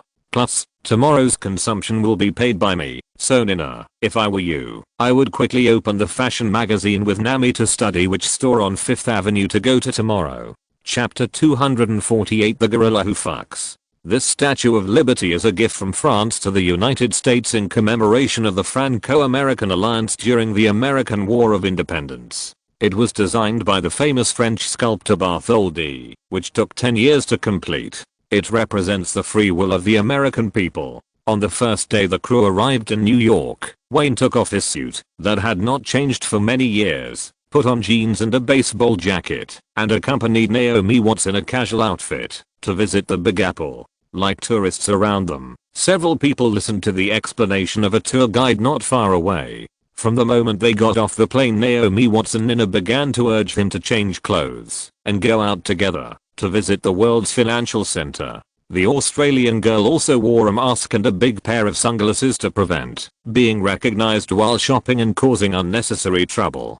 Several people were like a horse-drawn tour, starting with the Statue of Liberty, then the neon advertisements in Times Square, various luxury stores on Fifth Avenue, and the urban forest in Central Park. It can be said that they had no clear goal at all, and they left after taking a look wherever they went. The only landmark that Wayne was interested in and stared at for a long time was the Twin Towers that were still standing. Want to go up and take a look? Naomi Watts saw him stop and stare at the building in a daze and said, "I heard that the Twin Towers are one of the tallest buildings in the world. You can have a panoramic view of the entire New York from the top floor. Let's go up and take a look." "Forget it." Wayne shook his head, took a closer look, and turned to leave. "I don't like this place. Nina and you have bought clothes and bags. Let's go around and go back." After the two women walked into Fifth Avenue today, they hung bags all over Serge's body in a short time. Only when they were satisfied did they start to randomly tour the Big Apple. He originally felt that New York was not suitable for him, and the way he came here was so evil. Although it was only 1994, he knew that this World Trade Center was also very evil. He really didn't want to go up and take a look. After all, he had seen that video on the internet in his previous life. "We can go back now and take a look at the Empire State Building." "Why?" Naomi Watts put her arm around him and tilted her head to look at him in confusion. Shrugging his shoulders, Wayne did not explain his bad taste. He actually wanted to tell the Australian girl that when she stood on the top of the Empire State Building in the future, there would be a gorilla doing a masturbation. She was very lucky to be with him. The Empire State Building is located on Fifth Avenue in Manhattan. It was built in 1930. It is known as the two landmarks of the Big Apple City, along with the Statue of Liberty that they just saw. The lights on the top of the building are world famous. The four of them took the elevator and went directly to the observation deck on the 86th floor. Wayne put his hands in his pockets and looked towards Long Island. He began to think about whether he should get the gorilla out in advance for Naomi Watts. If this woman's screen classic was blown away by a wing because of his butterfly, it would really be a big regret. It was still the fundamental problem: special effects. Hollywood in this era still adheres to the concept that, as long as it can be solved during shooting, it will never be dragged to post-production. Because the cost of modeling and shooting is definitely much less than that of CG computer synthesis. But with the rapid development of technology, this situation will slowly turn around after the advent of the digital age. By then, film control and real scene control will become alternative directors. Nowadays, if you want to make the gorilla that hits the plane, Wayne calculated in his mind that the best way is to shoot it with a full green cloth and then synthesize it with computer CG to show the minimum screen effect. And this cost, the basic unit must be calculated in tens of millions of dollars, because no one has played this way yet, and the specific production cost is absolutely unknown. "You are distracted again, Wayne." Naomi Watts stretched out her white fingers and touched his face with concern. "It's okay. I just suddenly had an idea about the Empire State Building. I'll tell you when I sort it out." Feeling the cold fingers on his face, Wayne sighed in his heart and prepared to go back to sort out the script framework first and then make a project plan. After calculating the specific costs, it will be handed over to Warner Brothers for operation. If it is feasible, it should not be a problem to find the fat New Zealander in advance. "That's Long Island. Should we go over there and take a look?" Nina asked, pointing in the direction he was looking at. The assistant went to college in the Big Apple, so she is quite familiar with it. She led the way to all the places they visited today. Wayne nodded indifferently. "Okay, let's go there and take a look and then go back to the hotel. There is still a lot of work waiting for me." Long Island is not far from Manhattan. It is a very famous holiday resort and has also attracted many wealthy people to settle here. Especially after World War II, a large number of Jewish middle class and wealthy people like to settle here, and many of them are from Jerusalem. After walking around Winter Park, Naomi Watts playfully pulled Wayne and walked into a dessert shop on the roadside. There were many children in the shop. This kind of place is also the best place for people to forget their work troubles and return to their childhood. Wayne sat in a corner seat, and Naomi Watts went to buy a few pieces of Black Forest cake and 4 glasses of juice, and brought them back. Looking at the children around him happily enjoying the desserts, he couldn't help but smile and taste the cake, but this thing obviously didn't suit his taste. He took only one bite, and threw it back on the table. "What's wrong?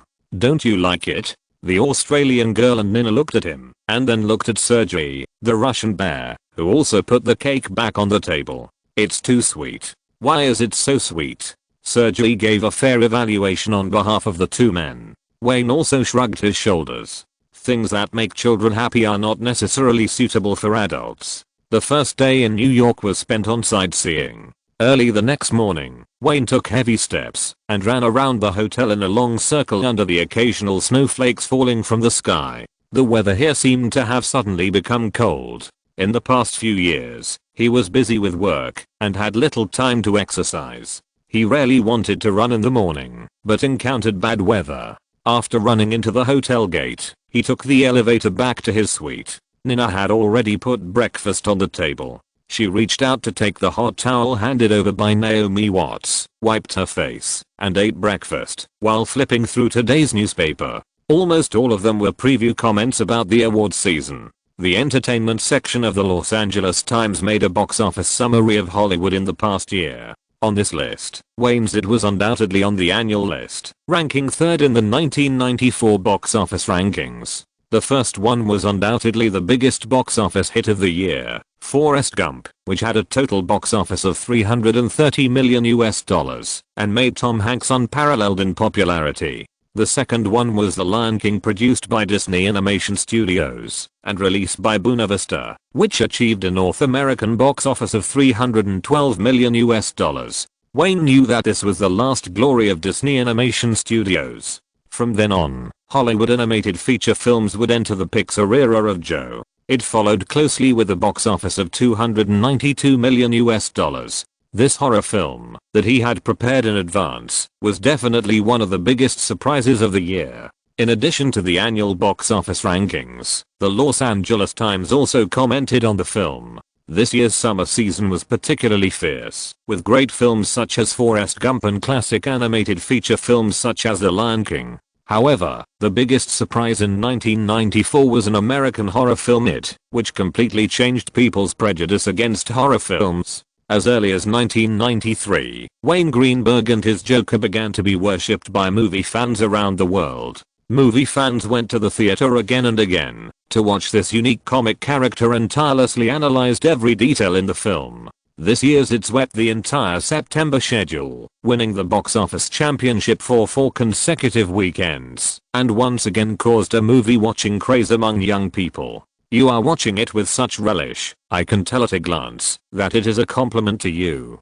Naomi Watts' head suddenly popped out in front of the newspaper, glanced at the report in the entertainment section, and sat back in her seat with a pout. Wayne put the newspaper back on the table, took a big sip of milk, and said, "Everyone likes to hear nice words. I'm also a vulgar person, Naomi. Your little pet is here. Don't you want to meet him?" Naomi Watts said with a sarcastic tone. "The shooting will start again tomorrow. She doesn't have many scenes. If she doesn't seize the time, she will leave New York soon." These words made him stunned for a moment, and he subconsciously turned his head to look at the assistant. Nina made a cherylized Theron mouth shape to him, and he reacted. "Naomi, respect women." Anyway, Wayne was thick-skinned enough, so he pretended not to hear the Australian beauty's weird tone. After eating, he held his workbook, lit a cigarette, and leaned on the sofa to plan the shooting issues. All the actors will arrive in New York today, and the shooting here will officially start tomorrow.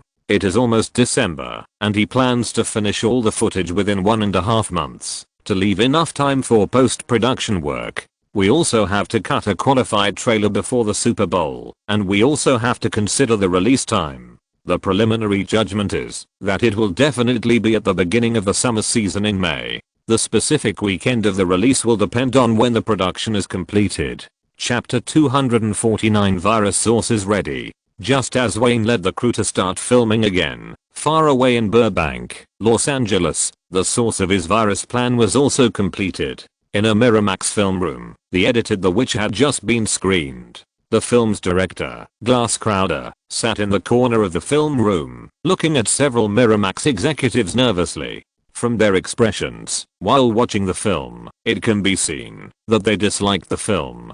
Bob Weinstein rubbed his eyes and sighed helplessly in his heart. He knew that the production funds of $400,000 were used up by buying film. Most of the budget was definitely not enough to make a good film, but it was still unbelievable that it was so bad. Although Harvey Weinstein also watched it with a frown, he didn't care. The reason why the film was shot like this had a lot to do with his interference. If it wasn't bad enough, where would the gimmick come from as a selling point? The production cost of hundreds of thousands of dollars must be completed within a month. He had already prepared himself mentally for what the film would look like. After the lights came on, he winked at his brother. Bob Weinstein nodded, stood up and walked towards the director of the film. Director Claude, the production is good. Let's go out and discuss the subsequent publicity and promotion plan. Okay, Mr. Weinstein. Glass Claude's face flashed with joy, and he nodded and followed him out of the film room. Jimmy, who had just returned to Los Angeles, also rubbed his eyes in pain. He now felt that he must have been stupid to come to see such a torturous thing out of curiosity.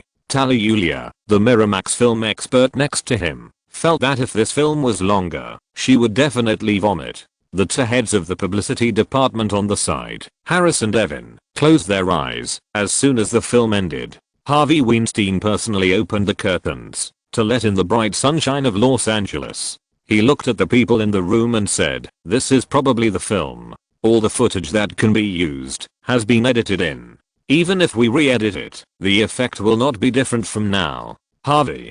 Yulia rubbed her forehead and said without hesitation, "This movie is worthless in my opinion. It's even worse than a pile of dog shit. At least dog shit still has value."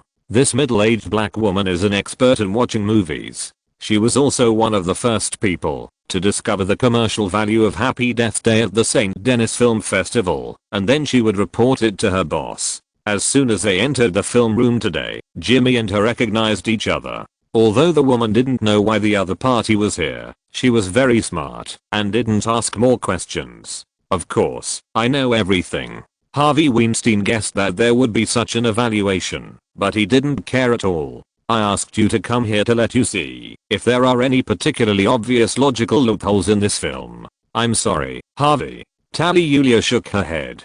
"Those long shots that shake so much that they make people want to vomit have diverted most of my attention. However, for a film like this, I don't think it matters whether there are logical loopholes or not. No one will like to watch this stuff." "Okay, thank you for your hard work. You can go back first. We don't need you here for the time being." Harvey Weinstein also felt that he was crazy. He even asked the film expert to watch this stuff. Anyway, it really didn't make much sense. When Yulia walked out of the film room, he turned his head and looked at the remaining people. "Harris, is everything okay for the site you're in charge of? I don't want any unexpected situations to happen after the plan is launched." Harris nodded, opened his notebook and said, "Everything is fine. The extras and several crew members who participated in the filming have signed high-value confidentiality agreements. The director of the film just now also signed an agreement.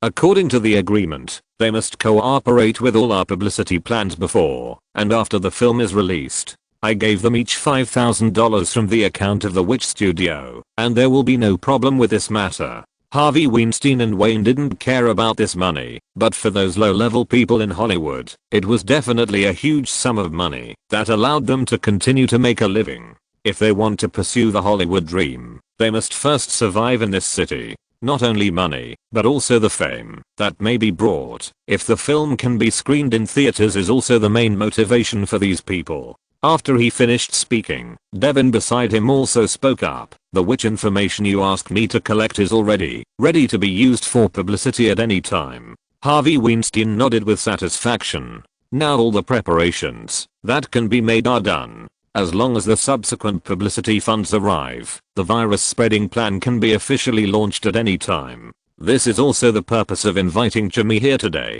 He believes that this agent will inform the big director in New York of every word they exchange here. Jimmy. He sat next to the agent with a bulging belly. Tell Wayne that I have already contacted the cinema chain through Miramax and have discussed the screening. About 100 independent cinema chains that cooperate with our company have agreed. We will definitely not be able to negotiate with the chain cinemas. We all know that such a documentary style pseudo-horror film will not pass the review of the 3 major cinema chains. But if our publicity plan goes well, I'm sure I can negotiate with the cinema chain. Jimmy nodded. What he meant was very clear. The chain companies headed by the 3 major cinema chains will definitely not pass the review now, but it may not be certain in the future. The purpose of establishing commercial cinemas is to make profits. If this film can make them see the prospect of profit, those people will not care whether it is a good or bad film. As long as the film can make money for the cinema, it is a good movie. I will tell Wayne, but we will definitely not participate. This film has nothing to do with us. I believe you can understand all this. These were all discussed long ago and were the premise of their cooperation. Harvey Weinstein had no objection. What he cared about now was when to start. Seeing that the fat man didn't say anything, Jimmy continued, I have already communicated with Warner Brothers, and Wayne's first director's share will be credited to the account before the end of the year. I will notify the accountant as soon as possible and ask him to transfer the publicity funds to the Witch Studio. Okay. Harvey Weinstein smiled, and the funding issue was what he cared about most. Once the funds are in place, I will immediately start the publicity plan. Don't worry, this film will not have any connection with Wayne, and the creator will only be the little director just now. He has made a detailed publicity budget. If he wants to achieve the expected effect, it will cost more than $10 million just for various media and some event funds. Otherwise the viral effect will not be achieved at all. This is just the publicity funds. The film copies are also a big spender. He expects to make at least 2,500 copies, and the cost of this part will be several million. If Harvey Weinstein hadn't seen the effect of it with his own eyes, he would not play like this, even if he was crazy. Okay, Mr. Weinstein, that's it for today. If there's anything else, you can contact me anytime. Jimmy shook hands politely with the fat man. After coming out of Miramax, he immediately called Nina and repeated everything. Far away in the New York studio, the assistant hung up the phone and looked at the crew that was filming. She wrote down all the key points of the agent in the notebook and prepared to report to the boss during the lunch break. At this time, in the street studio, cameras of different heights surrounded a car on the roadside. Naomi Watts sat in the driver's seat, looking at Christian Bale sitting next to her with anger in her eyes. Pa. Then, she slapped the male protagonist in the face twice in a row. Cut. Reset the camera. Lily, go touch up Christian's macup. Wayne walked out from behind the monitor while shouting with a megaphone. After arriving at the car, he looked at Naomi Watts sitting in the driver's seat and said loudly with an ugly face, "What's the matter? Did you eat too little in the morning, or do you want to have lunch? Use force, understand? Bruce Wayne is about to do something wrong, and you want to wake up your first love. Also, why can't I see the emotions in your eyes? How many times has this happened? If you don't want Christian to continue to be beaten, then show a better performance. Otherwise, I will let you keep shooting until I'm satisfied." After saying that, he turned back to the director's seat and lit a cigarette with a sullen face. In the whole morning, Christian Bale performed as well as always. Tom Wilkinson, who played against him for the first time, was also in good shape on the first day of the group and played the gangster boss vividly. But when it came to this scene of the male and female protagonists, Naomi Watts kept edgy in different postures. This was the 6th time. Half of the male protagonist's face was almost swollen from her beating, and now he can only rely on macup to cover it up. Naomi Watts sat in the car, tears welling up in her eyes, but she stubbornly held them back. She knew in her heart that no matter how close and special her relationship with Wayne was, as long as he got into work mode, he would never show any mercy. "Naomi, hey, we need to talk." Christian Bale forced a smile and looked at her sincerely. You have to get into the mood and hit me hard. Don't worry about my feelings. I'll ask the director to shoot this shot in the afternoon. You can find the mood. Thank you. Naomi Watts nodded gratefully, looked at half of his face, and said embarrassedly, "Sorry, I will adjust quickly." Chapter 250. I believe he will continue to succeed. Christian Bale walked to the director's seat. Facing the director, who was holding a cigarette and had a cold face, he said directly, "This way, there is no way to solve the problem." Naomi Watts' acting skills are not an obstacle. She just takes a long time to get into the role. The male lead of the crew looked serious, trying to show from his attitude that the purpose of his words was not to challenge the director's authority, but to do it for work. Seeing that Wayne was not angry, Christian Bale glanced at the time and continued nervously, "I think this shot can be shot in the afternoon, to give Naomi Watts more time to adjust. After all, this is her first scene." An actor, especially an actor who has no status yet, would not dare to interfere with the director's shooting plan in this way in other crews, but he knew the character of the director in front of him. As long as it was for work, he would never be embarrassed. "Okay." Wayne thought for a while and waved to the car, asking Naomi Watts to come over. He looked up and shouted to the assistant director, "Zach, tell everyone to take a break and continue filming in the afternoon." After that, he walked towards the director's trailer with his assistant. This is a street in Brooklyn, New York, which was arranged as a temporary set by the crew. There were not many shots here, and the plan should be completed in less than 2 days. But if Naomi Watts always fails, it is really uncertain how long it will take to complete the filming. She is the heroine of this play, and her importance is self-evident, but she has not been able to get into the role, which is a headache for Wayne. The crew cannot accompany her all the time, otherwise the subsequent filming plan will be disrupted. "What's wrong with you?" After returning to the trailer, Wayne asked angrily. This woman can obviously memorize the script, but when it comes to the actual filming, she behaves like an amateur actor. Naomi Watts raised her head, looked at him for a moment, and then immediately looked away. "I don't know either. At first I just couldn't bring myself to hit Christian, but then I just couldn't find the feeling of the role." Huh. Wayne let out a long breath and pulled her to sit next to him. "How can I help you? You have to understand, Naomi, there are nearly 200 staff members in the crew, and they can't wait for you all the time. Give me some time. This kind of role is not a problem for me. I promise to be back to normal in the afternoon." Naomi Watts said seriously. "Okay, I have a personal suggestion." While Nina was putting food on the table, he thought about it and said to the Australian girl, "You can try to communicate more with Christian. He is now completely immersed in the role. After all, your partner will have more scenes."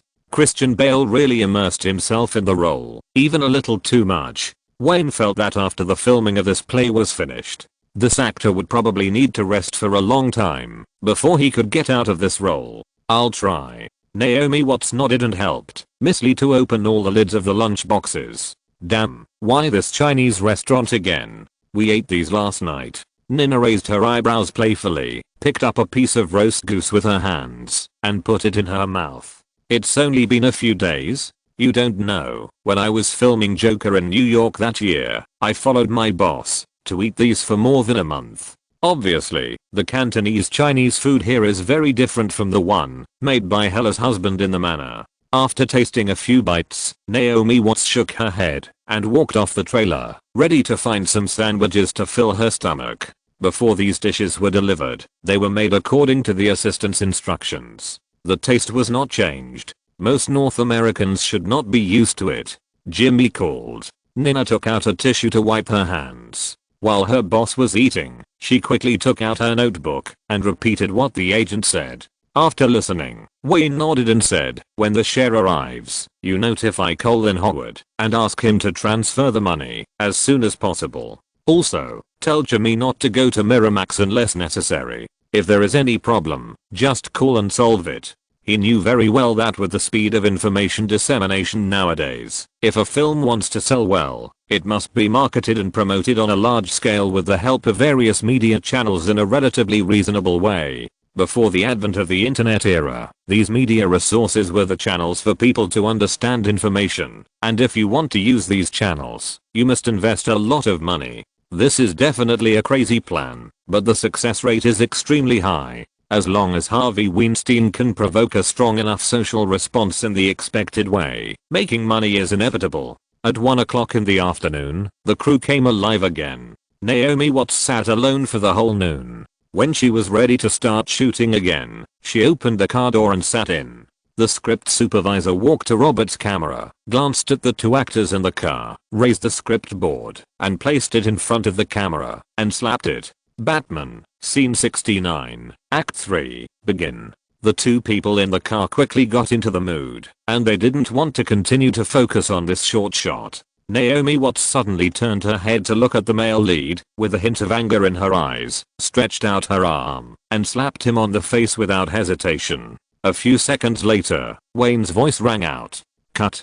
This is very good, Naomi. You have made great progress compared to this morning, but this is not enough. Your expression is a bit too much. Let's do another one. Then, while the makeup artist was touching up Christian Bale's makeup, Wayne continued, your performance is as good as always. Keep it up. All of this was seen by the invisible Tim Burton. As long as the crew officially started shooting, he would generally watch silently. Each director may have different shooting habits, but they all hate the producer's meddling.